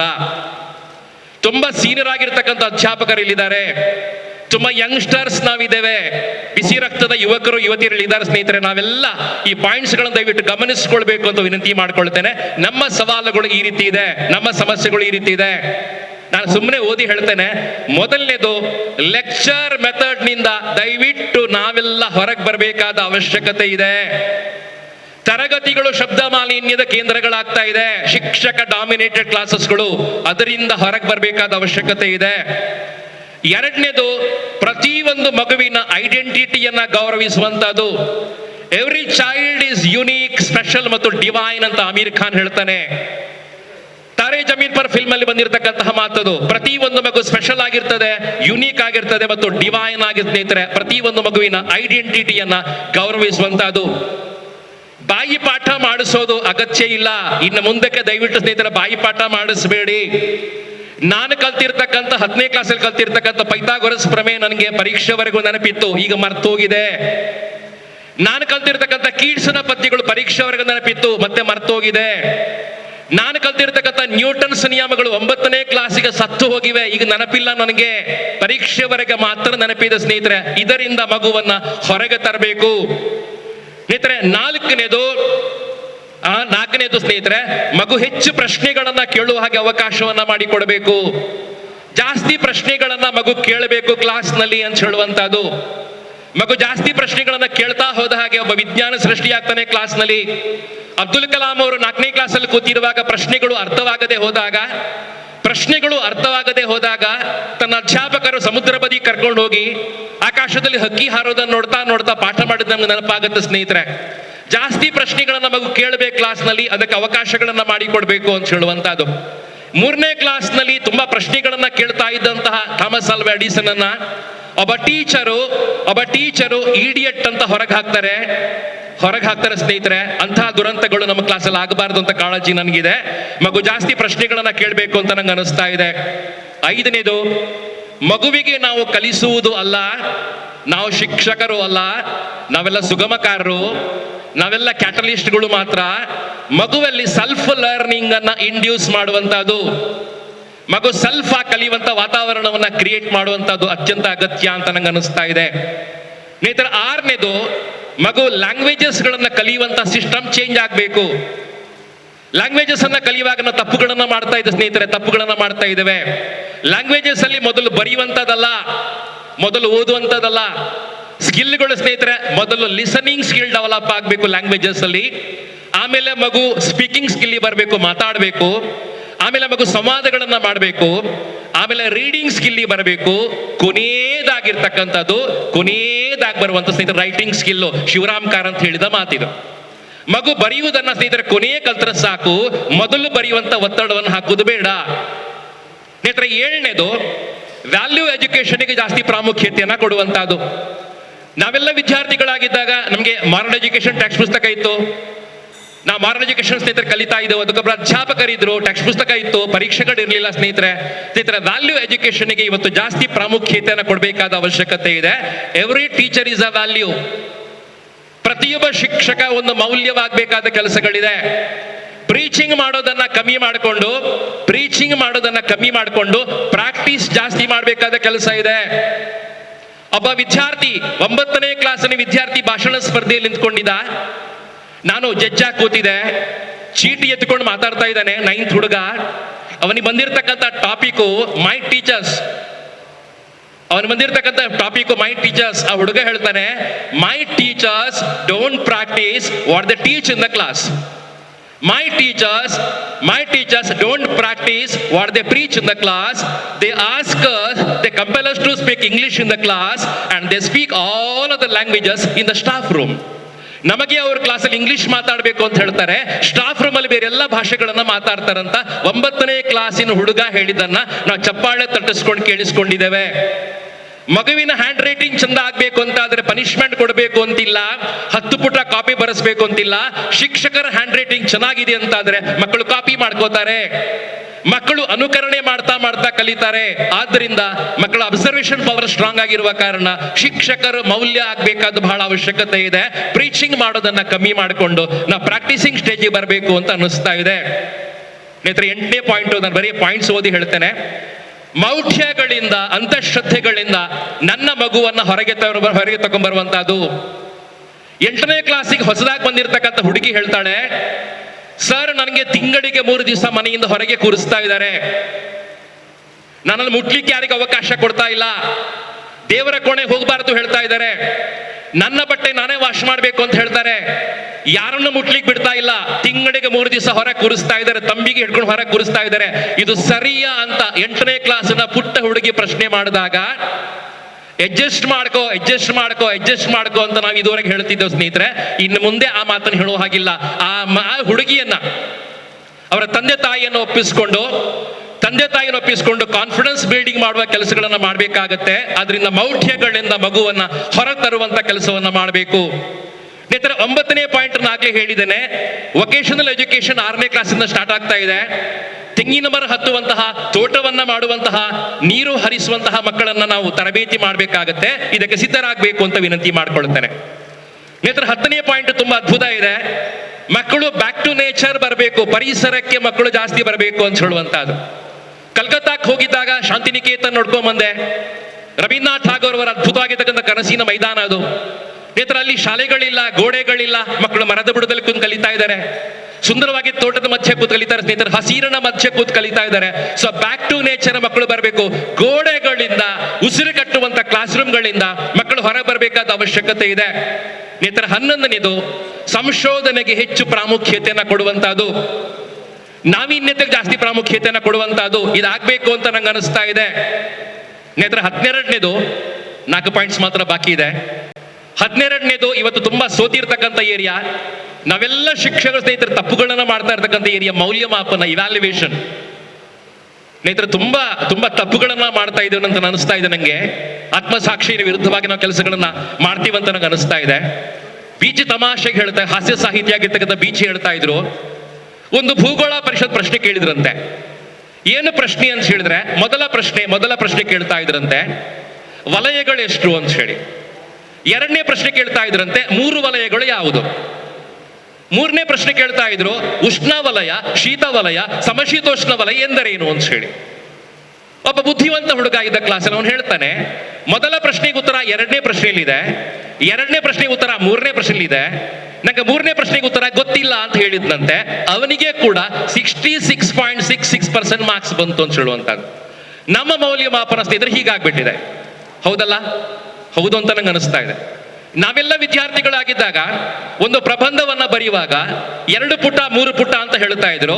ಈಗ 10 ಸಾಲು ಸಾಕು ಅಂತ ಹೇಳಿದ್ದಾರೆ. 10ನೇ ಕ್ಲಾಸಿನ ಮಗು 6 ಸಾಲು ಬರೆದು ಮುಗಿಸ್ತದೆ. ಆ ಪ್ರಬಂಧವನ್ನ ವಿಸ್ತಾರ ಮಾಡ್ಲಿಕ್ಕೆ ಮಗು ಕಲಿಸ್ಕೊಟ್ಟಿಲ್ಲ ನಾವು. ಯಾಕೆ? 6 ಸಾಲುಗಳ ಪ್ರಬಂಧ ಸಾಕು. ಅದೇ ಪರಿಸರ ಮಾಲಿನ್ಯ, ಅದೇ ಜನಸಂಖ್ಯಾ ಸ್ಫೋಟ, ಬೇರೆ ಟಾಪಿಕ್ಸ್ ಇಲ್ಲ, ಮಗು ಅದನ್ನೇ ಕಲಿತದೆ. ಮಗು ಅದನ್ನೇ ಕಲಿತದೆ. ನಾವು ನಮ್ಮ ಮೌಲ್ಯಮಾಪನ ದೋಷದಲ್ಲಿ ಬಹಳ ದೋಷಗಳಿವೆ ಸ್ನೇಹಿತರೆ, ಅದನ್ನ ಸರಿಪಡಿಸಬೇಕು ಅಂತ ಅನಿಸ್ತಾ ಇದೆ. ಹೇಗೆ? ರಿಟರ್ನ್ ಎಕ್ಸಾಮ್ಗಳ ಸಂಖ್ಯೆಯನ್ನ ಕಮ್ಮಿ ಮಾಡಲಾಗುವುದು. 3ನೇ ಕ್ಲಾಸಲ್ಲಿ, 5ನೇ ಕ್ಲಾಸ್ ಮತ್ತು 8ನೇ ಕ್ಲಾಸಲ್ಲಿ ಮಾತ್ರ ಬರವಣಿಗೆ ಪರೀಕ್ಷೆಗಳನ್ನ ಮಾಡುವಂತಹದ್ದು. ಬೋರ್ಡ್ ಪರೀಕ್ಷೆಗಳು ಬಹಳ ಸುಲಭವಾಗುವಂತಹದ್ದು. ಸೆಲ್ಫ್ ಇವ್ಯಾಲ್ಯೂಯೇಷನ್ ಜಾಸ್ತಿ ಪ್ರಾಮುಖ್ಯತೆಯನ್ನು ಕೊಡುವಂತಹದ್ದು. MCQಗಳ ಪ್ರಮಾಣವನ್ನ ಜಾಸ್ತಿ ಮಾಡುವಂತಹದ್ದು. ಆಮೇಲೆ ಎಸ್ಸೆ ಟೈಪ್ ಕ್ವಶನ್ಗಳನ್ನ ಜಾಸ್ತಿ ಮಾಡುವಂತಹದ್ದು. GMAT ಅನ್ನ ಅಪ್ಲೈ ಮಾಡುವಂತಹದ್ದು, ಲಾಜಿಕಲ್ ಥಿಂಕಿಂಗ್ ಅನ್ನು ಸ್ನೇಹಿತರೆ ಸವಾಲಾಗಿ ತಗೊಳ್ಳುವಂತಹದ್ದು, ಇದೆಲ್ಲ ಕೂಡ ಆಗ್ಬೇಕು ಅಂತ ನಂಗೆ ಅನಿಸ್ತಾ ಇದೆ. ಆದ್ರಿಂದ ಮೌಲ್ಯಮಾಪನ ಸಿಸ್ಟಮ್ ಅಲ್ಲಿ ನಾವು ತುಂಬಾ ಕೆಲಸಗಳನ್ನ ಮಾಡಬೇಕು ಅಂತ ಅನಿಸ್ತಾ ಇದೆ. ನನ್ನ ಶಿಕ್ಷಕ ಬಂಧುಗಳೇ, ನಾನು ದೀರ್ಘವಾಗಿ ಮಾತನಾಡಿ ಬಂದಿಲ್ಲ. 2022 ನಾವೆಲ್ಲ ಶಿಕ್ಷಕರು ಪ್ರಿಪೇರ್ ಆಗಬೇಕಾದ ಅವಶ್ಯಕತೆ ಇದೆ. ನಾವೆಲ್ಲರೂ ಕೂಡ ಸನ್ನದ್ಧರ ಅವಶ್ಯಕತೆ ಇದೆ. ಇಲ್ಲ ಅಂತಾದ್ರೆ ಮಕ್ಕಳು ನಮ್ಮನ್ನ ಮೀರಿಸ್ತಾರೆ. ಮಕ್ಕಳು ಲಾಜಿಕಲ್ ಥಿಂಕಿಂಗ್ ಅನ್ನ ಕಲ್ತ್ಕೋತಾರೆ. ಸೋಷಿಯಲ್ ಮೀಡಿಯಾದಲ್ಲಿ ನಮ್ಮನ್ನು ರೂಲ್ ಮಾಡ್ತಾ ಇದ್ದಾರೆ. ಗೂಗಲ್ ಗುರು ಹುಟ್ಟಿಕೊಳ್ತಾ ಇದ್ದಾನೆ. ಗೂಗಲ್ ಜಗತ್ತಿನ ಬ್ರಹ್ಮಾಂಡವನ್ನು ಮಕ್ಕಳಿಗೆ ಕೊಡ್ತಾ ಇದ್ದಾನೆ. ನಮಗಿಂತ ಚೆನ್ನಾಗಿ ಗೂಗಲ್ ಮಕ್ಕಳಿಗೆ ಪಾಠ ಮಾಡ್ಲಿಕ್ಕೆ ಸ್ಟಾರ್ಟ್ ಮಾಡ್ತದೆ. ಆದ್ದರಿಂದ ಮಕ್ಕಳು ತರಗತಿ ಕೋಣೆ ಆಕರ್ಷಣೆ ಕಳ್ಕೋತಾರೆ. ನಮ್ಮ ತರಗತಿ ಕೋಣೆಯನ್ನ ರೋಮಾಂಚನ ಮಾಡುವಂತಹ, ಮಕ್ಕಳಿಗೆ ಎಕ್ಸೈಟ್ಮೆಂಟ್ ಕೊಡುವಂತಹ, ಮಕ್ಕಳಲ್ಲಿ ಕಲ್ಪನಾ ಲೋಕವನ್ನು ಸೃಷ್ಟಿ ಮಾಡುವಂತಹ, ಮಕ್ಕಳ ಅದ್ಭುತವಾಗಿರ್ತಕ್ಕಂಥ ಸೃಜನಶೀಲ ಥಿಂಕಿಂಗ್ ಅನ್ನ ಜಾಸ್ತಿ ಮಾಡುವಂತಹ, ಬಲ ಮೆದುಳನ್ನ ಮಗು ಜಾಸ್ತಿ ಬಳಸ್ಕೊಳ್ಳುವ ಹಾಗೆ ನೋಡಿಕೊಳ್ಳುವಂತಹ, ಎಡ ಮೆದುಳನ್ನ ಕಮ್ಮಿ ಬಳಸ್ಕೊಳ್ಳುವಂತಹ, ರೈಟ್ ಬ್ರೈನ್ ಮಕ್ಕಳು ಜಾಸ್ತಿ ಬಳಸ್ಕೊಳ್ಳುವಂತಹ, ಜಾಸ್ತಿ ಪ್ರಶ್ನೆಗಳನ್ನ ಕೇಳುವಂತಹ, ಮಕ್ಕಳು ಅದ್ಭುತವಾಗಿ ಕಲ್ಪನೆಗಳನ್ನ ಜೋಡಿಸಿಕೊಳ್ಳುವಂತಹ, ಮಗು ಬರಲಿಕ್ಕೆ ಸ್ಟಾರ್ಟ್ ಮಾಡುವಂತಹ, ಮಗು ಹಾಡ್ಲಿಕ್ಕೆ ಸ್ಟಾರ್ಟ್ ಮಾಡುವಂತಹ, ಮಗುವಿನ ಸರ್ವಾಂಗೀಣವಾದ ಪ್ರಗತಿಗೆ ಪೂರಕವಾಗಿರ್ತಕ್ಕಂಥ ಕ್ಲಾಸ್ ರೂಮ್ ಅನ್ನ ನಾವೆಲ್ಲ ಸಿದ್ಧಪಡಿಸೋಣ ಅಂತ ಹೇಳೋ ಮಾತನ್ನು ಹೇಳ್ತಾ ನಿಮ್ಗೆಲ್ಲ ಧನ್ಯವಾದ ಹೇಳ್ತೇನೆ. Thank you very much. ಮತ್ತೊಮ್ಮೆ ಭೇಟಿಯಾಗೋಣ. ರಾಷ್ಟ್ರೀಯ ಶಿಕ್ಷಣ ನೀತಿ 2020 ವಿಸ್ತೃತ ಪರಿಚಯ ಮಾಡಿಸಿರುವ, ವಿಶೇಷ ಉಪನ್ಯಾಸ ನೀಡಿರುವ ನಿಮ್ಮ ಪರಿಚಯ ಸಭೆಗೆ ಮಾಡಿಸದೇ ಇದ್ರೆ ಅದು ಸಮಂಜಸ ಅಲ್ಲ. ಹಾಗೆ ನಮ್ಮ ವಿಶ್ವವಿದ್ಯಾಲಯದ MBA ಟೂರಿಸಂ ಡಿಪಾರ್ಟ್ಮೆಂಟ್ನ ಶೇಖರ್ ನಾಯಕ್ ಅವರು ಸಂಕ್ಷಿಪ್ತವಾಗಿ ನಮ್ಮ ಸಂಪನ್ಮೂಲ ವ್ಯಕ್ತಿಗಳ ಪರಿಚಯವನ್ನು ಸಭೆಗೆ ಮಾಡಿಸಬೇಕಾಗಿ ನಾನು ಕೇಳಿ. ನಮಸ್ಕಾರ. ಕರ್ನಾಟಕ ಸರ್ಕಾರ ಮತ್ತು ಮಂಗಳೂರು ವಿಶ್ವವಿದ್ಯಾನಿಲಯದ ಮಹತ್ವಾಕಾಂಕ್ಷಿ ಯೋಜನೆ ಸರ್ಕಾರಿ ಶಾಲೆಗಳ ದತ್ತು ಕಾರ್ಯಕ್ರಮ, ಇದರ ಅಂಗವಾಗಿ ಇವತ್ತು ನಡೆಯುವ ಓರಿಯೆಂಟೇಷನ್ ಕಾರ್ಯಕ್ರಮದಲ್ಲಿ ವಿಶೇಷ ಉಪನ್ಯಾಸವನ್ನು ಕೊಡಲಿಕ್ಕೆ ಬಂದ JC ರಾಜೇಂದ್ರ ಭಟ್ ಕೆ ಅವರ ಕಿರು ಪರಿಚಯನ ಕೊಡುವ ಪ್ರಯತ್ನವನ್ನು ನಾನಿಲ್ಲಿ ಮಾಡಲಿಕ್ಕಿದ್ದೇನೆ. JC ರಾಜೇಂದ್ರ ಭಟ್ ಕೆ ಅವರು 1967 ಫೆಬ್ರವರಿ 22ರಂದು ಕಾರ್ಕಳದಲ್ಲಿ ಜನಿಸಿದರು. ವಿದ್ಯಾರ್ಥಿ ಜೀವನದಲ್ಲಿ ಸಾಕಷ್ಟು ಸಕ್ರಿಯರಾಗಿದ್ದ ಅವರು 3 ರಾಜ್ಯ ಮಟ್ಟದ ಪ್ರಶಸ್ತಿಗಳು ಅವರಿಗೆ ಸಂದಿದವು. ಭಾವಗೀತೆ, ರಸಪ್ರಶ್ನೆ ಮತ್ತು ಭಾಷಣ. ಅವರ ಸ್ನಾತಕೋತ್ತರ ಪದವಿ ಇಂಗ್ಲಿಷ್ ಸಾಹಿತ್ಯದಲ್ಲಿ ಪಡೆದುಕೊಂಡರು. 1988ರಿಂದ ಕಾರ್ಕಳ ತಾಲೂಕಿನ ಇನ್ನಾ ಗ್ರಾಮದ ಆಯುರ್ವೇದ ಭೂಷಣ MV ಶಾಸ್ತ್ರಿ ಪ್ರೌಢಶಾಲೆಯಲ್ಲಿ ಶಿಕ್ಷಕ ವೃತ್ತಿಯನ್ನು ಅವರು ಆರಂಭಿಸಿದರು. ಶಿಕ್ಷಣ ಇಲಾಖೆಯಿಂದ ಅತ್ಯುತ್ತಮ ಶಿಕ್ಷಕ ರಾಜ್ಯ ಪ್ರಶಸ್ತಿಯನ್ನು ಅವರು ಪಡೆದುಕೊಂಡಿದ್ದಾರೆ. ಕರ್ನಾಟಕ ಕೊಂಕಣಿ ಸಾಹಿತ್ಯ ಅಕಾಡೆಮಿ ವತಿಯಿಂದ ಅತ್ಯುತ್ತಮ ಕೊಂಕಣಿ ಶಿಕ್ಷಕ ರಾಜ್ಯ ಪ್ರಶಸ್ತಿ, ರಾಜ್ಯ ಮಾನವ ಸಂಪನ್ಮೂಲ ಇಲಾಖೆಯಿಂದ ಅತ್ಯುತ್ತಮ ಮಾನವ ಸಂಪನ್ಮೂಲ ಶಿಕ್ಷಕ ಪ್ರಶಸ್ತಿ, 1988ರಿಂದ JC ಬೆಲ್ಮೆಂಟ್ ಸಂಸ್ಥೆಯ ಸದಸ್ಯರಾಗಿ ಅವರಿದ್ದಾರೆ. 1998ರಲ್ಲಿ ವಲಯ 15ರ ವಲಯ ಉಪಾಧ್ಯಕ್ಷರಾಗಿ ಅವರು ಸೇವೆಯನ್ನು ನಿರ್ವಹಿಸುತ್ತಾರೆ. 1999ರಲ್ಲಿ JCI ಭಾರತ ವಲಯದ 15ರ ವಲಯಾಧ್ಯಕ್ಷ ಗೌರವ ಇದು ರಾಷ್ಟ್ರ ಮಟ್ಟದಲ್ಲಿ ಅವರ 3ನೇ ಸ್ಥಾನ. 1994ರಲ್ಲಿ ವಲಯ ತರಬೇತುದಾರರು, 2000ರಲ್ಲಿ ರಾಷ್ಟ್ರೀಯ ತರಬೇತುದಾರ, 2002ರಲ್ಲಿ ಅಂತಾರಾಷ್ಟ್ರೀಯ JCI ಸಂಸ್ಥೆಯಿಂದ ಪ್ರೈಮ್ ಪದವಿಯನ್ನು ಪಡೆದುಕೊಂಡಿದ್ದಾರೆ. 2004ರಲ್ಲಿ ಅಂತಾರಾಷ್ಟ್ರೀಯ JCI ಸಂಸ್ಥೆಯಿಂದ ಎಕ್ಸೆಲ್ ಪದವಿಯನ್ನು ಸಹ ಅವರಿಗೆ ಸಂದಿದೆ. 1994ರಿಂದ ತರಬೇತು ಕ್ಷೇತ್ರದಲ್ಲಿ ಸಕ್ರಿಯವಾಗಿ ಅವರನ್ನು ಒಳಗೊಂಡಿಸಿಕೊಂಡ ಅವರು ಶಿಕ್ಷಕರಿಗೆ, ವಿದ್ಯಾರ್ಥಿಗಳಿಗೆ, ವಕೀಲರಿಗೆ, ವೈದ್ಯರಿಗೆ, ಬ್ಯಾಂಕ್ ಉದ್ಯೋಗಿಗಳಿಗೆ, ಉದ್ಯಮಿಗಳಿಗೆ, ಯುವಕ ಸಂಸ್ಥೆಗಳಿಗೆ, ಪೊಲೀಸ್ ಇಲಾಖೆ, ರೋಟರಿ ಲಯನ್ಸ್, JCI ಸದಸ್ಯರಿಗೆ, ಸಬ್ ಜೈಲ್ನ ಕ್ರಿಮಿನಲ್ ಅಪರಾಧಿಗಳಿಗೆ, ಪಂಚಾಯತ್ ಸದಸ್ಯರಿಗೆ, ಉದ್ಯೋಗಿಗಳಿಗೆ, ಸಹಕಾರಿ ಸಂಸ್ಥೆಗಳಿಗೆ, ಹೀಗೆ ಅನೇಕರಿಗೆ ದೇಶಾದ್ಯಂತ ತರಬೇತನ್ನು ನೀಡಿರುವ ಪರಿಣಿತಿ ಅವರಿಗಿದೆ, ಅನುಭವ ಇದೆ. 26 ವರ್ಷಗಳ ಅವಧಿಯಲ್ಲಿ ನೀಡಿದ ತರಬೇತಿಗಳ ಸಂಖ್ಯೆ ಸುಮಾರು 5,000ಕ್ಕಿಂತಲೂ ಹೆಚ್ಚು. ವಿವಿಧ ವೇದಿಕೆಯ ಕಾರ್ಯಕ್ರಮಗಳಲ್ಲಿ, ವಿವಿಧ ಸಮ್ಮೇಳನ, ವಿಚಾರ ಸಂಕಿರಣಗಳಲ್ಲಿ, ವಿವಿಧ ವಿಷಯಗಳ ಮೇಲೆ ಸಾವಿರಾರು ಉಪನ್ಯಾಸ ನೀಡಿದ ಅನುಭವ ಅವರಿಗಿದೆ.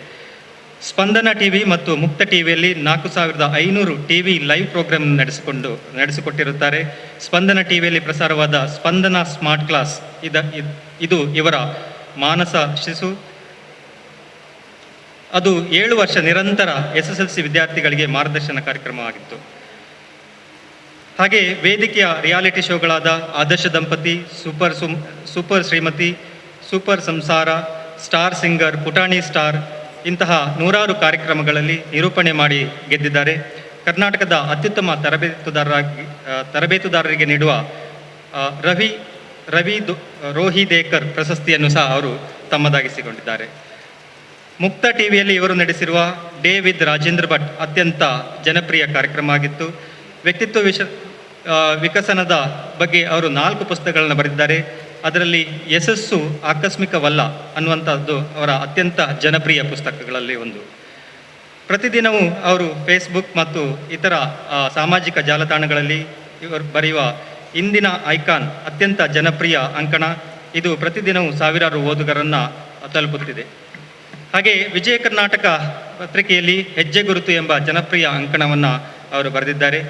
ಹಾಗೆ ಒಟ್ಟಾರೆ ಹೇಳುವುದಾದರೆ ಇವರು ಒಬ್ಬ ಉತ್ತಮ ಶಿಕ್ಷಕ, ಭಾಷಣಕಾರ, ತರಬೇತುದಾರ, ಗಾಯಕ, ಸಂಗೀತ ಸಂಯೋಜಕ, ಲೇಖಕ, ಕಾರ್ಯಕ್ರಮ ನಿರೂಪಕ, ವೀಕ್ಷಕ ವಿವರಣೆಗಾರ, ಸಂಘಟಕ.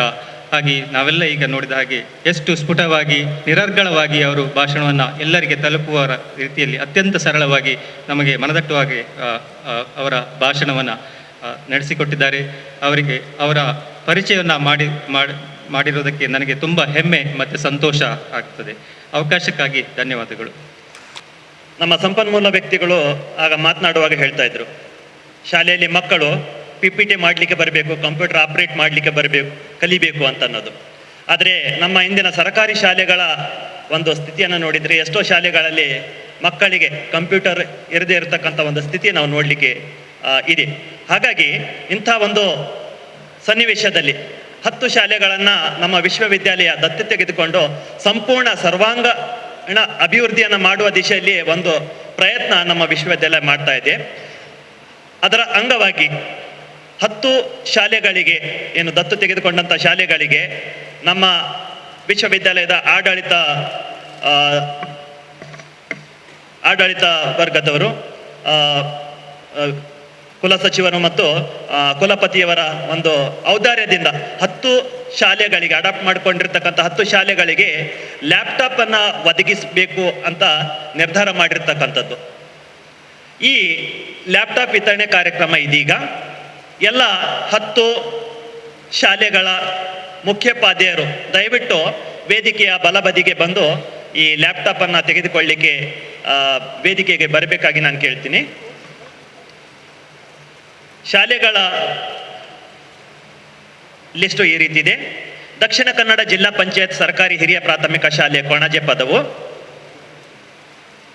ದಕ್ಷಿಣ ಕನ್ನಡ ಜಿಲ್ಲಾ ಪಂಚಾಯತ್ ಸರ್ಕಾರಿ ಪ್ರೌಢಶಾಲೆ ಕೊಣಾಜೆ ಪದವು, ದಕ್ಷಿಣ ಕನ್ನಡ ಜಿಲ್ಲಾ ಪಂಚಾಯತ್ ಸರ್ಕಾರಿ ಲೋವರ್ ಪ್ರಾಥಮಿಕ ಶಾಲೆ ಕುಂಟಲಗೊಳಿ ಕೊಣಾಜೆ, ದಕ್ಷಿಣ ಕನ್ನಡ ಜಿಲ್ಲಾ ಪಂಚಾಯತ್ ಸರ್ಕಾರಿ ಹಿರಿಯ ಪ್ರಾಥಮಿಕ ಶಾಲೆ ರಾಜಗುಡ್ಡೆ ಹರೇಕಳ, ಸರ್ಕಾರಿ ಪ್ರೌಢಶಾಲೆ ನ್ಯೂ ಪಡ್ಪು ಹರೇಕಳ, ದಕ್ಷಿಣ ಕನ್ನಡ ಜಿಲ್ಲಾ ಪಂಚಾಯತ್ ಸರ್ಕಾರಿ ಪ್ರೌಢಶಾಲೆ ಪಾವೂರು, ದಕ್ಷಿಣ ಕನ್ನಡ ಜಿಲ್ಲಾ ಪಂಚಾಯತ್ ಸರ್ಕಾರಿ ಹಿರಿಯ ಪ್ರಾಥಮಿಕ ಶಾಲೆ ಇನೋಳೆ ಪಾವೂರು, ದಕ್ಷಿಣ ಕನ್ನಡ ಜಿಲ್ಲಾ ಪಂಚಾಯತ್ ಸರ್ಕಾರಿ ಹಿರಿಯ ಪ್ರಾಥಮಿಕ ಶಾಲೆ ಊರುಮನೆ ಮಂಜನಾಡಿ, ದಕ್ಷಿಣ ಕನ್ನಡ ಜಿಲ್ಲಾ ಪಂಚಾಯತ್ ಸರ್ಕಾರಿ ಹಿರಿಯ ಪ್ರಾಥಮಿಕ ಶಾಲೆ ದೇರಳಕಟ್ಟೆ ಮತ್ತು ರಾಮಕೃಷ್ಣ ಅನುದಾನಿತ ಪ್ರೌಢಶಾಲೆ ಹರೇಕಳ. ಈ ಎಲ್ಲ ಮುಖ್ಯೋಪಾಧ್ಯಾಯರು ದಯವಿಟ್ಟು ವೇದಿಕೆಗೆ ಬರಬೇಕು. ಮೊದಲ 5 ಪ್ರಾಥಮಿಕ ಶಾಲೆಗಳ ಮುಖ್ಯೋಪಾಧ್ಯಾಯರಿಗೆ ಲ್ಯಾಪ್ಟಾಪ್ ಅನ್ನು ನಮ್ಮ ವಿಶ್ವವಿದ್ಯಾನಿಲಯದ ಮಾನ್ಯ ಕುಲಪತಿಗಳಾಗಿರುವ ಪ್ರೊಫೆಸರ್ P. ಎಡಪಡಿ ತಾಯ ಸರ್ ಅವರು ವಿತರಿಸಬೇಕಾಗಿ ನಾನು ಕೇಳಿಕೊಳ್ತೀನಿ. ದಕ್ಷಿಣ ಕನ್ನಡ ಜಿಲ್ಲಾ ಪಂಚಾಯತ್ ಸರ್ಕಾರಿ ಹಿರಿಯ ಪ್ರಾಥಮಿಕ ಶಾಲೆ ಕೊಣಾಜೆ ಪದವು ಇದರ ಮುಖ್ಯೋಪಾಧ್ಯಾಯರು, ಪ್ರೌಢಶಾಲೆ HM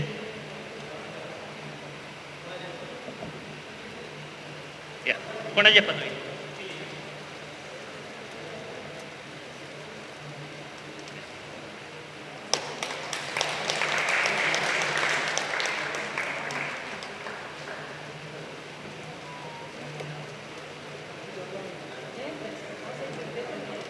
ದಕ್ಷಿಣ ಕನ್ನಡ ಜಿಲ್ಲಾ ಪಂಚಾಯತ್ ಸರ್ಕಾರಿ ಪ್ರೌಢಶಾಲೆ ಕೊಣಾಜೆ ಪದವು,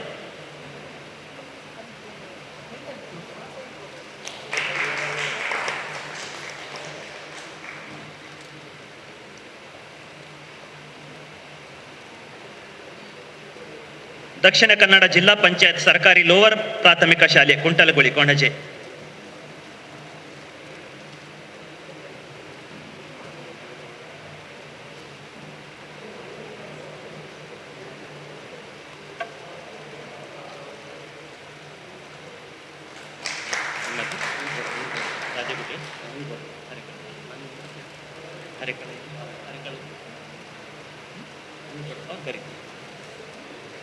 ದಕ್ಷಿಣ ಕನ್ನಡ ಜಿಲ್ಲಾ ಪಂಚಾಯತ್ ಸರ್ಕಾರಿ ಹಿರಿಯ ಪ್ರಾಥಮಿಕ ಶಾಲೆ ರಾಜಗುಡ್ಡೆ ಹರೇಕಳ.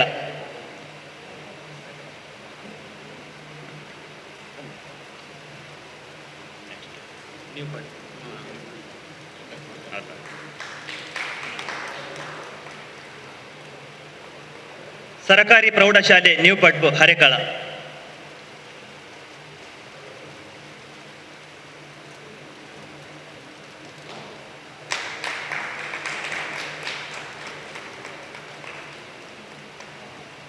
ಮುಂದಿನ ಗಣಕಯಂತ್ರ ವಿತರಣೆ ಕುಲಸಚಿವರು ಈಗಾಗಲೇ ಮಾಡ್ತಾ ಇದ್ದಾರೆ. ದಕ್ಷಿಣ ಕನ್ನಡ ಜಿಲ್ಲಾ ಪಂಚಾಯತ್ ಸರ್ಕಾರಿ ಪ್ರೌಢಶಾಲೆ ಪಾವೂರು.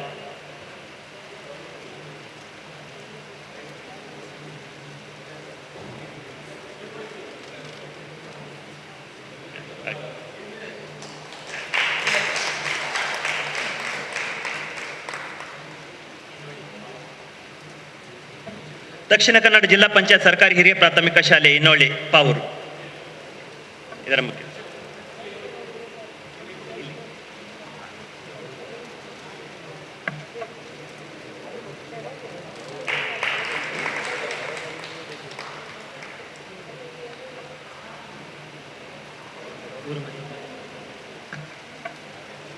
ದಕ್ಷಿಣ ಕನ್ನಡ ಜಿಲ್ಲಾ ಪಂಚಾಯತ್ ಸರ್ಕಾರಿ ಹಿರಿಯ ಪ್ರಾಥಮಿಕ ಶಾಲೆ ಊರು ಮನೆ ಮಂಚನಾಡಿ.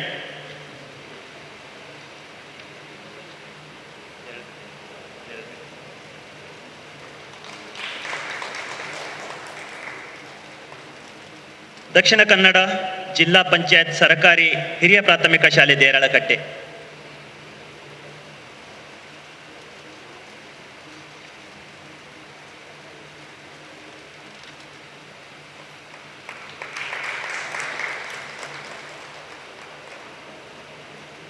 ರಾಮಕೃಷ್ಣ ಅನುದಾನಿತ ಪ್ರೌಢಶಾಲೆ ಹರೇಕಳ.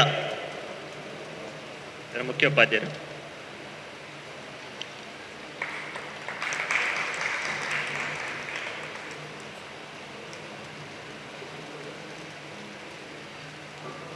ಎಲ್ಲ ಶಾಲೆಗಳ ಮುಖ್ಯೋಪಾಧ್ಯಾಯರಿಗೆ ಗಣಕಯಂತ್ರವನ್ನು ವಿತರಿಸಿರುವ ಮಾನ್ಯ ಕುಲಪತಿಗಳು ಮತ್ತು ಕುಲಸಚಿವರು ಹಾಗೂ ವೇದಿಕೆಯ ಸಭಿಕರಿಗೆ ವಂದಿಸುತ್ತಾ ಮುಂದಿನ ಕಾರ್ಯಕ್ರಮದ ಹಂತ ಕುಲಸಚಿವರು ತುಂಬ ಚಾಕಚಕ್ಯತೆಯಿಂದ ಎಲ್ಲ ಕೆಲಸಗಳನ್ನು ಅಚ್ಚುಕಟ್ಟಾಗಿ ತಮ್ಮದೇ ವಿಭಿನ್ನ ಶೈಲಿಯಲ್ಲಿ ಮಾಡ್ತಕ್ಕಂಥ ಒಂದು ನಡೆ ನುಡಿಯನ್ನು ಉಳ್ಳವರು. ಅವರು ನಮ್ಮ ಈ ಒಂದು ಪುನಶ್ಚೇತನ ಕಾರ್ಯಕ್ರಮದಲ್ಲಿ ವೇದಿಕೆಯನ್ನು ಶೇರ್ ಮಾಡಿಕೊಂಡಿದ್ದಾರೆ. ಅವರು ತಮ್ಮೊಟ್ಟಿಗೆ ಒಂದೆರಡು ಶುಭ ನುಡಿಗಳನ್ನು ಹೇಳಬೇಕಾಗಿ ನಾನು ಅವರಲ್ಲಿ ಮನವಿ ಮಾಡ್ತೀನಿ. ಇವತ್ತಿನ ಈ ಅರ್ಥಪೂರ್ಣ ಕಾರ್ಯಕ್ರಮದ ಅಧ್ಯಕ್ಷತೆಯನ್ನು ವಹಿಸಿರುವ ಸನ್ಮಾನ್ಯ ಕುಲಪತಿಗಳೇ, ರಾಷ್ಟ್ರೀಯ ಶಿಕ್ಷಣ ನೀತಿ 2020 ಬಗ್ಗೆ ನಮ್ಮ ಕಣ್ಣು ತೆರೆಸುವಂತೆ ಮಾತನಾಡಿದ ಶ್ರೀ ರಾಜೇಂದ್ರ ಭಟ್ ಅವರೇ, ಪ್ರೊಫೆಸರ್ ಚಂದ್ರಶೇಖರ್ ಅವರೇ, DDP ಅವರಾದ ಮಲ್ಲೇಸ್ವಾಮಿ ಅವರೇ, ನನ್ನ ನೆಚ್ಚಿನ ಸ್ನೇಹಿತರೆ, ಅಧ್ಯಾಪಕ ವೃಂದದವರೇ ಮತ್ತು ಮುಖ್ಯವಾಗಿ ವಿದ್ಯಾರ್ಥಿಗಳೇ, ಭಾಳ ಸಂಕ್ಷಿಪ್ತವಾಗಿ ಸಾಂದರ್ಭಿಕವಾಗಿ ಮಾತ್ರ 2 ಮಾತನ್ನು ಹೇಳಲಿಕ್ಕೆ ಬಯಸ್ತೇನೆ. ಈ ಒಂದು ಯೋಜನೆ 2019ರಲ್ಲಿ ನಾನು ಸಮಗ್ರ ಶಿಕ್ಷಣ ಕರ್ನಾಟಕ ಬೆಂಗಳೂರಲ್ಲಿ ವರ್ಕ್ ಮಾಡ್ತಿರುವಾಗ ಸನ್ಮಾನ್ಯ ಶಿಕ್ಷಣ ಸಚಿವರಾದ ಶ್ರೀ ಸುರೇಶ್ ಕುಮಾರ್ ಅವರು ಈ ಯೋಜನೆ ಬಗ್ಗೆ ಡಿಸ್ಕಸ್ ಮಾಡ್ತಾಯಿದ್ರು. ಆ ಸಂದರ್ಭದಲ್ಲಿ ವಿಶ್ವವಿದ್ಯಾನಿಲಯಗಳು ಈ ಪರಿಧಿಯೊಳಗೆ ಇರಲಿಲ್ಲ. ನಾವು ಮುಖ್ಯವಾಗಿ ಕಾರ್ಪೊರೇಟ್ ಸಂಸ್ಥೆಗಳನ್ನು ಅವರ CSR ನಿಧಿಯನ್ನು ಬಳಸ್ಕೊಂಡು ಸರ್ಕಾರಿ ಶಾಲೆಗಳನ್ನು ಹೇಗೆ ಅಭಿವೃದ್ಧಿಗೊಳಿಸ್ಬೋದು ಅನ್ನೋ ಬಗ್ಗೆ ನಾವು ಚಿಂತನೆ ಮಾಡ್ತಾ ಇದ್ವಿ. ಕರ್ನಾಟಕದಲ್ಲಿ ಎಷ್ಟು ಸರ್ಕಾರಿ ಶಾಲೆಗಳಿರ್ಬೋದು? 1ರಿಂದ 10ನೇ ಕ್ಲಾಸ್ವರೆಗೆ ಬೋಧಿಸುವ ಸರ್ಕಾರಿ ಶಾಲೆಗಳ ಸಂಖ್ಯೆ ಸುಮಾರು 78,000. 1ರಿಂದ 10ನೇ ತರಗತಿಯಲ್ಲಿ ಓದುತ್ತಿರುವ ವಿದ್ಯಾರ್ಥಿಗಳ ಸಂಖ್ಯೆ 1,02,00,000 ಆಸ್ಪಾಸ್. ಜಸ್ಟ್ ಇಮ್ಯಾಜಿನ್ ಮಾಡಿ, 78,000 ಶಾಲೆಗಳನ್ನು ನಾವು ತಲುಪಬೇಕಾಗಿದೆ. ಇವತ್ತು ಕರ್ನಾಟಕ ಸರ್ಕಾರದ ನಿರ್ಧಾರದಿಂದ ಪ್ರತಿ ಶಾಸಕರು, ಕರ್ನಾಟಕದಲ್ಲಿ ಒಟ್ಟು 300 ಶಾಸಕರಿದ್ದಾರೆ MLCಗಳನ್ನು ಸೇರಿ, ಪ್ರತಿಯೊಬ್ಬರು 10 ಶಾಲೆಗಳು ತಗೊಂಡ್ರು 3,000 ಆಗ್ತದೆ. ಅದು ಯಾರಿಗೆ ಯಾವ ಗಳಿಗೆಯಲ್ಲಿ ಈ ಒಂದು ಅದ್ಭುತ ವಿಚಾರ ಹೊಳೆಯಿತೋ ಗೊತ್ತಿಲ್ಲ. ಯಾಕಂದರೆ ನಮ್ಮಲ್ಲಿರುವ ಸರ್ಕಾರಿ ಮತ್ತು ಎಲ್ಲ ಖಾಸಗಿ ವಿಶ್ವವಿದ್ಯಾನಿಲಯಗಳು, ಯಾಕಂದ್ರೆ ನಾವು ಹೈಯರ್ ಎಜುಕೇಷನಲ್ಲಿ ಮಾತ್ರ ಇರ್ತೀವಿ, ಬಟ್ ವಿಶ್ವವಿದ್ಯಾನಿಲಯಗಳು ಸಹ 10 ಶಾಲೆಯನ್ನು ದತ್ತು ತೆಗೆದುಕೊಳ್ಬೇಕಂತ ದೊರೆಸ್ವಾಮಿ ಅವರಿಗೆ ಯಾರು ಹೇಳಿದ್ರು ಗೊತ್ತಿಲ್ಲ, ಅಥವಾ ಅವರದ್ದೇ ವಿಚಾರ ಅಂತ ನನಗೆ ಗೊತ್ತಿಲ್ಲ, ಅಥವಾ ಶಿಕ್ಷಣ ಸಚಿವರ ವಿಚಾರ ಅಂತ ಗೊತ್ತಿಲ್ಲ. But it's A very very brilliant idea. ಆ ಮೂಲಕ ಇವತ್ತು ನಾವು ದ ಸೋಕಾಲ್ಡ್ ದಂತ ಗೋಪುರದಿಂದ ಹೊರಬಂದು ಸರ್ಕಾರಿ ಶಾಲೆಗಳನ್ನು ರೀಚ್ ಆಗ್ತಾ ಇದ್ದೀವಿ. ಒಂದು ಹಂತ ತಲುಪಿದ್ದೀವಿ. ಇನ್ನು ಮುಂದಿನ ಜವಾಬ್ದಾರಿ ಖಂಡಿತವಾಗಿ ನಮ್ಮದು. ಆ ಕಾರಣಕ್ಕಾಗಿ ನಾವು ಇವತ್ತು 10 ಶಾಲೆಗಳನ್ನು, ಸರ್ಕಾರ ನೀಡಿದ 10 ಶಾಲೆಗಳನ್ನು ಅಡಾಪ್ಟ್ ಮಾಡ್ಕೊಂಡಿದ್ದೀವಿ. ಪ್ರತಿ ಶಾಲೆಗೆ ಒಬ್ಬರು ನೋಡಲ್ ಅಧಿಕಾರಿಯನ್ನು ನಮ್ಮ ಕಡೆಯಿಂದ ಅಪಾಯಿಂಟ್ ಮಾಡಿದ್ದೀವಿ. ಪ್ರತಿ ಶಾಲೆಗೆ ನಮ್ಮಲ್ಲಿರುವ ಸೀಮಿತವಾದ ಇಂಜಿನಿಯರ್ಸ್ಗಳಲ್ಲಿ ಒಬ್ಬೊಬ್ಬರಿಗೆ ಒಂದೊಂದು ಶಾಲೆಯ ಜವಾಬ್ದಾರಿಯನ್ನು ಕೊಟ್ಟಿದ್ದೀವಿ. ಇನ್ನು the show must start from now. ಇಷ್ಟುವರೆಗೆ ಏನಿಲ್ಲ, ಇನ್ನೂ ಆಗಬೇಕಾಗಿದೆ. ಯಾಕಂದರೆ ನೀವು 10 ಶಾಲೆಗಳು ನೀವು ಎಷ್ಟು ಜನ ಪ್ರಚಾರ ಮಾಡಿದ್ರೂ ಗೊತ್ತಿಲ್ಲ. ಭಾಳ ಮಂದಿ ಬಂದು ಸರ್ ನಮ್ಮ ಶಾಲೆಯನ್ನು ಸೇರಿಸ್ಕೊಳ್ಳಿ, ನಮ್ಮ ಶಾಲೆಯನ್ನು ಸೇರಿಸ್ಕೊಳ್ಳಿ ಅಂತ ಈಗಾಗಲೇ ಭಾಳಷ್ಟು ಅರ್ಜಿಗಳು ಬಂದಿವೆ. ಅವುಗಳನ್ನೆಲ್ಲ ಆಯಿತು, ನಿಮ್ಮ ಮುಂದಿನ ದಿನಗಳಲ್ಲಿ ನೋಡ್ಕೊಳ್ತೀವಿ ಅಂತ ಒಂದು ಫೈಲಿಗೆ ಹಾಕಿ ಆ ಅರ್ಜಿಗಳನ್ನ, ಹೊಸ ಅರ್ಜಿಗಳನ್ನ ಹಾಕಿ ಇಟ್ಕೊಳ್ತಾ ಇದ್ದೀವಿ. ಸೊ ಅದರ ಅರ್ಥ ನಿರೀಕ್ಷೆ ಬಹಳ ದೊಡ್ಡದಿದೆ. ಆ ನಿರೀಕ್ಷೆಯನ್ನು ನಾವು ರೀಚ್ ಆಗಬೇಕಾದ್ರೆ ಮುಖ್ಯವಾಗಿ ನಮ್ಮ ನೋಡಲ್ ಅಧಿಕಾರಿಗಳು ಈ ಶಾಲೆಗಳ ಜೊತೆಗೆ ಪದೇ ಪದೇ ಸಂಪರ್ಕದಲ್ಲಿ ಇರಬೇಕು. ಅಲ್ಲಿಯ ಬೇಕು ಬೇಡಗಳಿಗೆ ನಾವು ಸ್ಪಂದಿಸಬೇಕು. ಕೆಲವು ಕೆಲಸಗಳನ್ನು ನಾವಲ್ಲಿ ಮಾಡಬೇಕು. ವಿದಿನ್ ಅವರ್ ಲಿಮಿಟೇಷನ್ಸು, ವಿಶ್ವವಿದ್ಯಾನಿಲಯದ ವ್ಯಾಪ್ತಿ ಒಳಗಡೆ ನಾವು ಏನು ಮಾಡಲಿಕ್ಕೆ ಸಾಧ್ಯ ಆಗ್ತದೆ ಅದನ್ನು ಖಂಡಿತವಾಗಿ ನಾವು ಮಾಡಬೇಕು. So that we should prove that we are up to the mark. ಆ ಒಂದು ಸಾಧ್ಯತೆಯನ್ನು ಇವತ್ತು ನಾವು ಮಾಡಿ ಕೊಡಬೇಕು. ಆ ಕಾರಣಕ್ಕಾಗಿಯೇ ನಾವು ನಿನ್ನೆ ಮಾನ್ಯ ಕುಲಪತಿಗಳ ಜೊತೆ ಚರ್ಚೆ ಮಾಡಿ ಕೇವಲ ನೋಡಲ್ ಅಧಿಕಾರಿಗಳು ಅಥವಾ ಇಂಜಿನಿಯರ್ಸ್ ಮಾತ್ರ ಅಲ್ಲ, ನಮ್ಮ ಜೊತೆಗೆ ನಮ್ಮ ವಿದ್ಯಾರ್ಥಿಗಳು ಭಾಗವಹಿಸಬೇಕು. ಸ್ಟೂಡೆಂಟ್ ವಾಲಂಟಿಯರ್ಸನ್ನು ಪಾರ್ಟಿಸಿಪೇಟ್ ಮಾಡ್ಕೊಳ್ಳಿ. ಪ್ರತಿ ನೋಡಲ್ ಅಧಿಕಾರಿ 5 ರಿಂದ 10 ಸ್ಟೂಡೆಂಟ್ಸ್ಗಳನ್ನು ವಾಲಂಟಿಯರ್ಸ್ ಆಗಿ ತಗೊಳ್ಳಿ ಇದರಲ್ಲಿ. ಸೋ ದಟ್ ನೀವು ಮಾತ್ರ ಹೋಗೋದಲ್ಲ, ನಿಮ್ಮ ಜೊತೆಗೆ ವಿದ್ಯಾರ್ಥಿಗಳು ಹೋಗಲಿ, ಅವರು ಅಲ್ಲಿ ನೋಡಲಿ, ಅಲ್ಲಿಯ ಆ ಶಾಲೆಗಳಿಗೆ ಅವರು ಹೇಗೆ ಸ್ಪಂದನೆ ಮಾಡ್ಬೋದು ಅನ್ನೋ ಬಗ್ಗೆ ನಿರ್ಧಾರ ತಗೊಳ್ಳಿ ಅಂತ ಹೇಳಿದಾಗ ಸಾಕಷ್ಟು ಮಂದಿ ವಿದ್ಯಾರ್ಥಿಗಳು ಬಂದಿದ್ದಾರೆ. I am really happy that they are present here. ಖಂಡಿತವಾಗಿ ನಿಮ್ಮ ರೋಲ್ ಭಾಳ ದೊಡ್ಡದಿದೆ ಇಲ್ಲಿ. ಆ ಒಂದು ಹಿನ್ನೆಲೆಯಿಂದ ಬಂದು ನಾವು ಶಾಲೆಗಳನ್ನು ರೀಚ್ ಆಗುವಾಗ ಸಹಜವಾಗಿಯೇ ಹಲವಾರು ಇಶ್ಯೂಗಳಿರ್ತವೆ, ಸಮಸ್ಯೆಗಳಿರ್ತವೆ. ಆ ದಿಸೆಯಲ್ಲಿ ನಾವೆಲ್ಲ ಕಾರ್ಯಪ್ರವೃತ್ತರಾಗಬೇಕಾಗಿದೆ. ವಿಶ್ವವಿದ್ಯಾಲಯದ ಸಹಕಾರದಿಂದ ಟೀಚರ್ಸ್ ಟ್ರೈನಿಂಗನ್ನು ನಾವು ಕೊಡಬಹುದು. ಇವತ್ತು ಆ ಟೀಚರ್ಸ್ ಟ್ರೈನಿಂಗ್ನ ಮೊದಲ ಅಧ್ಯಾಯ ರಾಜೇಂದ್ರ ಭಟ್ ಅವರು ಆರಂಭ ಮಾಡಿದ್ದಾರೆ. ಆ ದಿಸೆಯಲ್ಲಿ ನೀವು ಯಾವುದೇ ರೀತಿಯ ತರಬೇತಿ ಬೇಕಾದ ಸಂದರ್ಭದಲ್ಲಿ, ನಿಮ್ಮ ಕಡೆಯಿಂದ ಕೋರಿಕೆ ಬಂದ ಸಂದರ್ಭದಲ್ಲಿ ವಿಶ್ವವಿದ್ಯಾಲಯ ಮಾಡಲಿಕ್ಕೆ ನಾವು ಸಹಕಾರ ಕೊಡ್ತೀವಿ. ನಮ್ಮ NSS ವಾಲಂಟಿಯರ್ಸ್ ಇದ್ದಾರೆ, ರೆಡ್ ಕ್ರಾಸ್ ವಾಲಂಟಿಯರ್ಸ್ ಇದ್ದಾರೆ. ಅವರೆಲ್ಲ ವ್ಯವಸ್ಥೆಗಳನ್ನು, ಅವರೆಲ್ಲ ಸೇವೆಗಳನ್ನು ಬಳಸ್ಕೊಳ್ಳಿ. ನಿಮ್ಮ ವಿದ್ಯಾರ್ಥಿಗಳಲ್ಲಿ ಆಯ್ದ ವಿದ್ಯಾರ್ಥಿಗಳನ್ನು ನಮ್ಮ ವಿಶ್ವವಿದ್ಯಾನಿಲಯಕ್ಕೆ ಒಂದು ದಿನ ಕರ್ಕೊಂಡು ಬನ್ನಿ. ವಿಶ್ವವಿದ್ಯಾನಿಲಯ ಅಂದರೆ ಏನು ಅನ್ನೋದು ಅವ್ರಿಗೆ ಅರ್ಥ ಆಗಬೇಕು. ನಮ್ಮ ಲ್ಯಾಬ್ಗಳನ್ನು ಅವ್ರು ನೋಡಬೇಕು, ನಮ್ಮ ಜಿಮ್ ನೋಡಬೇಕು, ನಮ್ಮ ಉಳಿದ ಪರಿಕರಗಳನ್ನು ನೋಡಬೇಕು, ಕ್ಲಾಸ್ ರೂಮ್ಗಳನ್ನು ನೋಡಬೇಕು. ಇಲ್ಲಿ ಹೇಗೆ ಕಲಿಸ್ತಾರೆ ಅಂದ್ರೆ ಆ ಮಕ್ಕಳಲ್ಲಿ ಒಂದು ಆಸ್ಪಿರೇಷನ್ ತಲೆಯಲ್ಲಿ ಹುಟ್ಟಬೇಕು. ಆ ರೀತಿ ಕರ್ಕೊಂಡು ಬನ್ನಿ. ಆ ರೀತಿ ನಮ್ಮ ವಿಶ್ವವಿದ್ಯಾನಿಲಯಕ್ಕೆ ಬಾಗಿಲು ಸದಾ ತೆರೆದಿರ್ತದೆ. ವಿಶ್ವವಿದ್ಯಾನಿಲಯ ಆರಂಭಿಸಿದ ಈ ಒಂದು ನಂಟನ್ನು ಬೆಳೆಸುವ ಒಂದು ಜವಾಬ್ದಾರಿ ಶಾಲೆಯ ಮುಖ್ಯೋಪಾಧ್ಯಾಯರು, ಶಾಲೆಯ ಅಧ್ಯಾಪಕ ವೃಂದದವರು ಜೊತೆಯಲ್ಲಿ ನಮ್ಮ ನೋಡಲ್ ಅಧಿಕಾರಿಗಳ ಮೇಲಿದೆ. ಖಂಡಿತವಾಗಿ ಇದನ್ನು ನಾವು ತುಂಬ ಮೀನಿಂಗ್ಫುಲ್ ಆಗಿ ತೆಗೆದುಕೊಂಡು ಹೋಗಲಿಕ್ಕೆ ಸಾಧ್ಯ ಇದೆ. ಕೇವಲ ಸರ್ಕಾರ ಹೇಳಿದೆ ಅಂತ ಮಾಡಿದರೆ ಖಂಡಿತವಾಗಿ ನಮ್ಗೆ ಎಲ್ಲಿಗೆ ಹೋಗ್ಲಿಕ್ಕೆ ಸಾಧ್ಯ ಇಲ್ಲ. ಆದರೆ ನಮಗೆ ಅದು ಒಂದು ಆತ್ಮತೃಪ್ತಿ ಕೊಡುವ ಕೆಲಸ ಆಗಿ ಮಾಡೋದಾದರೆ ಖಂಡಿತವಾಗಿ we can make real difference. Okay, let's do it. Thank you. 10 ಶಾಲೆಗಳನ್ನು ದತ್ತಕ್ಕೆ ತೆಗೆದುಕೊಂಡಿದ್ದೀವಿ. ಆ ಎಲ್ಲ ಶಾಲೆಗಳಿಗೆ ನೈತಿಕ ಶಿಕ್ಷಣದ ಪುಸ್ತಕಗಳನ್ನು ABS ಮಂಗಳೂರು ಘಟಕ ಇವರು ಕೊಡುಗೆಯಾಗಿ ಕೊಟ್ಟಿದ್ದಾರೆ. ಈ ಎಲ್ಲ ಶಾಲೆಗಳಿಗೆ ವೇದಿಕೆ ಮೇಲೆ ಕರೆದು ಈ ನೈತಿಕ ಶಿಕ್ಷಣದ ಪುಸ್ತಕಗಳನ್ನು ಕೊಡಲಿಕ್ಕೆ ಸಮಯದ ಕೊರತೆ ಇರೋದರಿಂದ ಸಾಂಕೇತಿಕವಾಗಿ 2 ಜನ ನೋಡಲ್ ಅಧಿಕಾರಿಗಳು ನಮ್ಮ ಟೀಚರ್ಸ್ ಆದರೆ ಮತ್ತು ಶಾಲೆಯ ಮುಖ್ಯೋಪಾಧ್ಯಾಯರು ಬಂದು ಪುಸ್ತಕಗಳನ್ನು ಪಡೆದುಕೊಳ್ಳಬೇಕಾಗಿ ನಾನು ಕೇಳ್ಕೊಳ್ತೀನಿ. ಈ ಪುಸ್ತಕಗಳ ವಿತರಣೆಯನ್ನು ನಮ್ಮೊಟ್ಟಿಗೆ ವೃತ್ತಿಯಿಂದ ನಿವೃತ್ತಿಯಾಗಿದ್ದರೂ ಸಹ ಶಿಕ್ಷಣ ಕ್ಷೇತ್ರದಲ್ಲಿ ತಮ್ಮನ್ನು ತಾವು ತುಂಬ ಆಸಕ್ತಿಯಿಂದ ಚಟುವಟಿಕೆ ನಿರತರಾಗಿ ತೊಡಗಿಸಿಕೊಂಡಿರ್ತಕ್ಕಂಥ ಪ್ರೊಫೆಸರ್ ಚಂದ್ರಶೇಖರ್ ಸರ್ ಆದರೆ ನಮ್ಮೊಟ್ಟಿಗೆ.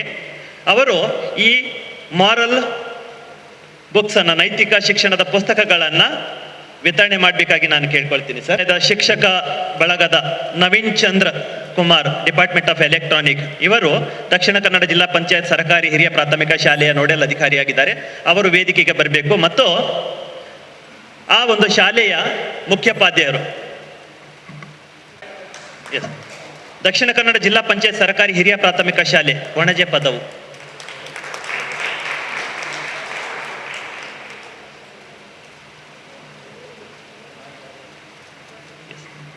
ಹಾಗೆ ಡಾಕ್ಟರ್ ಪರಮೇಶ್ವರ್ ಸರ್, ಇವರು ನಮ್ಮ ವಿಶ್ವವಿದ್ಯಾಲಯದ ವತಿಯಿಂದ ನೋಡಲ್ ಅಧಿಕಾರಿಯಾಗಿದ್ದಾರೆ.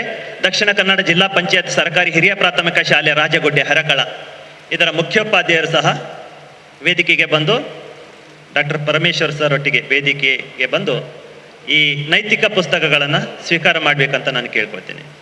ಜಿಲ್ಲಾ ಪಂಚಾಯತ್ ಸರ್ಕಾರಿ ಪ್ರೌಢಶಾಲೆಯ ಕೊಣಜೆ ಪದವು, ಇದರ ಮುಖ್ಯೋಪಾಧ್ಯಾಯರು ಮತ್ತು ಅದರ ನೋಡಲ್ ಅಧಿಕಾರಿ Narasimhaiah sir, department of applied geology, ಇವರು ವೇದಿಕೆಗೆ ಬರಬೇಕು.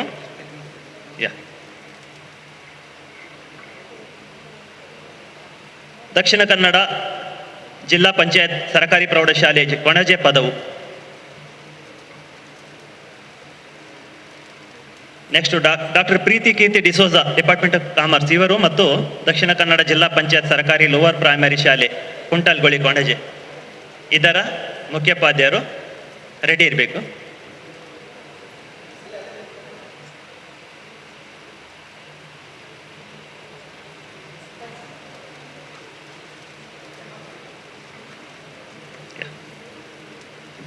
Next doctor Govindaraju BM, department of sociology, nodal ಅಧಿಕಾರಿ ಮತ್ತು ಸರ್ಕಾರಿ ಪ್ರೌಢಶಾಲೆ ನ್ಯೂ ಪಡ್ಪು ಹರೇಕಳ, ಇದರ ಮುಖ್ಯೋಪಾಧ್ಯಾಯರು. New Padpu Harekala ready.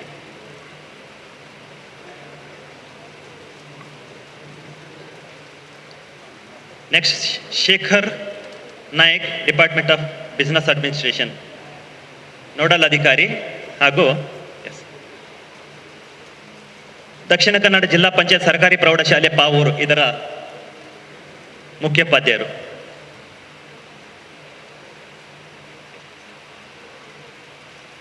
Next Prakash M, department of computer science,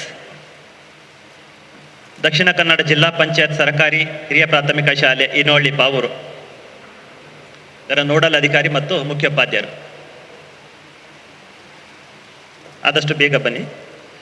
ಅಧಿಕಾರಿ ಹಾಗೂ ದಕ್ಷಿಣ ಕನ್ನಡ ಜಿಲ್ಲಾ ಪಂಚಾಯತ್ ಸರ್ಕಾರಿ ಹಿರಿಯ ಪ್ರಾಥಮಿಕ ಶಾಲೆ ಊರು ಮನೆ ಮಂಜನಾಡಿ, ಇದರ ಮುಖ್ಯೋಪಾಧ್ಯಾಯರು ರೆಡಿ ಇರಿ.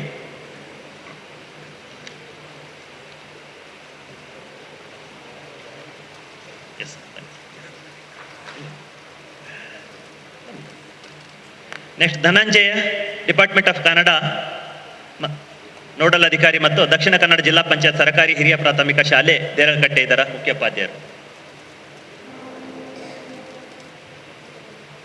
ಇವರಿಗೆ ಕುಲ ಸಚಿವರು ಈ ನೈತಿಕ ಶಿಕ್ಷಣದ ಪುಸ್ತಕಗಳನ್ನು ಕೊಡುಗೆಯಾಗಿ ಕೊಡಬೇಕು. Next doctor Sabitha, department of sociology, nodal ಅಧಿಕಾರಿ ಹಾಗೂ ರಾಮಕೃಷ್ಣ ಅನುದಾನಿತ ಪ್ರೌಢಶಾಲೆ ಹರೇಕಳ, ಇದರ ಮುಖ್ಯೋಪಾಧ್ಯಾಯರು ವೇದಿಕೆಗೆ ಬರಬೇಕು. ಮುಖ್ಯೋಪಾಧ್ಯಾಯರು ಬಂದರೆ ಸರ್, ಸಬೀತಾ ಇರದಿದ್ದರೆ.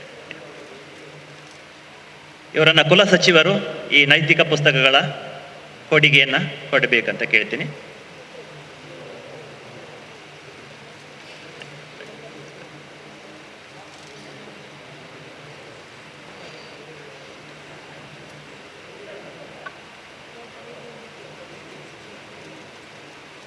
ಪುಸ್ತಕವನ್ನು ಸ್ವೀಕರಿಸಿರುವ ಎಲ್ಲ ನೋಡಲ್ ಅಧಿಕಾರಿಗಳಿಗೆ ಮತ್ತು ಮುಖ್ಯೋಪಾಧ್ಯಾಯರಿಗೆ ಧನ್ಯವಾದಗಳು. ನಾನು ಆಗಲೇ ಹೇಳಿರೋ ಹಾಗೆ ವೃತ್ತಿಯಿಂದ ನಿವೃತ್ತರಾಗಿದ್ದರೂ ಸಹ ನಮ್ಮೊಟ್ಟಿಗೆ ವಿವಿಧ ಕಾರ್ಯಕ್ರಮಗಳಲ್ಲಿ ನ್ಯಾಕ್ ಇರ್ಬೋದು, ಸೊ ಶಿಕ್ಷಣದ ಒಂದು ಈ ಚಟುವಟಿಕೆ ಇಂಥ ಪ್ರೋಗ್ರಾಮ್ಗಳಲ್ಲಿ ಇರ್ಬೋದು, ತಮ್ಮನ್ನು ತಾವು ತುಂಬ ಸಕ್ರಿಯವಾಗಿ ತೊಡಗಿಸಿಕೊಂಡಿರುವ ಪ್ರೊಫೆಸರ್ KR ಚಂದ್ರಶೇಖರ್ ಅವರು ತಮ್ಮೊಟ್ಟಿಗೆ ಒಂದು 5 ನಿಮಿಷ ಚುಟುಕಾಗಿ ಮಾತನಾಡಬೇಕಂತ ಕೇಳ್ಕೊಳ್ತೀನಿ ಸರ್. ಎಲ್ಲರಿಗೂ ನಮಸ್ಕಾರ. ಸರ್ಕಾರಿ ಶಾಲೆಗಳ ದತ್ತು ಸ್ವೀಕಾರ ಸಮಾರಂಭದಲ್ಲಿ ಸ್ವೀಕೃತ ಶಾಲೆಗಳ ಶಿಕ್ಷಕರಿಗೆ ಪುನಶ್ಚೇತನ ಶಿಬಿರವನ್ನು ಆಯೋಜಿಸಿದ್ದು, ಈ ಶಿಬಿರದ ಉದ್ಘಾಟನೆಯನ್ನು ಪ್ರೊಫೆಸರ್ ಎಂ.ಆರ್. ದೊರೆಸ್ವಾಮಿ ಅವರು ಮಾಡಿರುತ್ತಾರೆ. ಉದ್ಘಾಟಕರಾದ ಪ್ರೊಫೆಸರ್ ಎಂ.ಆರ್. ದೊರೆಸ್ವಾಮಿ ಅವರೇ, ಸನ್ಮಾನ್ಯ ನೆಚ್ಚಿನ ಕುಲಪತಿ ಅವರಾದ ಪ್ರೊಫೆಸರ್ ಪಿ. ಸುಬ್ರಹ್ಮಣ್ಯ ಎಡಪಡಿತಾಯ ಅವರೇ, ಕುಲಸಚಿವರೇ, ಸಾರ್ವಜನಿಕ ಶಿಕ್ಷಣ ಇಲಾಖೆ ದಕ್ಷಿಣ ಕನ್ನಡ ಇದರ ಉಪನಿರ್ದೇಶಕರಾದ ಶ್ರೀ ಮಲ್ಲೇಸ್ವಾಮಿ ಅವರೇ,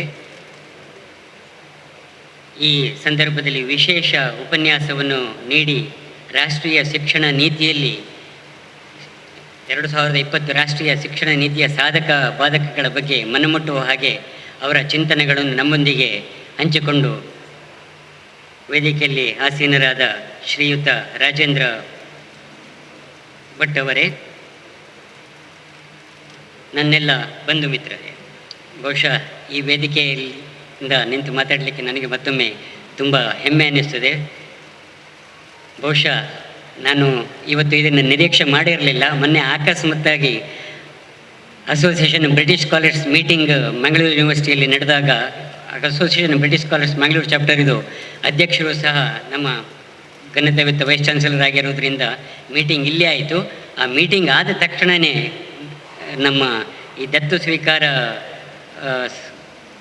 ಕಾರ್ಯಕ್ರಮದ ಮುಖ್ಯ ನೋಡಲ್ ಆಫೀಸರ್ ಪ್ರೊಫೆಸರ್ ಪ್ರಶಾಂತ್ ನಾಯ್ಕರವರು ಒಂದು ಸಲಹೆ ಇಟ್ಟರು, ನಿಮ್ಮಿಂದ ಏನಾದರೂ ಮಾಡಲಿಕ್ಕೆ ಆಗುತ್ತಾ ಇದರೊಟ್ಟಿಗೆ ನಮ್ಮೊಂದಿಗೆ ಕೈ ಜೋಡಿಸ್ಲಿಕ್ಕೆ ಆಗುತ್ತಾ ಅಂತ. ಆಗ ಇಮ್ಮಿಡಿಯೇಟಾಗಿ ಅವರೇ ಒಂದು ಸಜೆಷನ್ ಸಹ ಕೊಟ್ಟರು.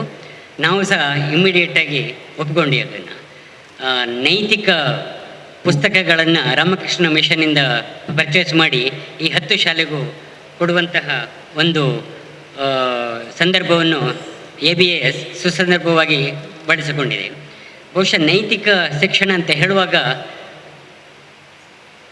ನೈತಿಕ ಶಿಕ್ಷಣ ಹಿಂದೆ ಇರಲಿಲ್ವಾ ಅಂತ ಒಂದು ಕ್ವಶನ್ ಬರ್ತದೆ. ನೈತಿಕ ಶಿಕ್ಷಣ ಹಿಂದೆ ಇತ್ತು, ತುಂಬ ಹಿಂದೆ ನೈತಿಕ ಶಿಕ್ಷಣ ಬಹಳ ಚೆನ್ನಾಗಿ ನಡ್ಕೊಂಡು ಹೋಗ್ತಾ ಇತ್ತು ನಮ್ಮ ಭಾರತ ದೇಶದಲ್ಲಿ. ಬಹುಶಃ ಕಾಲಾಂತರದಲ್ಲಿ ನೈತಿಕ ಶಿಕ್ಷಣ ಅಥವಾ ಶಿಕ್ಷಣದಲ್ಲಿ ನೈತಿಕತೆ ಅಂತ ಹೇಳಿದ್ರು ತಪ್ಪಾಗಲಿಕ್ಕಿಲ್ಲ, ಕಡಿಮೆ ಆಯಿತು. ಯಾಕೆ ಅಂತ ಹೇಳಿದರೆ, ಬ್ರಿಟಿಷರ್ಸ್ ಇಂಡಿಯಾದಲ್ಲಿ ಇನ್ವೈಡ್ ಮಾಡಿದಾಗ ಬ್ರಿಟಿಷ್ ಪಾರ್ಲಿಮೆಂಟಲ್ಲಿ ಮೆಕಾಲೆ ಅನ್ನೋರು ಒಂದು ಮಂಡನೆಯನ್ನು ಮಂಡಿಸ್ತಾರೆ. ಅದು ಏನಿದು ಮಂಡನೆ ಅಂತ ಹೇಳಿದರೆ, as long as education system in India is very good and it is stabilised, we will not be able to disturb India ಅಂತ ಹೇಳಿ ಹೇಳ್ತಾರೆ. ಹಾಗೆ ಏನು ಮಾಡೋದು ಅಂತ ಡಿಸ್ಕಷನ್ ಆಗುವಾಗ ಎಜುಕೇಷನ್ ಸಿಸ್ಟಮನ್ನೇ ನಾವು ಬುಡ ಸಮೇತ ಚೇಂಜ್ ಮಾಡಿಬಿಡುವಂಥ ಅಮೂಲಾಗ್ರ ಬದಲಾವಣೆ ಬಂದುಬಿಡುತ್ತೆ. ಎಜುಕೇಷನಲ್ಲಿ ನಾವು ನೈತಿಕ ಶಿಕ್ಷಣದಲ್ಲಿ ನೈತಿಕತೆಯನ್ನು ಗಾಳಿಗೆ ತೋರಿಬಿಡ್ತೀವಿ. ನಮ್ಮ ಎಜುಕೇಷನ್ ಸಿಸ್ಟಮ್ ಹೇಗೆ ಡೆವಲಪ್ ಆಯಿತು ಅಂತ ಹೇಳಿದರೆ, only to produce graduates for working as clerks, graduates for working as peons, attenders, ಇಂತಹ ಎಜುಕೇಷನ್ ಸಿಸ್ಟಮನ್ನು ನಾವು ಅಳವಡಿಸ್ಕೊಂಡ್ಬಿಡ್ತೀವಿ. ಬಹುಶಃ ಕಾಲಾನುಕ್ರಮದಲ್ಲಿ ಇದೇ ಎಜುಕೇಷನ್ ಸಿಸ್ಟಮ್ ನಮ್ಮ ಸಿಸ್ಟಮ್ ಅಂತೇಳಿ ನಾವು ಆಕ್ಸೆಪ್ಟ್ ಮಾಡಿಕೊಂಡು ಆ ಎಜುಕೇಷನ್ ಸಿಸ್ಟಮಲ್ಲಿ ನೈತಿಕ ಮೌಲ್ಯ ಏನಿರಬೇಕಿತ್ತು ಅದನ್ನು ಕಳ್ಕೊಳ್ತಾ ಬಂದ್ವಿ.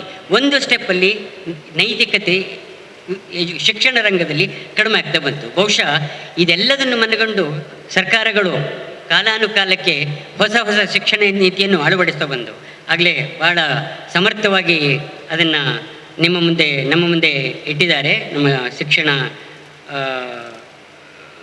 ಸ್ಪೆಷಲಿಸ್ಟ್ ಆಗಿರುವಂತಹ ರಾಜೇಂದ್ರ ಭಟ್ ಅವರು. ಕಾಲಕ್ಕೆ ನಾವು ಚೇಂಜ್ ಮಾಡ್ತಾ ಬಂದ್ವಿ ಎಜುಕೇಷನ್ ಪಾಲಿಸಿನ. ಎಷ್ಟು ಚೇಂಜ್ ಮಾಡಿದರೂ ಬುಡದಿಂದ ಆ ಎಜುಕೇಷನ್ ಸಿಸ್ಟಮ್ ಅಮೂಲಾಗ್ರವಾಗಿ ಚೇಂಜ್ ಆಗದೇ ಇದ್ದರೆ ಬಹುಶಃ ಎಜುಕೇಷನ್ ಸಿಸ್ಟಮ್ ಚೇಂಜ್ ಆಗಲಿಕ್ಕೆ ಸಾಧ್ಯವೇ ಇಲ್ಲ. ಇದನ್ನು ಮನಗಂಡು ದ ಎಕ್ಸಿಸ್ಟಿಂಗ್ ಗೌರ್ಮೆಂಟ್, ಘನತೆಯುತ ಸರ್ಕಾರ ಎಜುಕೇಷನ್ ಪಾಲಿಸಿ ಶಿಕ್ಷಣ ನೀತಿ 2020 ಹೊರತರಲಿಕ್ಕೆ ಟ್ರೈ ಮಾಡ್ತು. ಈ ಎಜುಕೇಷನ್ 2020 ಎಜುಕೇಷನಲ್ಲಿ ಎಜುಕೇಷನ್ ಅನ್ನೋದನ್ನು ಭಾಳ ಚೆನ್ನಾಗಿ ಅದನ್ನು ನಮ್ಮ ಮಿತ್ರರು ಆಗಲೇ ಹೇಳಿದ್ದಾರೆ, ನಾನು ಅದನ್ನು ಮತ್ತೆ ರಿಪೀಟ್ ಮಾಡಲಿಕ್ಕೆ ಹೋಗೋದಿಲ್ಲ. ಮೌಲ್ಯಯುತ ಶಿಕ್ಷಣಕ್ಕೆ ಹೆಚ್ಚು ಒತ್ತು ಕೊಡಲಾಗಿದೆ. ಮೌಲ್ಯಯುತ ಶಿಕ್ಷಣ ಎಲ್ಲಿಂದ ಸ್ಟಾರ್ಟ್ ಆಗಬೇಕು? Not just from the students. The ಮೌಲ್ಯಯುತ ಶಿಕ್ಷಣ ನಾವು ಯಾರಿಗೆ ಮೌಲ್ಯಯುತ ಶಿಕ್ಷಣ ನಾವು ಯಾರು ಅದನ್ನು ಕೊಡ್ತಾ ಇದ್ದೇವೆ ಅಲ್ಲಿಂದ ಆ ಮೌಲ್ಯ ಶುರುವಾಗಬೇಕು. ಈ ಹೊಸ ಎಜುಕೇಷನ್ ಪಾಲಿಸಿಯಲ್ಲಿ it is not just concentrating the students but the teachers, parents, all those who have the stake in the education should be respectfully involved in this. So ನಾವು ನಮ್ಮ ಚಿಂತನೆಯನ್ನು ಆ ದಿಕ್ಕಿನಲ್ಲಿ ಮಾಡಿದಾಗ ಬಹುಶಃ ನಮ್ಮೆಲ್ಲರ ಸಹಕಾರ, ನಮ್ಮೆಲ್ಲರ ಕೊಡುಗೆ ಈ ಹೊಸ ಎಜುಕೇಷನ್ ಪಾಲಿಸಿಯನ್ನು ಅನುಷ್ಠಾನಗೊಳಿಸುವುದರಲ್ಲಿ ತುಂಬ ಪ್ರಮುಖವಾಗಿದೆ ಮತ್ತು ಮಹತ್ವಪೂರ್ಣದ್ದು. ಈ ದಿಕ್ಕಿನಲ್ಲಿ ಎಜುಕೇಷನ್ ಸಿಸ್ಟಮ್ ನಾವು ಬುಡದಿಂದ ಅಂತ ಹೇಳಿದರೆ ಪ್ರಾಥಮಿಕ ಶಾಲೆಯಿಂದ ನಾವು ಬದಲಾವಣೆಗೆ ಒತ್ತು ಕೊಟ್ಟಿದ್ದರೂ ಸಹ ಆ ಬದಲಾವಣೆಯನ್ನು ಬರೀ ಪ್ರಾಥಮಿಕ ಶಾಲೆಗೆ ಮಾತ್ರ ಸೀಮಿತಗೊಳಿಸುವುದಲ್ಲ, ಆ ಪ್ರಾಥಮಿಕ ಶಾಲೆಯೊಟ್ಟಿಗೆ ಹೈಯರ್ ಎಜುಕೇಷನ್ ಸಿಸ್ಟಮ್, ಯೂನಿವರ್ಸಿಟೀಸ್, ನಾವೆಲ್ಲ ಬಹುಶಃ ಬೆಟರ್ ಆಫ್ ಅಂತ ಹೇಳ್ತಾರಲ್ಲ ಸೊಸೈಟಿಯಲ್ಲಿ, ಹಾಗೆ ನಮಗೆ ಬೇರೆ ಬೇರೆ ರೀತಿಯಿಂದ ನಾವು ಬೇರೆ ಬೇರೆ ಕಡೆಗಳಿಂದ ಸಹಾಯವನ್ನು ನಿರೀಕ್ಷಿಸಿ ನಾವು ಎಜುಕೇಷನ್ ಪಡ್ಕೊಂಡಿದ್ದೇವೆ. ಆ ಎಜುಕೇಷನನ್ನು ನಮ್ಮ ಕೈಲಾದ ಮಟ್ಟಿಗೆ ನಾವು ವಾಪಸ್ ಸೊಸೈಟಿಗೆ ವಾಪಸ್ ಕೊಡಲಿಕ್ಕಾದರೆ ಬಹುಶಃ ನಾವು ಪಡೆದುಕೊಟ್ಟಂತಹ ಎಜುಕೇಷನ್ ಒಂದು ಸಾರ್ಥಕ ಅನ್ನಿಸುತ್ತೆ. ಸೊ ಬಹುಶಃ ಅಸೋಸಿಯೇಷನ್ ಬ್ರಿಟಿಷ್ ಸ್ಕಾಲರ್ಸ್, ನಾನು ಯಾಕೆ ಈ ವಿಷಯ ಹೇಳ್ತಾ ಇದ್ದೇನೆ ಅಂದರೆ, ಅಸೋಸಿಯೇಷನ್ ಬ್ರಿಟಿಷ್ ಸ್ಕಾಲರ್ ಒಂದು ಸಂಸ್ಥೆ. ಈ ಸಂಸ್ಥೆಯಲ್ಲಿರುವಂತಹ ಸದಸ್ಯರುಗಳೆಲ್ಲ ಸರ್ಕಾರದ ನೆರವಿಂದ ಅಥವಾ ಅಂತಾರಾಷ್ಟ್ರೀಯ ನೆರವಿಂದ ಭಾರತದಿಂದ ಕಾಮನ್ವೆಲ್ತ್ ಕಂಟ್ರೀಸಿಗೆ ಹೋಗಿ ಎಜುಕೇಷನ್ ಪಡ್ಕೊಂಡು ಬಂದಿರುವವರು. ಸೊ ಟ್ಯಾಕ್ಸ್ ಪೇಯರ್ಸ್ ಹಣದಿಂದ ನಾವು ಫಾರಿನ್ನಿಗೆ ಹೋಗಿ ಎಜುಕೇಷನ್ ಪಡ್ಕೊಂಡು ಬಂದಿದ್ದೇವೆ, including our vice chancellor, because he is the president of the association. So ಈ ಫಾರಿನಿಂದ ಬಂದಂತಹ ವ್ಯಕ್ತಿಗಳೆಲ್ಲ ಸೇರಿ ಒಂದು association British scholars Mangaluru chapter ಅಂತ ಮಾಡಿಕೊಂಡದ್ದು. ಈ ಅಸೋಸಿಯೇಷನ್ ಬ್ರಿಟಿಷ್ ಸ್ಕಾಲರ್ ವತಿಯಿಂದ ಬಹುಶಃ ಮುಂದಿನ ದಿನಗಳಲ್ಲಿ ಇಂತಹ ನೈತಿಕ ಶಿಕ್ಷಣಕ್ಕೆ ಎಲ್ಲೆಲ್ಲಿ ಒತ್ತು ಕೊಡಲಿಕ್ಕೆ ಸಾಧ್ಯವೋ ಅಂಥ ಕಡೆ ಎಲ್ಲ ನಮ್ಮ ಕೈಲಾದ ಮಟ್ಟಿಗೆ ನಾವು ಸಹಾಯ ಮಾಡಲಿಕ್ಕೆ ಕಟಿಬದ್ಧರಾಗಿರ್ತೀವಿ ಅಂತ ಹೇಳ್ತಾ, ಮಂಗಳೂರು ವಿಶ್ವವಿದ್ಯಾನಿಲಯಕ್ಕೆ ಇಂತಹ ಒಂದು ಎಜುಕೇಷನ್ ಸಿಸ್ಟಮ್ ಅಂದರೆ ಹೊಸ ಶಿಕ್ಷಣ ನೀತಿಯನ್ನು ಅಮೂಲಾಗ್ರ ಬದಲಾವಣೆ ತರುವಲ್ಲಿ, ಪ್ರಾಥಮಿಕ ಹಂತದಿಂದ ಅಳವಡಿಸುವಲ್ಲಿ ಪ್ರಪ್ರಥಮ ಬಾರಿಗೆ ಕಾರ್ಯಕ್ರಮವನ್ನು ಹಮ್ಮಿಕೊಂಡದ್ದಕ್ಕಾಗಿ ಅಭಿನಂದನೆ ಸಲ್ಲಿಸುತ್ತಾ ಮತ್ತು ನನಗೆ ಕೊಟ್ಟ ಅವಕಾಶಕ್ಕಾಗಿ ಮತ್ತೊಮ್ಮೆ ಕೃತಜ್ಞತೆಗಳು ಸಲ್ಲಿಸುತ್ತಾ ನಿಮಗೆಲ್ಲರಿಗೂ ಧನ್ಯವಾದಗಳು. ಕರ್ನಾಟಕ ಸರ್ಕಾರದ ಒಂದು ಜೂಮ್ ಮೀಟಿಂಗ್ನಲ್ಲಿ 5:30 ಗಂಟೆಗೆ ಪಾಲ್ಗೊಳ್ಳಲಿರುವುದರಿಂದ ಕಾರ್ಯಕ್ರಮದಲ್ಲಿ ಸ್ವಲ್ಪ ಬದಲಾವಣೆ. ಸೊ ಈಗ ಅಧ್ಯಕ್ಷೀಯ ಭಾಷಣ, ಅಧ್ಯಕ್ಷತೆಯನ್ನು ವಹಿಸಿರುವ ನಮ್ಮ ವಿಶ್ವವಿದ್ಯಾಲಯದ ಮಾನ್ಯ ಕುಲಪತಿಗಳಾಗಿರುವ ಪ್ರೊಫೆಸರ್ PS ಎಡಪಡಿತಾಯ ಸರ್. ನಮ್ಮ ವಿಶ್ವವಿದ್ಯಾನಿಲಯ ಸರ್ಕಾರಿ ಶಾಲೆಗಳ ದತ್ತು ಸ್ವೀಕಾರ, ಕರ್ನಾಟಕ ಸರ್ಕಾರದ ಶಿಕ್ಷಣ ಸುಧಾರಣೆಗಳ ಒಂದು ಕಾರ್ಯಕ್ರಮ, ದತ್ತು ಸ್ವೀಕೃತ ಶಾಲೆಗಳ ಶಿಕ್ಷಕರು ಮತ್ತು ನೋಡಲ್ ಅಧಿಕಾರಿಗಳಿಗೆ ಪುನಶ್ಚೇತನ ಶಿಬಿರ, ಈ ಒಂದು ಕಾರ್ಯಕ್ರಮದಲ್ಲಿ ಆನ್ಲೈನ್ ಮೂಲಕ ಈ ಕಾರ್ಯಕ್ರಮವನ್ನು ಬಹಳ ಅರ್ಥಪೂರ್ಣವಾಗಿ ಉದ್ಘಾಟಿಸಿದಂಥ ಪ್ರೊಫೆಸರ್ MR ದೊರೆಸ್ವಾಮಿ ಅವರೇ, ಇವರು ಗೌರವಾನ್ವಿತ ಸಲಹೆಗಾರರು, ಶಿಕ್ಷಣ ಸುಧಾರಣೆಗಳು ಸಂಪುಟ ದರ್ಜೆ ಕರ್ನಾಟಕ ಸರ್ಕಾರ, ಹಾಗೆ ಅವರು ಕುಲಾಧಿಪತಿಗಳು PES ವಿಶ್ವವಿದ್ಯಾನಿಲಯ ಬೆಂಗಳೂರು. ಮುಖ್ಯ ಅತಿಥಿಗಳಾಗಿ ಬಂದು ಮುಖ್ಯ ಶಿಕ್ಷಕರುಗಳನ್ನು ಹಾಗೂ ನೋಡಲ್ ಅಧಿಕಾರಿಗಳನ್ನು ಉದ್ದೇಶಿಸಿ ಉತ್ತೇಜಿತ ಮಾತುಗಳನ್ನಾಡಿದಂಥ DDP ಅವರು ಶ್ರೀ ಮಲ್ಲೇಸ್ವಾಮಿ ಅವರೇ, ನಮ್ಮ ಅಸೋಸಿಯೇಷನ್ ಆಫ್ ಬ್ರಿಟಿಷ್ ಸ್ಕಾಲರ್ಸ್ ಇದರ ಕಾರ್ಯದರ್ಶಿ ಮತ್ತು ನನ್ನ ಆತ್ಮೀಯ ಸ್ನೇಹಿತರಾದಂಥ ಪ್ರೊಫೆಸರ್ KR ಚಂದ್ರಶೇಖರ್ ಅವರೇ, ಬಹಳ ಪ್ರಖರ ವಾಗ್ಮಿಯವರು ನಮ್ಮ JC ರಾಜೇಂದ್ರ ಭಟ್ ಅವರು, ನನ್ನನ್ನು ಕೂಡ ಒಂದು ಆ್ಯಂಕರಿಂಗ್ ಮಾಡಿದ್ದಾರೆ ಟಿವಿಯಲ್ಲಿ. ಅಂದೇ ನನಗೆ ಅರ್ಥ ಆಯಿತು, ಬಹಳ ಸಿಂಪಲ್ ಮನುಷ್ಯ, ಅದೇ ರೀತಿ ಬಹಳ ಡೆಪ್ತಲ್ಲಿದೆ, ಸಿಕ್ಕಾಪಟ್ಟೆ ಓದ್ಕೊಂಡವರು, ಮತ್ತು ಎಲ್ಲ ಯೋಚನೆ ಮಾಡೋ, ಒಂದು ನಿಮಿಷ ಅವರ ಮನ ಸುಮ್ಮನೆ ಇರಲ್ಲ, ಯೋಚನೆ ಮಾಡೋ, ಏನಾದರೂ ಸಮಾಜಕ್ಕೆ ಕೊಡಬೇಕು ಅಂತ, ಏನಾದ್ರು ಕೊಡಬೇಕು, ನನಗೇನಾದ್ರು ಉಪಕಾರ ಆಗಬೇಕು ಅಂತ ಹೇಳುವಂಥದ್ದು. ಈ ರೀತಿಯ ಒಂದು ವ್ಯಕ್ತಿ ನಮಗೆ ಸಿಕ್ಕಿದ್ದು, ನಾವು ಚರ್ಚೆ ಮಾಡೋ ಅವ್ರನ್ನ ಕರೆಯೋದು ಅಂತ ಆಯಿತು.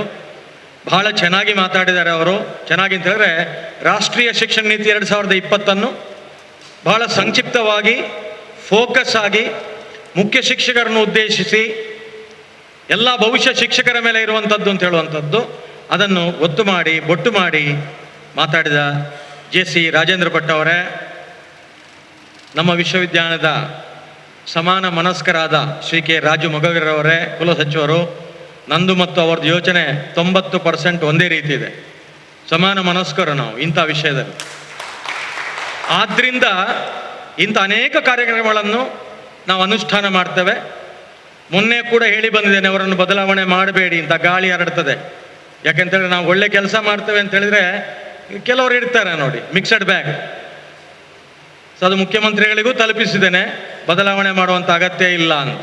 ಅವರು ಪ್ರಮೋಷನ್ ಆಗಿ ಹೋಗುವುದಾದ್ರೆ ಪರವಾಗಿಲ್ಲ, ಆದರೆ ಖಂಡಿತ ಸ್ವಲ್ಪ ಸಮಯ ನಾನು ಉಳಿಸಿಕೊಳ್ಬೇಕು. ನಾನು ಕೂಡ ಸೆಲ್ಫಿಶ್ನೆಸ್ ಅಂತ ಹೇಳೋದಿಲ್ಲ, ಎನ್ಲೈಟೆಂಡ್ ಸೆಲ್ಫ್ ಇಂಟ್ರೆಸ್ಟ್ ಅಂತ. ಆದ ಕಾರಣ ನಾನು ಅವರು ಭಾಳ ಚೆನ್ನಾಗಿ ಇಂಥ ಕಾರ್ಯಕ್ರಮಗಳನ್ನು ಹಮ್ಮಿಕೊಳ್ತಿದ್ದೇವೆ. ಇದಕ್ಕೆ ಒಂದು ರೀತಿಯ ಫೆಸಿಲಿಟೇಟ್ ಮಾಡಲಿಕ್ಕೆ ಪ್ರೊಫೆಸರ್ ಪ್ರಶಾಂತ ನಾಯಕ್ರವರು ಅವರ DNA ಆ ರೀತಿಯಲ್ಲಿದೆ. ಸಮಾಜಮುಖಿಯಾದಂಥ ಕೆಲಸಗಳಲ್ಲಿ ತೊಡಗಿಸಿಕೊಳ್ಳುವಂಥದ್ದು ಅವರ ಹವ್ಯಾಸ ಮತ್ತು ಅವರ ಮನೋಧರ್ಮ ಆಗಿದೆ. ಅವರನ್ನು ಇನ್ನೂ ಮುಂದಿನ ಹಂತಕ್ಕೆ ನಾನು ಕೊಂಡೋಗಬೇಕಂತ ಹೇಳುವಂಥ ಒಂದು ಮಹದಾಸೆಯಿಂದ ಅವರನ್ನು ನಾನು ಸ್ಪೆಷಲ್ ಆಫೀಸರ್ ಆಗಿ ತಗೊಂಡಿದ್ದೇನೆ. ಅದು ಬಿಟ್ಟರೆ ಬೇರೆ ಯಾವುದಕ್ಕೂ ಅಲ್ಲ ಅಂತ ಅದನ್ನು ಹೇಳ್ತಾ ಇದ್ದೇನೆ. ಸೊ ಇಂಥ ಕಾರ್ಯಕ್ರಮಗಳಿಗೆ ಉತ್ತೇಜನ ನೀಡಲಿಕ್ಕೆ ಅವ್ರು ಬೇಕಾಗತ್ತೆ. ಸೊ ಆ ರೀತಿಯಲ್ಲಿ ನಾನು ಇದರ ವಿಷಯ ಹೇಳಬೇಕಾದ್ರೆ, ನಮಗೂ ವಿಶ್ವವಿದ್ಯಾನಿಲಯಕ್ಕೆ ಒಂದು ಸಾಂಸ್ಥಿಕ ಸಾಮಾಜಿಕ ಜವಾಬ್ದಾರಿ ಇದೆ, ಇನ್ಸ್ಟಿಟ್ಯೂಷನಲ್ ಸೋಷಿಯಲ್ ರೆಸ್ಪಾನ್ಸಿಬಿಲಿಟಿ. ಅದೇ ರೀತಿಯಲ್ಲಿ ಇಂಥ ಕಾರ್ಯಕ್ರಮ ಹಮ್ಮಿಕೊಳ್ಳುವಾಗ ನಮ್ಮ ಕುಲಸಚಿವರು ಹೇಳಿದಂತೆ ವಿದ್ಯಾರ್ಥಿಗಳನ್ನು ತೊಡಗಿಸಿಕೊಳ್ಳುವಾಗೆ ಮಾಡಬೇಕು. ಅವರು ಸ್ಟೂಡೆಂಟ್ ವಾಲಂಟಿಯರ್ಸ್ ಆಗಬೇಕು. ತಪ್ಪುಗಳನ್ನು ಮಾಡಲಿ, ತಪ್ಪು ಮಾಡದೆ ಯಾರೂ ಕಲಿಯುವುದಿಲ್ಲ. ವಿದ್ಯಾರ್ಥಿಗಳು ತಪ್ಪು ಮಾಡಿದ್ರೆ ಮತ್ತೆ ಯಾರು ತಪ್ಪು ಮಾಡೋದು? ಶಿಕ್ಷಕರು ಮಾಡೋದ?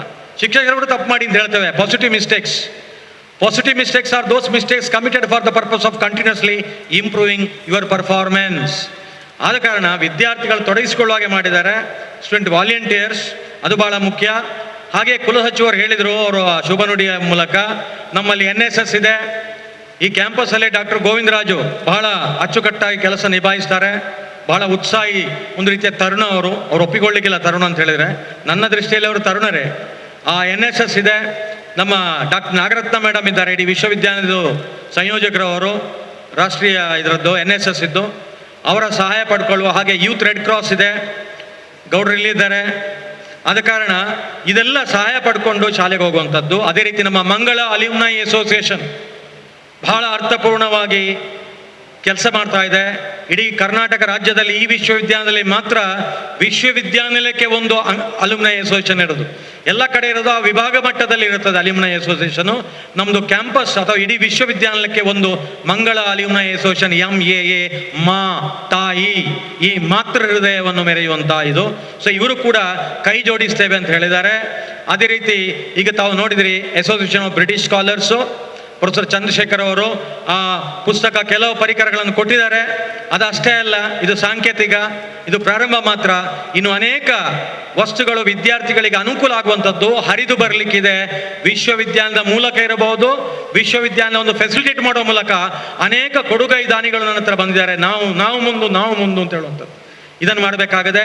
ಹಾಗೆ ಬ್ಯಾಂಕ್ಗಳು, ಇನ್ಶೂರೆನ್ಸು, ಹಾಗೆ ಅನೇಕ ಈ ಸಮಾಜದ ಗಣ್ಯ ವ್ಯಕ್ತಿಗಳು ಕೂಡ ಬಂದಿದ್ದಾರೆ. ಯಾಕೆಂದರೆ ನಮ್ಮ UT ಖಾದರ್ ನನಗೆ ಅನೇಕ ಬಾರಿ ಹೇಳ್ತಾರೆ, ಪಾರ್ಲಿಮೆಂಟಲ್ಲಿ ಅಥವಾ ಅಸೆಂಬ್ಲಿಯಲ್ಲಿ ಜನಪ್ರತಿನಿಧಿಗಳು ಬಲಿಷ್ಠರಾದರೆ, ಶ್ರೀಮಂತರಾದರೆ ಪ್ರಯೋಜನ ಇಲ್ಲ. ವಿಶ್ವವಿದ್ಯಾಲಯದ ಕುಲಪತಿಗಳು ಗಟ್ಟಿಯಾದರೆ ಏನು ಪ್ರಯೋಜನ ಇಲ್ಲ. ತರಗತಿಗಳಿಗೆ ಓದ್ತಿರುವಂಥ ವಿದ್ಯಾರ್ಥಿಗಳು ಬಲಿಷ್ಠರಾದಾಗ ಮಾತ್ರ, ಅವರು ಸಬಲರಾದಾಗ, ಸಶಕ್ತರಾದಾಗ, ಸಮರ್ಥರಾದಾಗ ಖಂಡಿತ ನಮ್ಮ ದೇಶ ಮುಂದೆ ಹೋಗುತ್ತೆ ಅಂತ ಹೇಳುವಂಥದ್ದು. ಅಂಥ ಒಂದು ಸ್ಥಳದಲ್ಲಿ ಸರ್ಕಾರಿ ಶಾಲೆಗಳು, ನಮ್ಮ MR ದೊರೆಸ್ವಾಮಿ ಅವರು ಅನೇಕ ಬಾರಿ ನನ್ನ ಹತ್ರ ಹೇಳ್ತಾರೆ, ಖಾಸಗಿ ಶಾಲೆಗಳಿಗೆ ಹೋಗ್ತಾರೆ. ಈ ಸರ್ಕಾರಿ ಶಾಲೆಗಳಲ್ಲಿ ವಿದ್ಯಾರ್ಥಿಗಳನ್ನ ಅಟ್ರಾಕ್ಟ್ ಮಾಡಬೇಕು. ಏನು ಮಾಡಬೇಕು? ಅದಕ್ಕೆ ಬೇಕಾದ ಪೂರಕವಾದ ವಾತಾವರಣ ಸೃಷ್ಟಿಸಬೇಕು. ಇದು ಯಾರ ಜವಾಬ್ದಾರಿ? ಎಲ್ಲವನ್ನು ಸರ್ಕಾರದ ನಿರೀಕ್ಷೆ ಮಾಡೋದು ತಪ್ಪು. ಸರ್ಕಾರೇತರ ಸಂಸ್ಥೆಗಳು ಮತ್ತೆ ಸರ್ಕಾರ ಜೊತೆ ಇರುವಂತಹ ವಿಶ್ವವಿದ್ಯಾಲಯಗಳು ಕೈ ಜೋಡಿಸಿದರೆ ಮಾತ್ರ ಇದು ಅರ್ಥಪೂರ್ಣವಾಗಿ ಆಗಲಿಕ್ಕೆ ಸಾಧ್ಯ. ಇದು ಈ ನಿಟ್ಟಿನಲ್ಲಿ ಅನೇಕ ಶಾಲೆಗಳು ಇದನ್ನು ತಿಳ್ಕೊಂಡು ಬಂದ ನಂತರ ಬರ್ತಾರೆ. ಕುಲಸಚಿವರಿಗೆ ಹೇಳಿದರು, ಮುಂದೆ ಬಂದಿದ್ದಾರೆ, ಸರ್ ನಮ್ಮ ಶಾಲೆಗಳನ್ನು ತಗೊಳ್ಳಿ. ಖಂಡಿತ ಇದ್ದೇವೆ. ವಿಶ್ವವಿದ್ಯಾಲಯ 10 ಅಲ್ಲ, 20 ಅಲ್ಲ, 50 ಶಾಲೆಗಳನ್ನು ತಗೊಳ್ಳಿಕ್ಕೆ ರೆಡಿದ್ದೇವೆ ನಾವು. ಆದರೆ ನಮ್ದು ಏನು ಅಂತ ಹೇಳಿದ್ರೆ ಹಂತವಾಗಿ ತಗೊಳ್ಬೇಕು. ಖಾಲಿ ಹುಟ್ಟಿಸಿಯಾಗಿ ಸಂರಕ್ಷಣೆ ಮಾಡಿದರೆ ಕಷ್ಟ. ಅದಕ್ಕೆ ಈಗ ಒಂದು 10 ಶಾಲೆಗಳನ್ನು ತಗೊಂಡಿದ್ದೇವೆ. ಈ 10 ಶಾಲೆಗಳನ್ನು ಒಂದು ಹಂತಕ್ಕೆ ತರುವಾಗ, ಈಗ ಬೇಸಿಕ್, ಇಂಟರ್ಮೀಡಿಯೇಟ್, ಅಡ್ವಾನ್ಸ್ಡ್ ಹೇಳ್ತೇವೆ ನಾವು. ಬೇಸಿಕ್ ಲೆವೆಲ್ಗೆ ತರುವಂಥದ್ದು, ಮೂಲಭೂತ ಸೌಕರ್ಯಗಳನ್ನು ಒದಗಿಸುವಂಥದ್ದು. ಉದಾಹರಣೆಗೆ ಸುರಕ್ಷಿತ ಕುಡಿಯುವ ನೀರು ಅಂತ ಹೇಳ್ತಾರೆ, ಶೌಚಾಲಯಗಳು ಕೊಡುವುದಲ್ಲ, ಅದನ್ನು ಸರಿಯಾಗಿ ಮೇಂಟೈನ್ ಮಾಡ್ತಾರ ಅಂತ. ಅಧ್ಯಾಪಕರು, ಅದರ ಕೊರತೆಗಳಿರ್ತದೆ. ತರಗತಿಗಳ ಕೊಠಡಿಗಳು, ಗ್ರಂಥಾಲಯದಲ್ಲಿ ಪುಸ್ತಕಗಳಿರಬೇಕಾಗತ್ತೆ. ಇವತ್ತು ಈ ರಿಸೋರ್ಸಸ್ ಹೇಳ್ತೇವೆ, ಅದು ಬೇಕಾಗತ್ತೆ. ಪೀಠೋಪಕರಣಗಳು ಬೇಕಾಗತ್ತೆ. ನಾವು ಇನ್ನು ಮುಂದಿನ ಹಂತದಲ್ಲಿ ಅದನ್ನು ಕೂಡ ಒದಗಿಸ್ತೇವೆ. ಆಮೇಲೆ ಗಣಕಯಂತ್ರಗಳಿಗೆ ಕೊಟ್ಟಿದ್ದೇವೆ. ಸ್ಮಾರ್ಟ್ ಬೋರ್ಡ್ಗಳು ಅಂತ ಹೇಳ್ತಾರೆ. ಸ್ಮಾರ್ಟ್ ಬೋರ್ಡ್ನ ಮೊದಲು ಕರಿಹಲಗೆ ಬೇಕಲ್ಲ ನಮಗೆ, ಆನಂತರ ವೈಟ್ ಬೋರ್ಡ್ ಬರಬೇಕಲ್ಲ, ಆನಂತರ ಸ್ಮಾರ್ಟ್ ಬೋರ್ಡ್. ಹೊಟ್ಟೆಗೆ ಹಿಟ್ಟಿಲ್ಲ ಜುಟ್ಟಿಗೆ ಮಲ್ಲಿಗೆ ಆಗಬಾರ್ದು.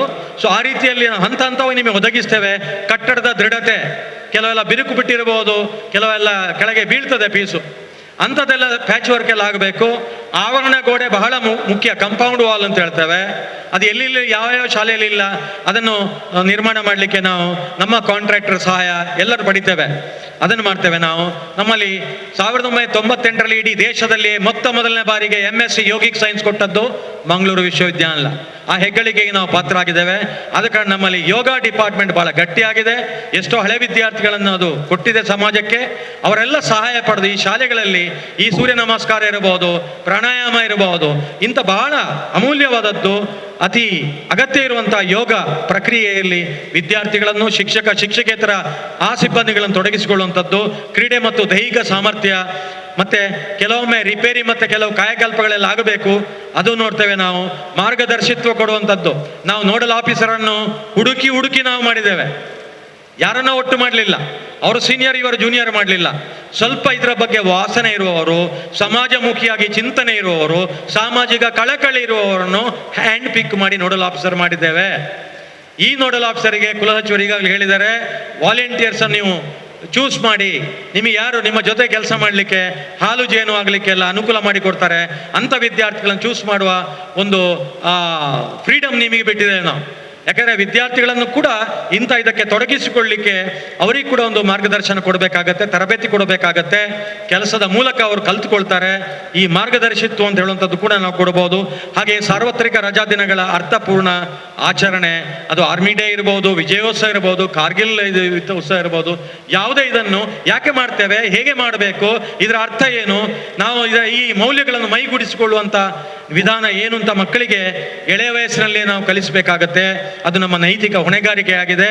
ಹಾಗೆ ಮೌಲ್ಯಾಧಾರಿತ ಶಿಕ್ಷಣ ಕೊಡುವಂಥದ್ದು, ಯಾಕಂದರೆ ಶಾರೀರಿಕ, ಮಾನಸಿಕ, ಭೌತಿಕ, ಸಾಮಾಜಿಕ ಮತ್ತು ಆಧ್ಯಾತ್ಮಿಕ ನೆಲೆಗಳಲ್ಲಿ ವಿದ್ಯಾರ್ಥಿಗಳಿಗೆ ನಾವು ವ್ಯಕ್ತಿತ್ವ ವಿಕಸನ ಮಾಡಬೇಕಾಗತ್ತೆ. ಈಗ ಮಲ್ಲೇಸ್ವಾಮಿ ಅವರು ಹೇಳಿದಾಗೆ ಡ್ರಾಯಿಂಗ್, ಮ್ಯೂಸಿಕ್ಕು, ಸೈನ್ಸ್, ಡ್ಯಾನ್ಸು ಈ ಚಟುವಟಿಕೆಗಳ ಮೂಲಕ ಕಲಿಬೇಕು ಅಂತ ಹೇಳುವಂಥದ್ದು. ನಮ್ಮ ಶ್ರೀ ರಾಜೇಂದ್ರ ಭಟ್ರು ಬಹಳ ಚೆನ್ನಾಗಿ ರಾಷ್ಟ್ರೀಯ ಶಿಕ್ಷಣ ನೀತಿ ನಮ್ಮ ಮನೆ ಅಂಗಳಕ್ಕೆ ಬಂದಾಗಿದೆ ಅಂತ ಹೇಳಿದ್ರು. ಇನ್ನೂ ಕೂತ್ಕೊಂಡು ನೋಡಬೇಡಿ, ಇಣುಕಿ ನೋಡಬೇಡಿ, ಹೊರಗಡೆ ಬಂದು ಕೈ ಮುಗಿದು ಸ್ವಾಗತಿಸಿ ಸನ್ನದ್ಧರಾಗಿ ಮೊದಲು ನಿಮ್ಮನ್ನು ನೀವು ತಿದ್ದಿಕೊಳ್ಳಿ. ಶಿಕ್ಷಕರೇ, ನೀವೇ ಇದಕ್ಕೆ ಬೀಗದ ಕೈ ಹಿಡ್ಕೊಂಡಿದ್ದೀರಿ. ಈ ಬೀಗದ ಕೈಯಲ್ಲಿ ಬೀಗ ಹಾಕ್ಲಿಕ್ಕೂ ಆಗುತ್ತೆ, ಬೀಗ ತೆಗಿಲಿಕ್ಕೂ ಆಗುತ್ತೆ. ಆದ ಕಾರಣ ಶಿಕ್ಷಕರ ಪಾತ್ರ, ಅವರ ಕನಸುಗಳು, ವಿದ್ಯಾರ್ಥಿಗಳಲ್ಲಿ ಕನಸುಗಳನ್ನು ಸೃಷ್ಟಿ ಮಾಡಿಸುವಂಥದ್ದು, ಸೃಜನಶೀಲತೆಯನ್ನು ಮೂಡಿಸುವಂಥದ್ದು, ಗಿಳಿಬಾಯಿ ಪಾಠ, ಮೆಮೊರಿ ಬೇಸ್ಡ್ ರೋಟ್ ಲರ್ನಿಂಗ್ ಅಂತ ಹೇಳ್ತೇವೆ NEP 2020ಯಲ್ಲಿ, ಅದರಿಂದ ದೂರ ಹೋಗುವಂಥದ್ದು, ಕೌಶಲಗಳು, ಮತ್ತೆ ಮಗು ಸಾಮರ್ಥ್ಯ ಬೇಕು, ಅದಕ್ಕೆ ಇಚ್ಛಾಶಕ್ತಿ ಬೇಕು, ಅವಕಾಶಗಳು ಕೂಡ ಬೇಕಾಗುತ್ತೆ. ಆಗ ಅದೊಂದು ಮುಂದೆ ಜೀವನದಲ್ಲಿ ಬರಲಿಕ್ಕಾಗತ್ತೆ. ಬದುಕುವುದು ಮುಖ್ಯ ಅಲ್ಲ, ಜೀವಿಸುವುದು ಮುಖ್ಯ ಅಂತೇಳಿ ಆ NEPಯಲ್ಲಿ ಹೇಳ್ತೇವೆ ನಾವು, ರಾಷ್ಟ್ರೀಯ ಶಿಕ್ಷಣ ನೀತಿಯಲ್ಲಿ. ಆ ಅರ್ಥದಲ್ಲಿ ಜೀವನಕ್ಕೆ ಬೇಕಾದಂಥ ಪಾಠಗಳನ್ನು ಕಲಿಸಬೇಕು. ಅದು ನಮ್ಮ ಶಿಕ್ಷಕರ ಮಹತ್ತರವಾದ ಜವಾಬ್ದಾರಿ ಆಗಿದೆ. ಮಗು ಪ್ರಶ್ನೆ ಕೇಳಿದರೆ ನಮಗೆ ಕಿರಿಕಿರಿ ಆಗತ್ತೆ ಕೆಲವು ಶಿಕ್ಷಕರಿಗೆ. ನಾನು ಯಾವಾಗಲೂ ಹೇಳಿಕೊಂಡು, only when you ask question to me you can find real teacher in me. ಪ್ರಶ್ನೆ ಕೇಳಬೇಕು, ಪ್ರಶ್ನೆ ಕೇಳಲಿಕ್ಕೆ ಉತ್ತೇಜಿಸಬೇಕು ನಾವು ಮಗುವನ್ನು. ಅಂಥ ಮಗುವನ್ನು ನಾವು ಅಧಿಕ ಪ್ರಸಂಗಿ ಅಂತೇಳಿ ಹೊರಗಡೆ ತಳ್ಳುವುದಲ್ಲ. ಅವ ಅಯೋಗ್ಯ ಶಿಕ್ಷಕ ಅಯೋಗ್ಯ ಆಗಲಿಕ್ಕಿಲ್ಲ.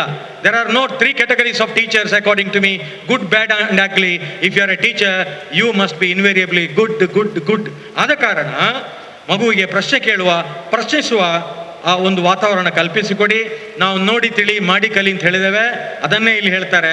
ಆದ ಕಾರಣ ಮಗು ಯಾವ ರೀತಿಯಲ್ಲಿ ಜ್ಞಾನ ಸಂಗ್ರಹ ಮಾಡಬೇಕು, ಜ್ಞಾನಾರ್ಜನೆ ಮಾಡಬೇಕು ಅಂತ ಹೇಳಿದ್ರೆ ಮಾಹಿತಿ, ಇನ್ಫಾರ್ಮೇಶನ್ ಪಡಿಬೇಕು, ಅರಿವು ಮೂಡಿಸಬೇಕು. ಅರಿವೇ ಗುರು ಅಂತ ತಿಳ್ಕೊಳ್ಬೇಕು. ಆ ಮಗು ಜಾಗೃತಿ ಮೂಡಿಸಬೇಕು. ಮನರಂಜನೆ ಮೂಲಕ ಅಥವಾ ಚಟುವಟಿಕೆಗಳ ಮೂಲಕ ಕಲಿಬೇಕು. ಸ್ವಂತ ಅನುಭವವನ್ನು ಪಡೆಯುವ ಮೂಲಕ ಮಗು ಆ ಕಲಿಕೆಯ ತಿರುಳನ್ನು ಅರ್ಥ ಮಾಡಿಕೊಳ್ಳಲಿಕ್ಕೆ ಅನುವು ಮಾಡಿಕೊಟ್ಟಾಗ ಆಗುತ್ತೆ, ತೊಡಗಿಸಿಕೊಂಡಾಗ ಆಗುತ್ತೆ. ಆದ ಕಾರಣ ಇಂಥ ಕಾರ್ಯಕ್ರಮದಲ್ಲಿ ನೀವೆಲ್ಲ ಬಂದಿದ್ದೀರಿ, ಮುಖ್ಯ ಶಿಕ್ಷಕರು ಬಂದಿದ್ದೀರಿ, ನಮ್ಮ ವಿಶ್ವವಿದ್ಯಾಲಯದ ನೋಡಲ್ ಅಧಿಕಾರಿಗಳು ಬಂದಿದ್ದೀರಿ, ಎಲ್ಲರೂ ಬಂದು ಸೇರಿದ್ರಿ. ಪತ್ರಿಕಾ ಮಾಧ್ಯಮದ ಸನ್ಮಿತ್ರರಿದ್ದಾರೆ. ಎಲ್ಲರೂ ಸೇರಿ, ಇದು ಒಬ್ಬನ ಜವಾಬ್ದಾರಿ ಅಲ್ಲ, ಎಲ್ಲರೂ ಸೇರಿಕೊಂಡು ನಾವು ಇನ್ನೂ ನೆಕ್ಸ್ಟ್ ಲೆವೆಲ್ಗೆ ಕೊಂಡೋಗ್ಲಿಕ್ಕೆ ನಾವು ಪ್ರಾಮಾಣಿಕ ಪ್ರಯತ್ನ ಮಾಡ್ತೇವೆ. ಅಲ್ಲಿ ಇಲ್ಲಿ ಕಾದಿ ಕುಳಿತುಕೊಳ್ಳಿರುವಂಥ ಇನ್ನೂ ಶಾಲೆಗಳನ್ನು ಮುಂದಿನ ದಿನಗಳಲ್ಲಿ ನಾವು ತಗೊಳ್ಳಿಕ್ಕೆ ಇದ್ದೇವೆ ಅಂತ ಹೇಳಲಿಕ್ಕೆ ನನಗೆ ಸಂತೋಷ ಆಗುತ್ತೆ. ಇದು ವಿಶ್ವವಿದ್ಯಾಲಯ ಜವಾಬ್ದಾರಿ ಕೂಡ ಆಗುತ್ತೆ. ನಮ್ಮ ಮಂಗಳೂರು ವಿಶ್ವವಿದ್ಯಾಲಯದ ವಿದ್ಯಾರ್ಥಿಗಳ ನಡೆ ಸರ್ಕಾರಿ ಶಾಲೆಗಳ ಕಡೆ ಹೋಗಬೇಕು. ಅದಕ್ಕೆ ನೋಡಲ್ ಅಧಿಕಾರಿಗಳು ಪ್ರೋತ್ಸಾಹ ಪ್ರೋತ್ಸಾಹ ನೀಡ್ತಾರೆ. ವಿಶ್ವವಿದ್ಯಾನಿಲಯ ಆಡಳಿತ ಯಾವಾಗಲೂ ನಿಮ್ಮ ಜೊತೆಗಿರುತ್ತೆ ಅಂತೇಳಿ ನನ್ನ ಮಾತುಗಳನ್ನು ಮುಗಿಸ್ತೇನೆ. ಜೈ ಹಿಂದ್, ಜೈ ಕರ್ನಾಟಕ. ನಿಮ್ಮ ಅಧ್ಯಕ್ಷೆ ನುಡಿಗೆ ಧನ್ಯವಾದಗಳು ಸರ್. ಈಗ ತುರ್ತು ಒಂದು ಸಭೆಗೆ ತೆರಳಲಿರುವ ಕಾರ್ಯಕ್ರಮದ ಅಧ್ಯಕ್ಷರು ಮತ್ತು ಮಾನ್ಯ ಕುಲಪತಿಗಳು ಆಗಿರುವ ಪ್ರೊಫೆಸರ್ PS ಎಡಪಡಿತಾಯ ಸರ್ ಅವರಿಗೆ ವಿಜ್ಞಾನ ನಿಕಾಯದ ಡೀನರಾಗಿರುವ ಸರ್ ಬಂದು ಸ್ಮರಣಿಕೆಯನ್ನು ನೀಡಬೇಕಂತ ನಾನು ಕೇಳ್ಕೊಳ್ತೀನಿ.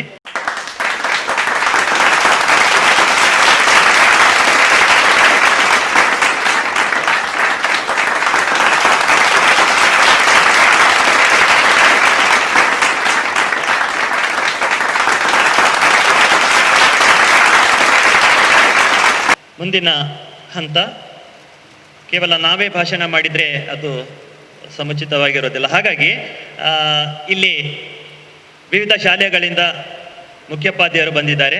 ಅವರಿಂದಲೂ ಸಹ ನಾವು ಅವರಿಗೆ ಕಾರ್ಯಕ್ರಮದ ಬಗ್ಗೆ ಮತ್ತು ಈ ಒಂದು ಸ್ಕೂಲ್ ಅಡಾಪ್ಷನ್ ಬಗ್ಗೆ ಏನು ಅನಿಸ್ತದೆ ಅನ್ನುವ ಒಂದು ಅನಿಸಿಕೆಯನ್ನು ದತ್ತು ಪಡೆದುಕೊಂಡ ಶಾಲೆಯೊಂದರ HM ಅವರ ದಕ್ಷಿಣ ಕನ್ನಡ ಜಿಲ್ಲಾ ಪಂಚಾಯತ್ ಸರ್ಕಾರಿ ಹಿರಿಯ ಪ್ರಾಥಮಿಕ ಶಾಲೆ ಕೊಣಜೆ ಪದವು ಇದರ ಮುಖ್ಯೋಪಾಧ್ಯಾಯರು ಬಂದು ಕಾರ್ಯಕ್ರಮದ ಬಗ್ಗೆ ಮತ್ತು ಈ ಒಂದು ನಮ್ಮ ಸ್ಕೂಲ್ ಅಡಾಪ್ಷನ್ ಯೋಜನೆಯ ಬಗ್ಗೆ ತಮ್ಮ ಅನಿಸಿಕೆ ಚುಟುಕಾಗಿ ಹೇಳಬೇಕಾಗಿ ವಿನಂತಿಸಿಕೊಳ್ಳಿ. ಕುಲಸಚಿವರೇ ಹಾಗೂ ಕಾರ್ಯಕ್ರಮವನ್ನು ಉದ್ಘಾಟಿಸಿದಂಥ ಮಾನ್ಯ ದೊರೆಸ್ವಾಮಿ ಪ್ರೊಫೆಸರ್ ಅವರೇ ಹಾಗೂ ಶ್ರೀ ಮಲ್ಲೇಸ್ವಾಮಿ ಮುಖ್ಯ ಅತಿಥಿಯವರೇ ಮತ್ತು ಎಲ್ಲ ನೋಡಲ್ ಅಧಿಕಾರಿ ವೃಂದದವರೇ ಹಾಗೂ ಈ ಮಂಗಳೂರು ವಿಶ್ವವಿದ್ಯಾಲಯದ ಎಲ್ಲ ಪ್ರಾಧ್ಯಾಪಕ ವೃಂದದವರೇ ಹಾಗೂ ಎಲ್ಲ ಮುಖ್ಯ ಶಿಕ್ಷಕರೇ ಹಾಗೂ ಎಲ್ಲ ಸಹಮಿತ್ರರೇ, ಈ ದಿನ ಸುವರ್ಣಾಕ್ಷರದಲ್ಲಿ ಬರೆದಿಡುವಂಥ ಒಂದು ದಿನವಾಗಿದೆ.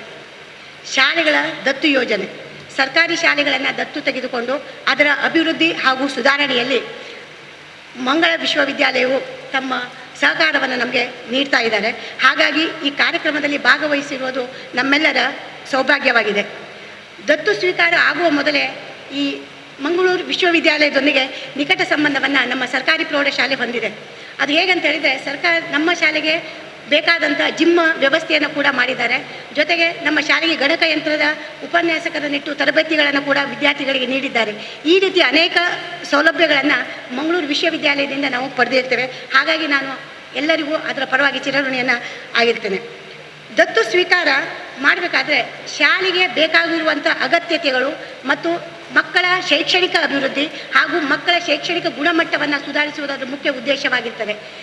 ಈಗಾಗಲೇ ಅನೇಕ ಶಾಲೆಗಳನ್ನು ಬೇರೆ ಬೇರೆ ಸಂಘ ಸಂಸ್ಥೆಯಲ್ಲಿರ್ಬೋದು ಅಥವಾ ಬೇರೆ ಬೇರೆ ವಿಶ್ವವಿದ್ಯಾಲಯಗಳಿರ್ಬೋದು ಅವುಗಳನ್ನು ದತ್ತು ಪಡೆದಿದ್ದಾರೆ. ಆ ದತ್ತು ಪಡೆದಿರುವಂಥ ಶಾಲೆಗಳಲ್ಲಿ ಆಗಿರುವಂಥ ಬದಲಾವಣೆ, ದಾಖಲಾತಿ ಹೆಚ್ಚಳ ಆಗಿರ್ಬೋದು ಅಥವಾ ಹಾಜರಾತಿ 100% ಫಲಿತಾಂಶದ ಉತ್ತಮ ಆಗಿರ್ಬೋದು ಮತ್ತು ಫಲಿತಾಂಶದ ಗುಣಮಟ್ಟವನ್ನು ಕೂಡ ಹೆಚ್ಚಾಗಲಿಕ್ಕೆ ಸಾಧ್ಯವಾಗಿದೆ. ಅವೆಲ್ಲವ ನಿರೀಕ್ಷೆಯಲ್ಲಿ ಇಟ್ಟುಕೊಂಡು ಅವರು ನಮ್ಮ ಶಾಲೆಗಳನ್ನು ದತ್ತು ಆಗಿ ಸ್ವೀಕರಿಸಿದ್ದಾರೆ. ಆ ನಿಟ್ಟಿನಲ್ಲಿ ಅವರಿಗೆ ಬೇಕಾದಂಥ ಸಹಕಾರವನ್ನು ನಮ್ಮ ವೈಯಕ್ತಿಕವಾಗಿ ಹಾಗೂ ಮುಖ್ಯ ಶಿಕ್ಷಕರ ಪರವಾಗಿ ನಾವು ನೀಡ್ತೇವೆ ಹಾಗೂ ಶಾಲೆಯನ್ನು ಉತ್ತಮ ಶಾಲೆಯನ್ನಾಗಿ ಮಾಡಲಿಕ್ಕೆ ನಾವೆಲ್ಲ ಸಹಕಾರವನ್ನು ನೀಡ್ತೇವೆ ಅಂತೇಳಿ ಎಲ್ಲರಿಗೂ ಧನ್ಯವಾದಗಳನ್ನು ಅರ್ಪಿಸ್ತೇನೆ. Thank you. ಮುಂದಿನ ಅಂಗ ಪ್ರತಿ ಶಾಲೆ ಅಂದರೆ 10 ಶಾಲೆಗಳಿಗೆ ಏನು ದತ್ತು ಕೊಟ್ಟಿದ್ದೀವಿ. ಪ್ರತಿ ಶಾಲೆಗೆ ಒಬ್ಬ ನೋಡಲ್ ಅಧಿಕಾರಿಯಾಗಿ ವಿಶ್ವವಿದ್ಯಾಲಯದಿಂದ ಶಿಕ್ಷಕರನ್ನು ನೇಮಕ ಮಾಡಲಾಗಿದೆ. ನಿಮಗೆಲ್ಲ ಗೊತ್ತಿರೋ ಹಾಗೆ ಪ್ರತಿಯೊಂದು ಕಾರ್ಯಕ್ಕೆ ಕೆಲಸ ಮಾಡಿದ್ದಕ್ಕೆ ಸರ್ಟಿಫಿಕೇಶನ್ ಇಸ್ ವೆರಿ ಇಂಪಾರ್ಟೆಂಟ್. ಹಾಗಾಗಿ ಆ ನೋಡಲ್ ಅಧಿಕಾರಿಗಳಿಗೆ ಒಂದು ಪ್ರಮಾಣ ಪತ್ರವನ್ನು ತಯಾರು ಮಾಡಿದ್ದಾರೆ. ಪ್ರಮಾಣ ಪತ್ರವನ್ನು ವಿತರಿಸಲಿದ್ದಾರೆ. ಇಂದಿನ ಅಂದರೆ ಮಾನ್ಯ ಕುಲ ಸಚಿವರು ಈ ಕಾರ್ಯಕ್ರಮಕ್ಕೆ ಅಧ್ಯಕ್ಷತೆಯ ಒಂದು ಹಸ್ತಾಂತರವನ್ನು ತೆಗೆದುಕೊಂಡಿರ್ತಕ್ಕಂಥ ಅಧ್ಯಕ್ಷರು ಆಗಿರುವ ಕುಲ ಸಚಿವರಿಗೆ ನಾನು ಮನವಿ ಮಾಡ್ತೀನಿ, ಎಲ್ಲ ನೋಡಲ್ ಆಫೀಸರ್ಸ್ಗಳಿಗೆ ಪ್ರಮಾಣ ಪತ್ರವನ್ನು ವಿತರಣೆ ಮಾಡಬೇಕು ಮತ್ತು ಎಲ್ಲ ನೋಡಲ್ ಅಧಿಕಾರಿಗಳು ವೇದಿಕೆಗೆ ಬರಬೇಕು. Naveen Chandra Kumar, department of electronic. Narasimhaiah sir, department of applied geology. Preethi Keerthi D'Souza, department of commerce. Doctor Parameshwar sir, department of commerce. Doctor Shekhar Nayak sir, department of business administration. Doctor ಬರೆದಿದ್ದಾರೆ ಅದಾಗಿ.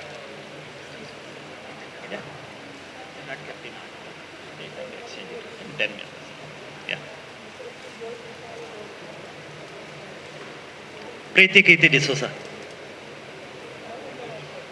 S. Next doctor Parameshwar sir, department of commerce.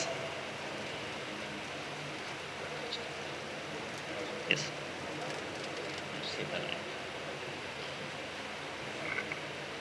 Doctor Govindaraju BM. Prakash sir, Vishwanath sir, be ready. Doctor Shekhar Nayak, department of business administration.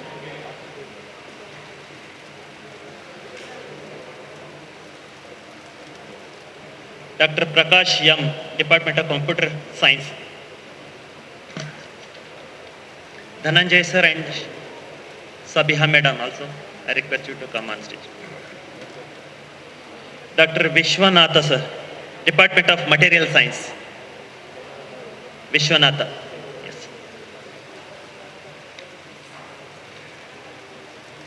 Dr. Dhananjaya, Department of Kannada.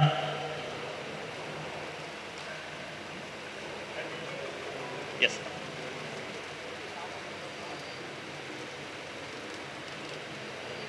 ಮುಂದಿನ ಹಂತ ವಂದನಾರ್ಪಣೆ ಕಾರ್ಯಕ್ರಮದ ಅಂತಿಮ ಘಟ್ಟಕ್ಕೆ ನಾವು ತಲುಪಿದ್ದೇವೆ. ಕಾರ್ಯಕ್ರಮದ ವಂದನಾರ್ಪಣೆಯನ್ನು ನಡೆಸಿಕೊಡಲಿದ್ದಾರೆ ಡಾಕ್ಟರ್ ವಿಶ್ವನಾಥ್ ಟಿ. ಎಲ್ಲರಿಗೂ ನನ್ನ ನಮಸ್ಕಾರಗಳು. ಈ ಒಂದು ದತ್ತು ಸ್ವೀಕೃತ ಶಾಲೆಗಳ ಶಿಕ್ಷಕರು ಮತ್ತು ನೋಡಲ್ ಅಧಿಕಾರಿಗಳಿಗೆ ಏನು ಇವತ್ತೊಂದು ಪುನಶ್ಚೇತನ ಶಿಬಿರ ಅಂತ ನಮ್ಮ ಮಂಗಳೂರು ವಿಶ್ವವಿದ್ಯಾನಿಲಯದಿಂದ ಆಯೋಜಿಸಿದ್ದೇವೆ. ಈ ಒಂದು ಕಾರ್ಯಕ್ರಮಕ್ಕೆ ಆಗಮಿಸಿದಂತಹ ಎಲ್ಲ ಗಣ್ಯ ಅತಿಥಿಗಳಿಗೂ ಹಾಗೂ ಸಭೆಯಲ್ಲಿ ಆಸೀನರಾಗಿರುವಂಥವರಿಗೂ ನಾನು ಧನ್ಯವಾದಗಳನ್ನು ಸಮರ್ಪಿಸಲಿಕ್ಕೆ ಇಚ್ಛೆ ಪಡ್ತಾ ಇದ್ದೇನೆ. ಮೊದಲನೇದಾಗಿ ಈ ಕಾರ್ಯಕ್ರಮದ ಮುಖ್ಯ ರೂವಾರಿ ಪ್ರೊಫೆಸರ್ MR ದೊರೆಸ್ವಾಮಿ ಇವರು ನಮ್ಮ ಕರೆಗೆ ಹೋಗೊಟ್ಟು ಆನ್ಲೈನ್ ಮುಖಾಂತರ ಶುಭವನ್ನು ಕೋರಿದ್ದಾರೆ ಈ ಕಾರ್ಯಕ್ರಮಕ್ಕೆ. ಅದಲ್ಲದೆ ಮಂಗಳೂರು ವಿಶ್ವವಿದ್ಯಾನಿಲಯ ಉಳಿದೆಲ್ಲ ವಿಶ್ವವಿದ್ಯಾನಿಲಯಗಳಿಂತಲೂ ಮುಂಚಿತವಾಗಿ ಕಾರ್ಯಕ್ರಮವನ್ನು ಆಯೋಜಿಸಿಕೊಂಡು ಎಲ್ಲರ ಸಹಕಾರವನ್ನು ಬಯಸ್ತಾ ಈ ಕಾರ್ಯಕ್ರಮವು ಇನ್ನಷ್ಟು ಏನೊಂದು ಉನ್ನತಿಯನ್ನು ಕಾಣಬೇಕು ಅನ್ನುವಂತಹ ಆಶಯವನ್ನು ಅವರು ಬಯಸಿದ್ದಾರೆ. ಅವರಿಗೆ ನನ್ನ ಅನಂತ ಧನ್ಯವಾದಗಳನ್ನು ಸಮರ್ಪಿಸ್ತಾ ಇದ್ದೇನೆ.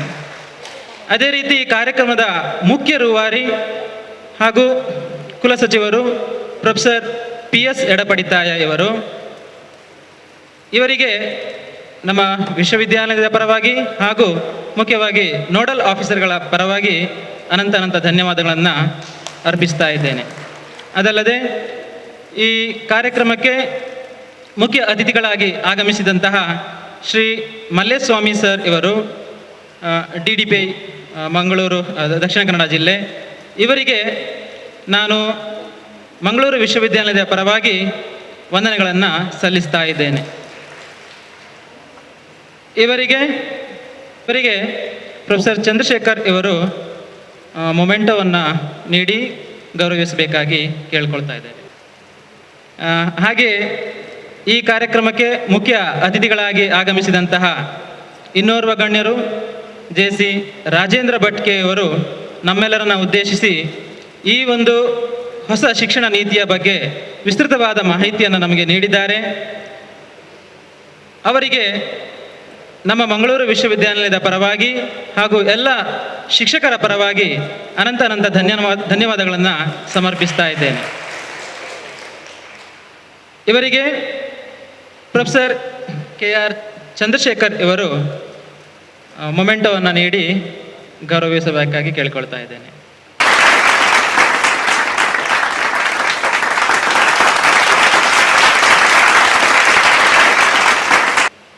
ಹಾಗೆ ಮಂಗಳೂರು ವಿಶ್ವವಿದ್ಯಾಲಯದ ಆಡಳಿತದಲ್ಲಿ ಪ್ರಮುಖ ಪಾತ್ರವನ್ನು ವಹಿಸಿರುವಂತಹ ಕುಲಸಚಿವರಾದಂತಹ ಶ್ರೀ ರಾಜು ಮೊಗವೀರ ಇವರು ಎಲ್ಲ ಕಾರ್ಯಕ್ರಮಗಳಲ್ಲೂ ಕೊನೆಯ ಹಂತದವರೆಗೂ ಪ್ರತಿಯೊಂದು ವಿಷಯದಲ್ಲೂ ಎಲ್ಲವನ್ನು ಅಚ್ಚುಕಟ್ಟಾಗಿ ನಿಭಾಯಿಸಿ ಎಲ್ಲರನ್ನೂ ಸಹ ಒಂದು ಕಾರ್ಯಕ್ರಮ ಯಾವ ರೀತಿಯಲ್ಲಿ ನಡೀಬೇಕು ಅಥವಾ ಯಾವ ಕಾರ್ಯಕ್ರಮ ಯಾವ ರೀತಿಯಲ್ಲಿ ಯಶಸ್ವಿಯಾಗಬೇಕು ಅನ್ನೋದರ ಬಗ್ಗೆ ಎಲ್ಲರಿಗೂ ಒಂದು ಗೈಡೆನ್ಸನ್ನು ಕೊಟ್ಟು ನಮ್ಮನ್ನು ಹುರಿದುಂಬಿಸುವವರು ಅವರು ಈ ಕಾರ್ಯಕ್ರಮದಲ್ಲಿ ಭಾಗವಹಿಸಿದ್ದಾರೆ. ಅವರಿಗೆ ನಮ್ಮ ಈ ಮಂಗಳೂರು ವಿಶ್ವವಿದ್ಯಾನಿಲಯ ಹಾಗೂ ಎಲ್ಲ ಶಿಕ್ಷಕರ ಪರವಾಗಿ ವಂದನೆಗಳನ್ನು ಅರ್ಪಿಸ್ತಾ ಇದ್ದೇನೆ. ಇವರಿಗೆ ಡಾಕ್ಟರ್ ರಮೇಶ್ ಗಣಿ ಇವರು ಮೊಮೆಂಟೋವನ್ನು ನೀಡಿ ಗೌರವಿಸಬೇಕಾಗಿ ಕೇಳಿಕೊಳ್ತಾ ಇದ್ದಾರೆ.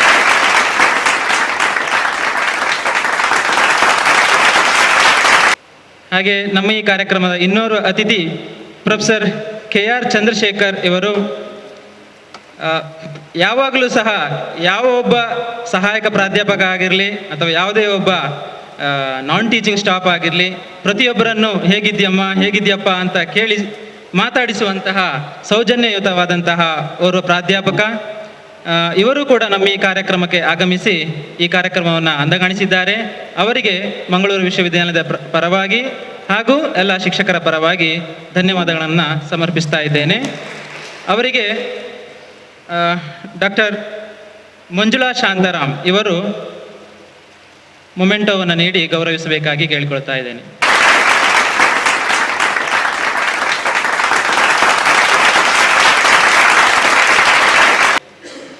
ಈ ಒಂದು ಕಾರ್ಯಕ್ರಮಕ್ಕೆ ಪ್ರತ್ಯಕ್ಷವಾಗಿ ಪರೋಕ್ಷವಾಗಿ ಸಹಕರಿಸಿದಂಥ ಎಲ್ಲರೂ ಅವರನ್ನು ಸ್ಮರಿಸಿಕೊಳ್ಳಬೇಕಾದಂಥದ್ದು ನಮ್ಮ ಜವಾಬ್ದಾರಿ.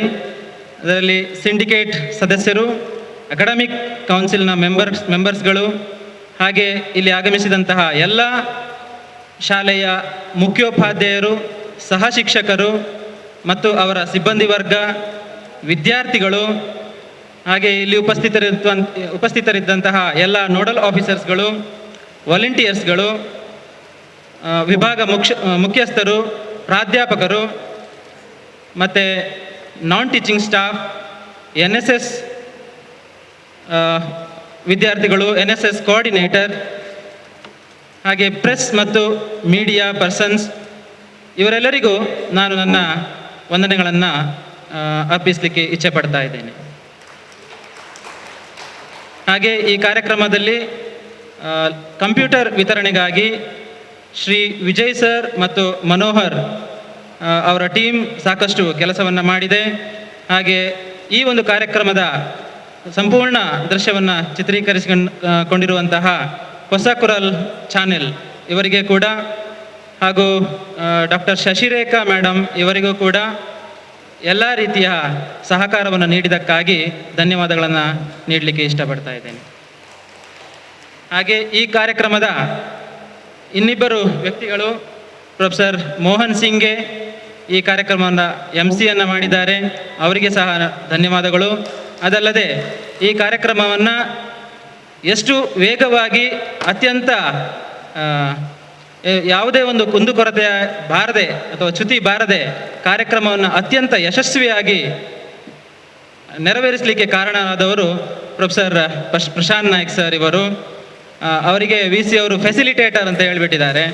ಹಾಗೆ ಆ ಫೆಸಿಲಿಟೇಟರ್ ಎಲ್ಲ ನೋಡಲ್ ಆಫೀಸರ್ಸ್ಗಳಿಗೂ ಎಲ್ಲ ಸಮಯದಲ್ಲಿ ಸಿಕ್ಕಿ ಪ್ರತಿಯೊಂದು ಶಾಲೆಗಳಲ್ಲಿ ಅತ್ಯಂತ ಒಳ್ಳೆಯ ಆಯೋಜನೆ, ಅದು ಯಾವ ರೀತಿಯಲ್ಲಿ ಇರ್ಬೋದು, ಕನ್ಸ್ಟ್ರಕ್ಷನ್ ಇರ್ಬೋದು ಅಥವಾ ಅಕಾಡೆಮಿಕ್ ಅಥವಾ ಪ್ರೊಫೆಷ್ನಲ್ ಟ್ರೈನಿಂಗ್ ಇರ್ಬೋದು, ಎಲ್ಲ ರೀತಿಯ ಸಹಕಾರವನ್ನು ನಾವು 10 ಜನ ನೋಡಲ್ ಆಫೀಸರ್ಸ್ಗಳು, ರಿಜಿಸ್ಟ್ರಾರ್ ಮತ್ತು ಪ್ರಶಾಂತ್ ಸರ್ ಹಾಗೂ ವೈಸ್ ಚಾನ್ಸಲರ್ ಅವರಲ್ಲಿ ಬಯಸ್ತಾ ಇದ್ದೇವೆ.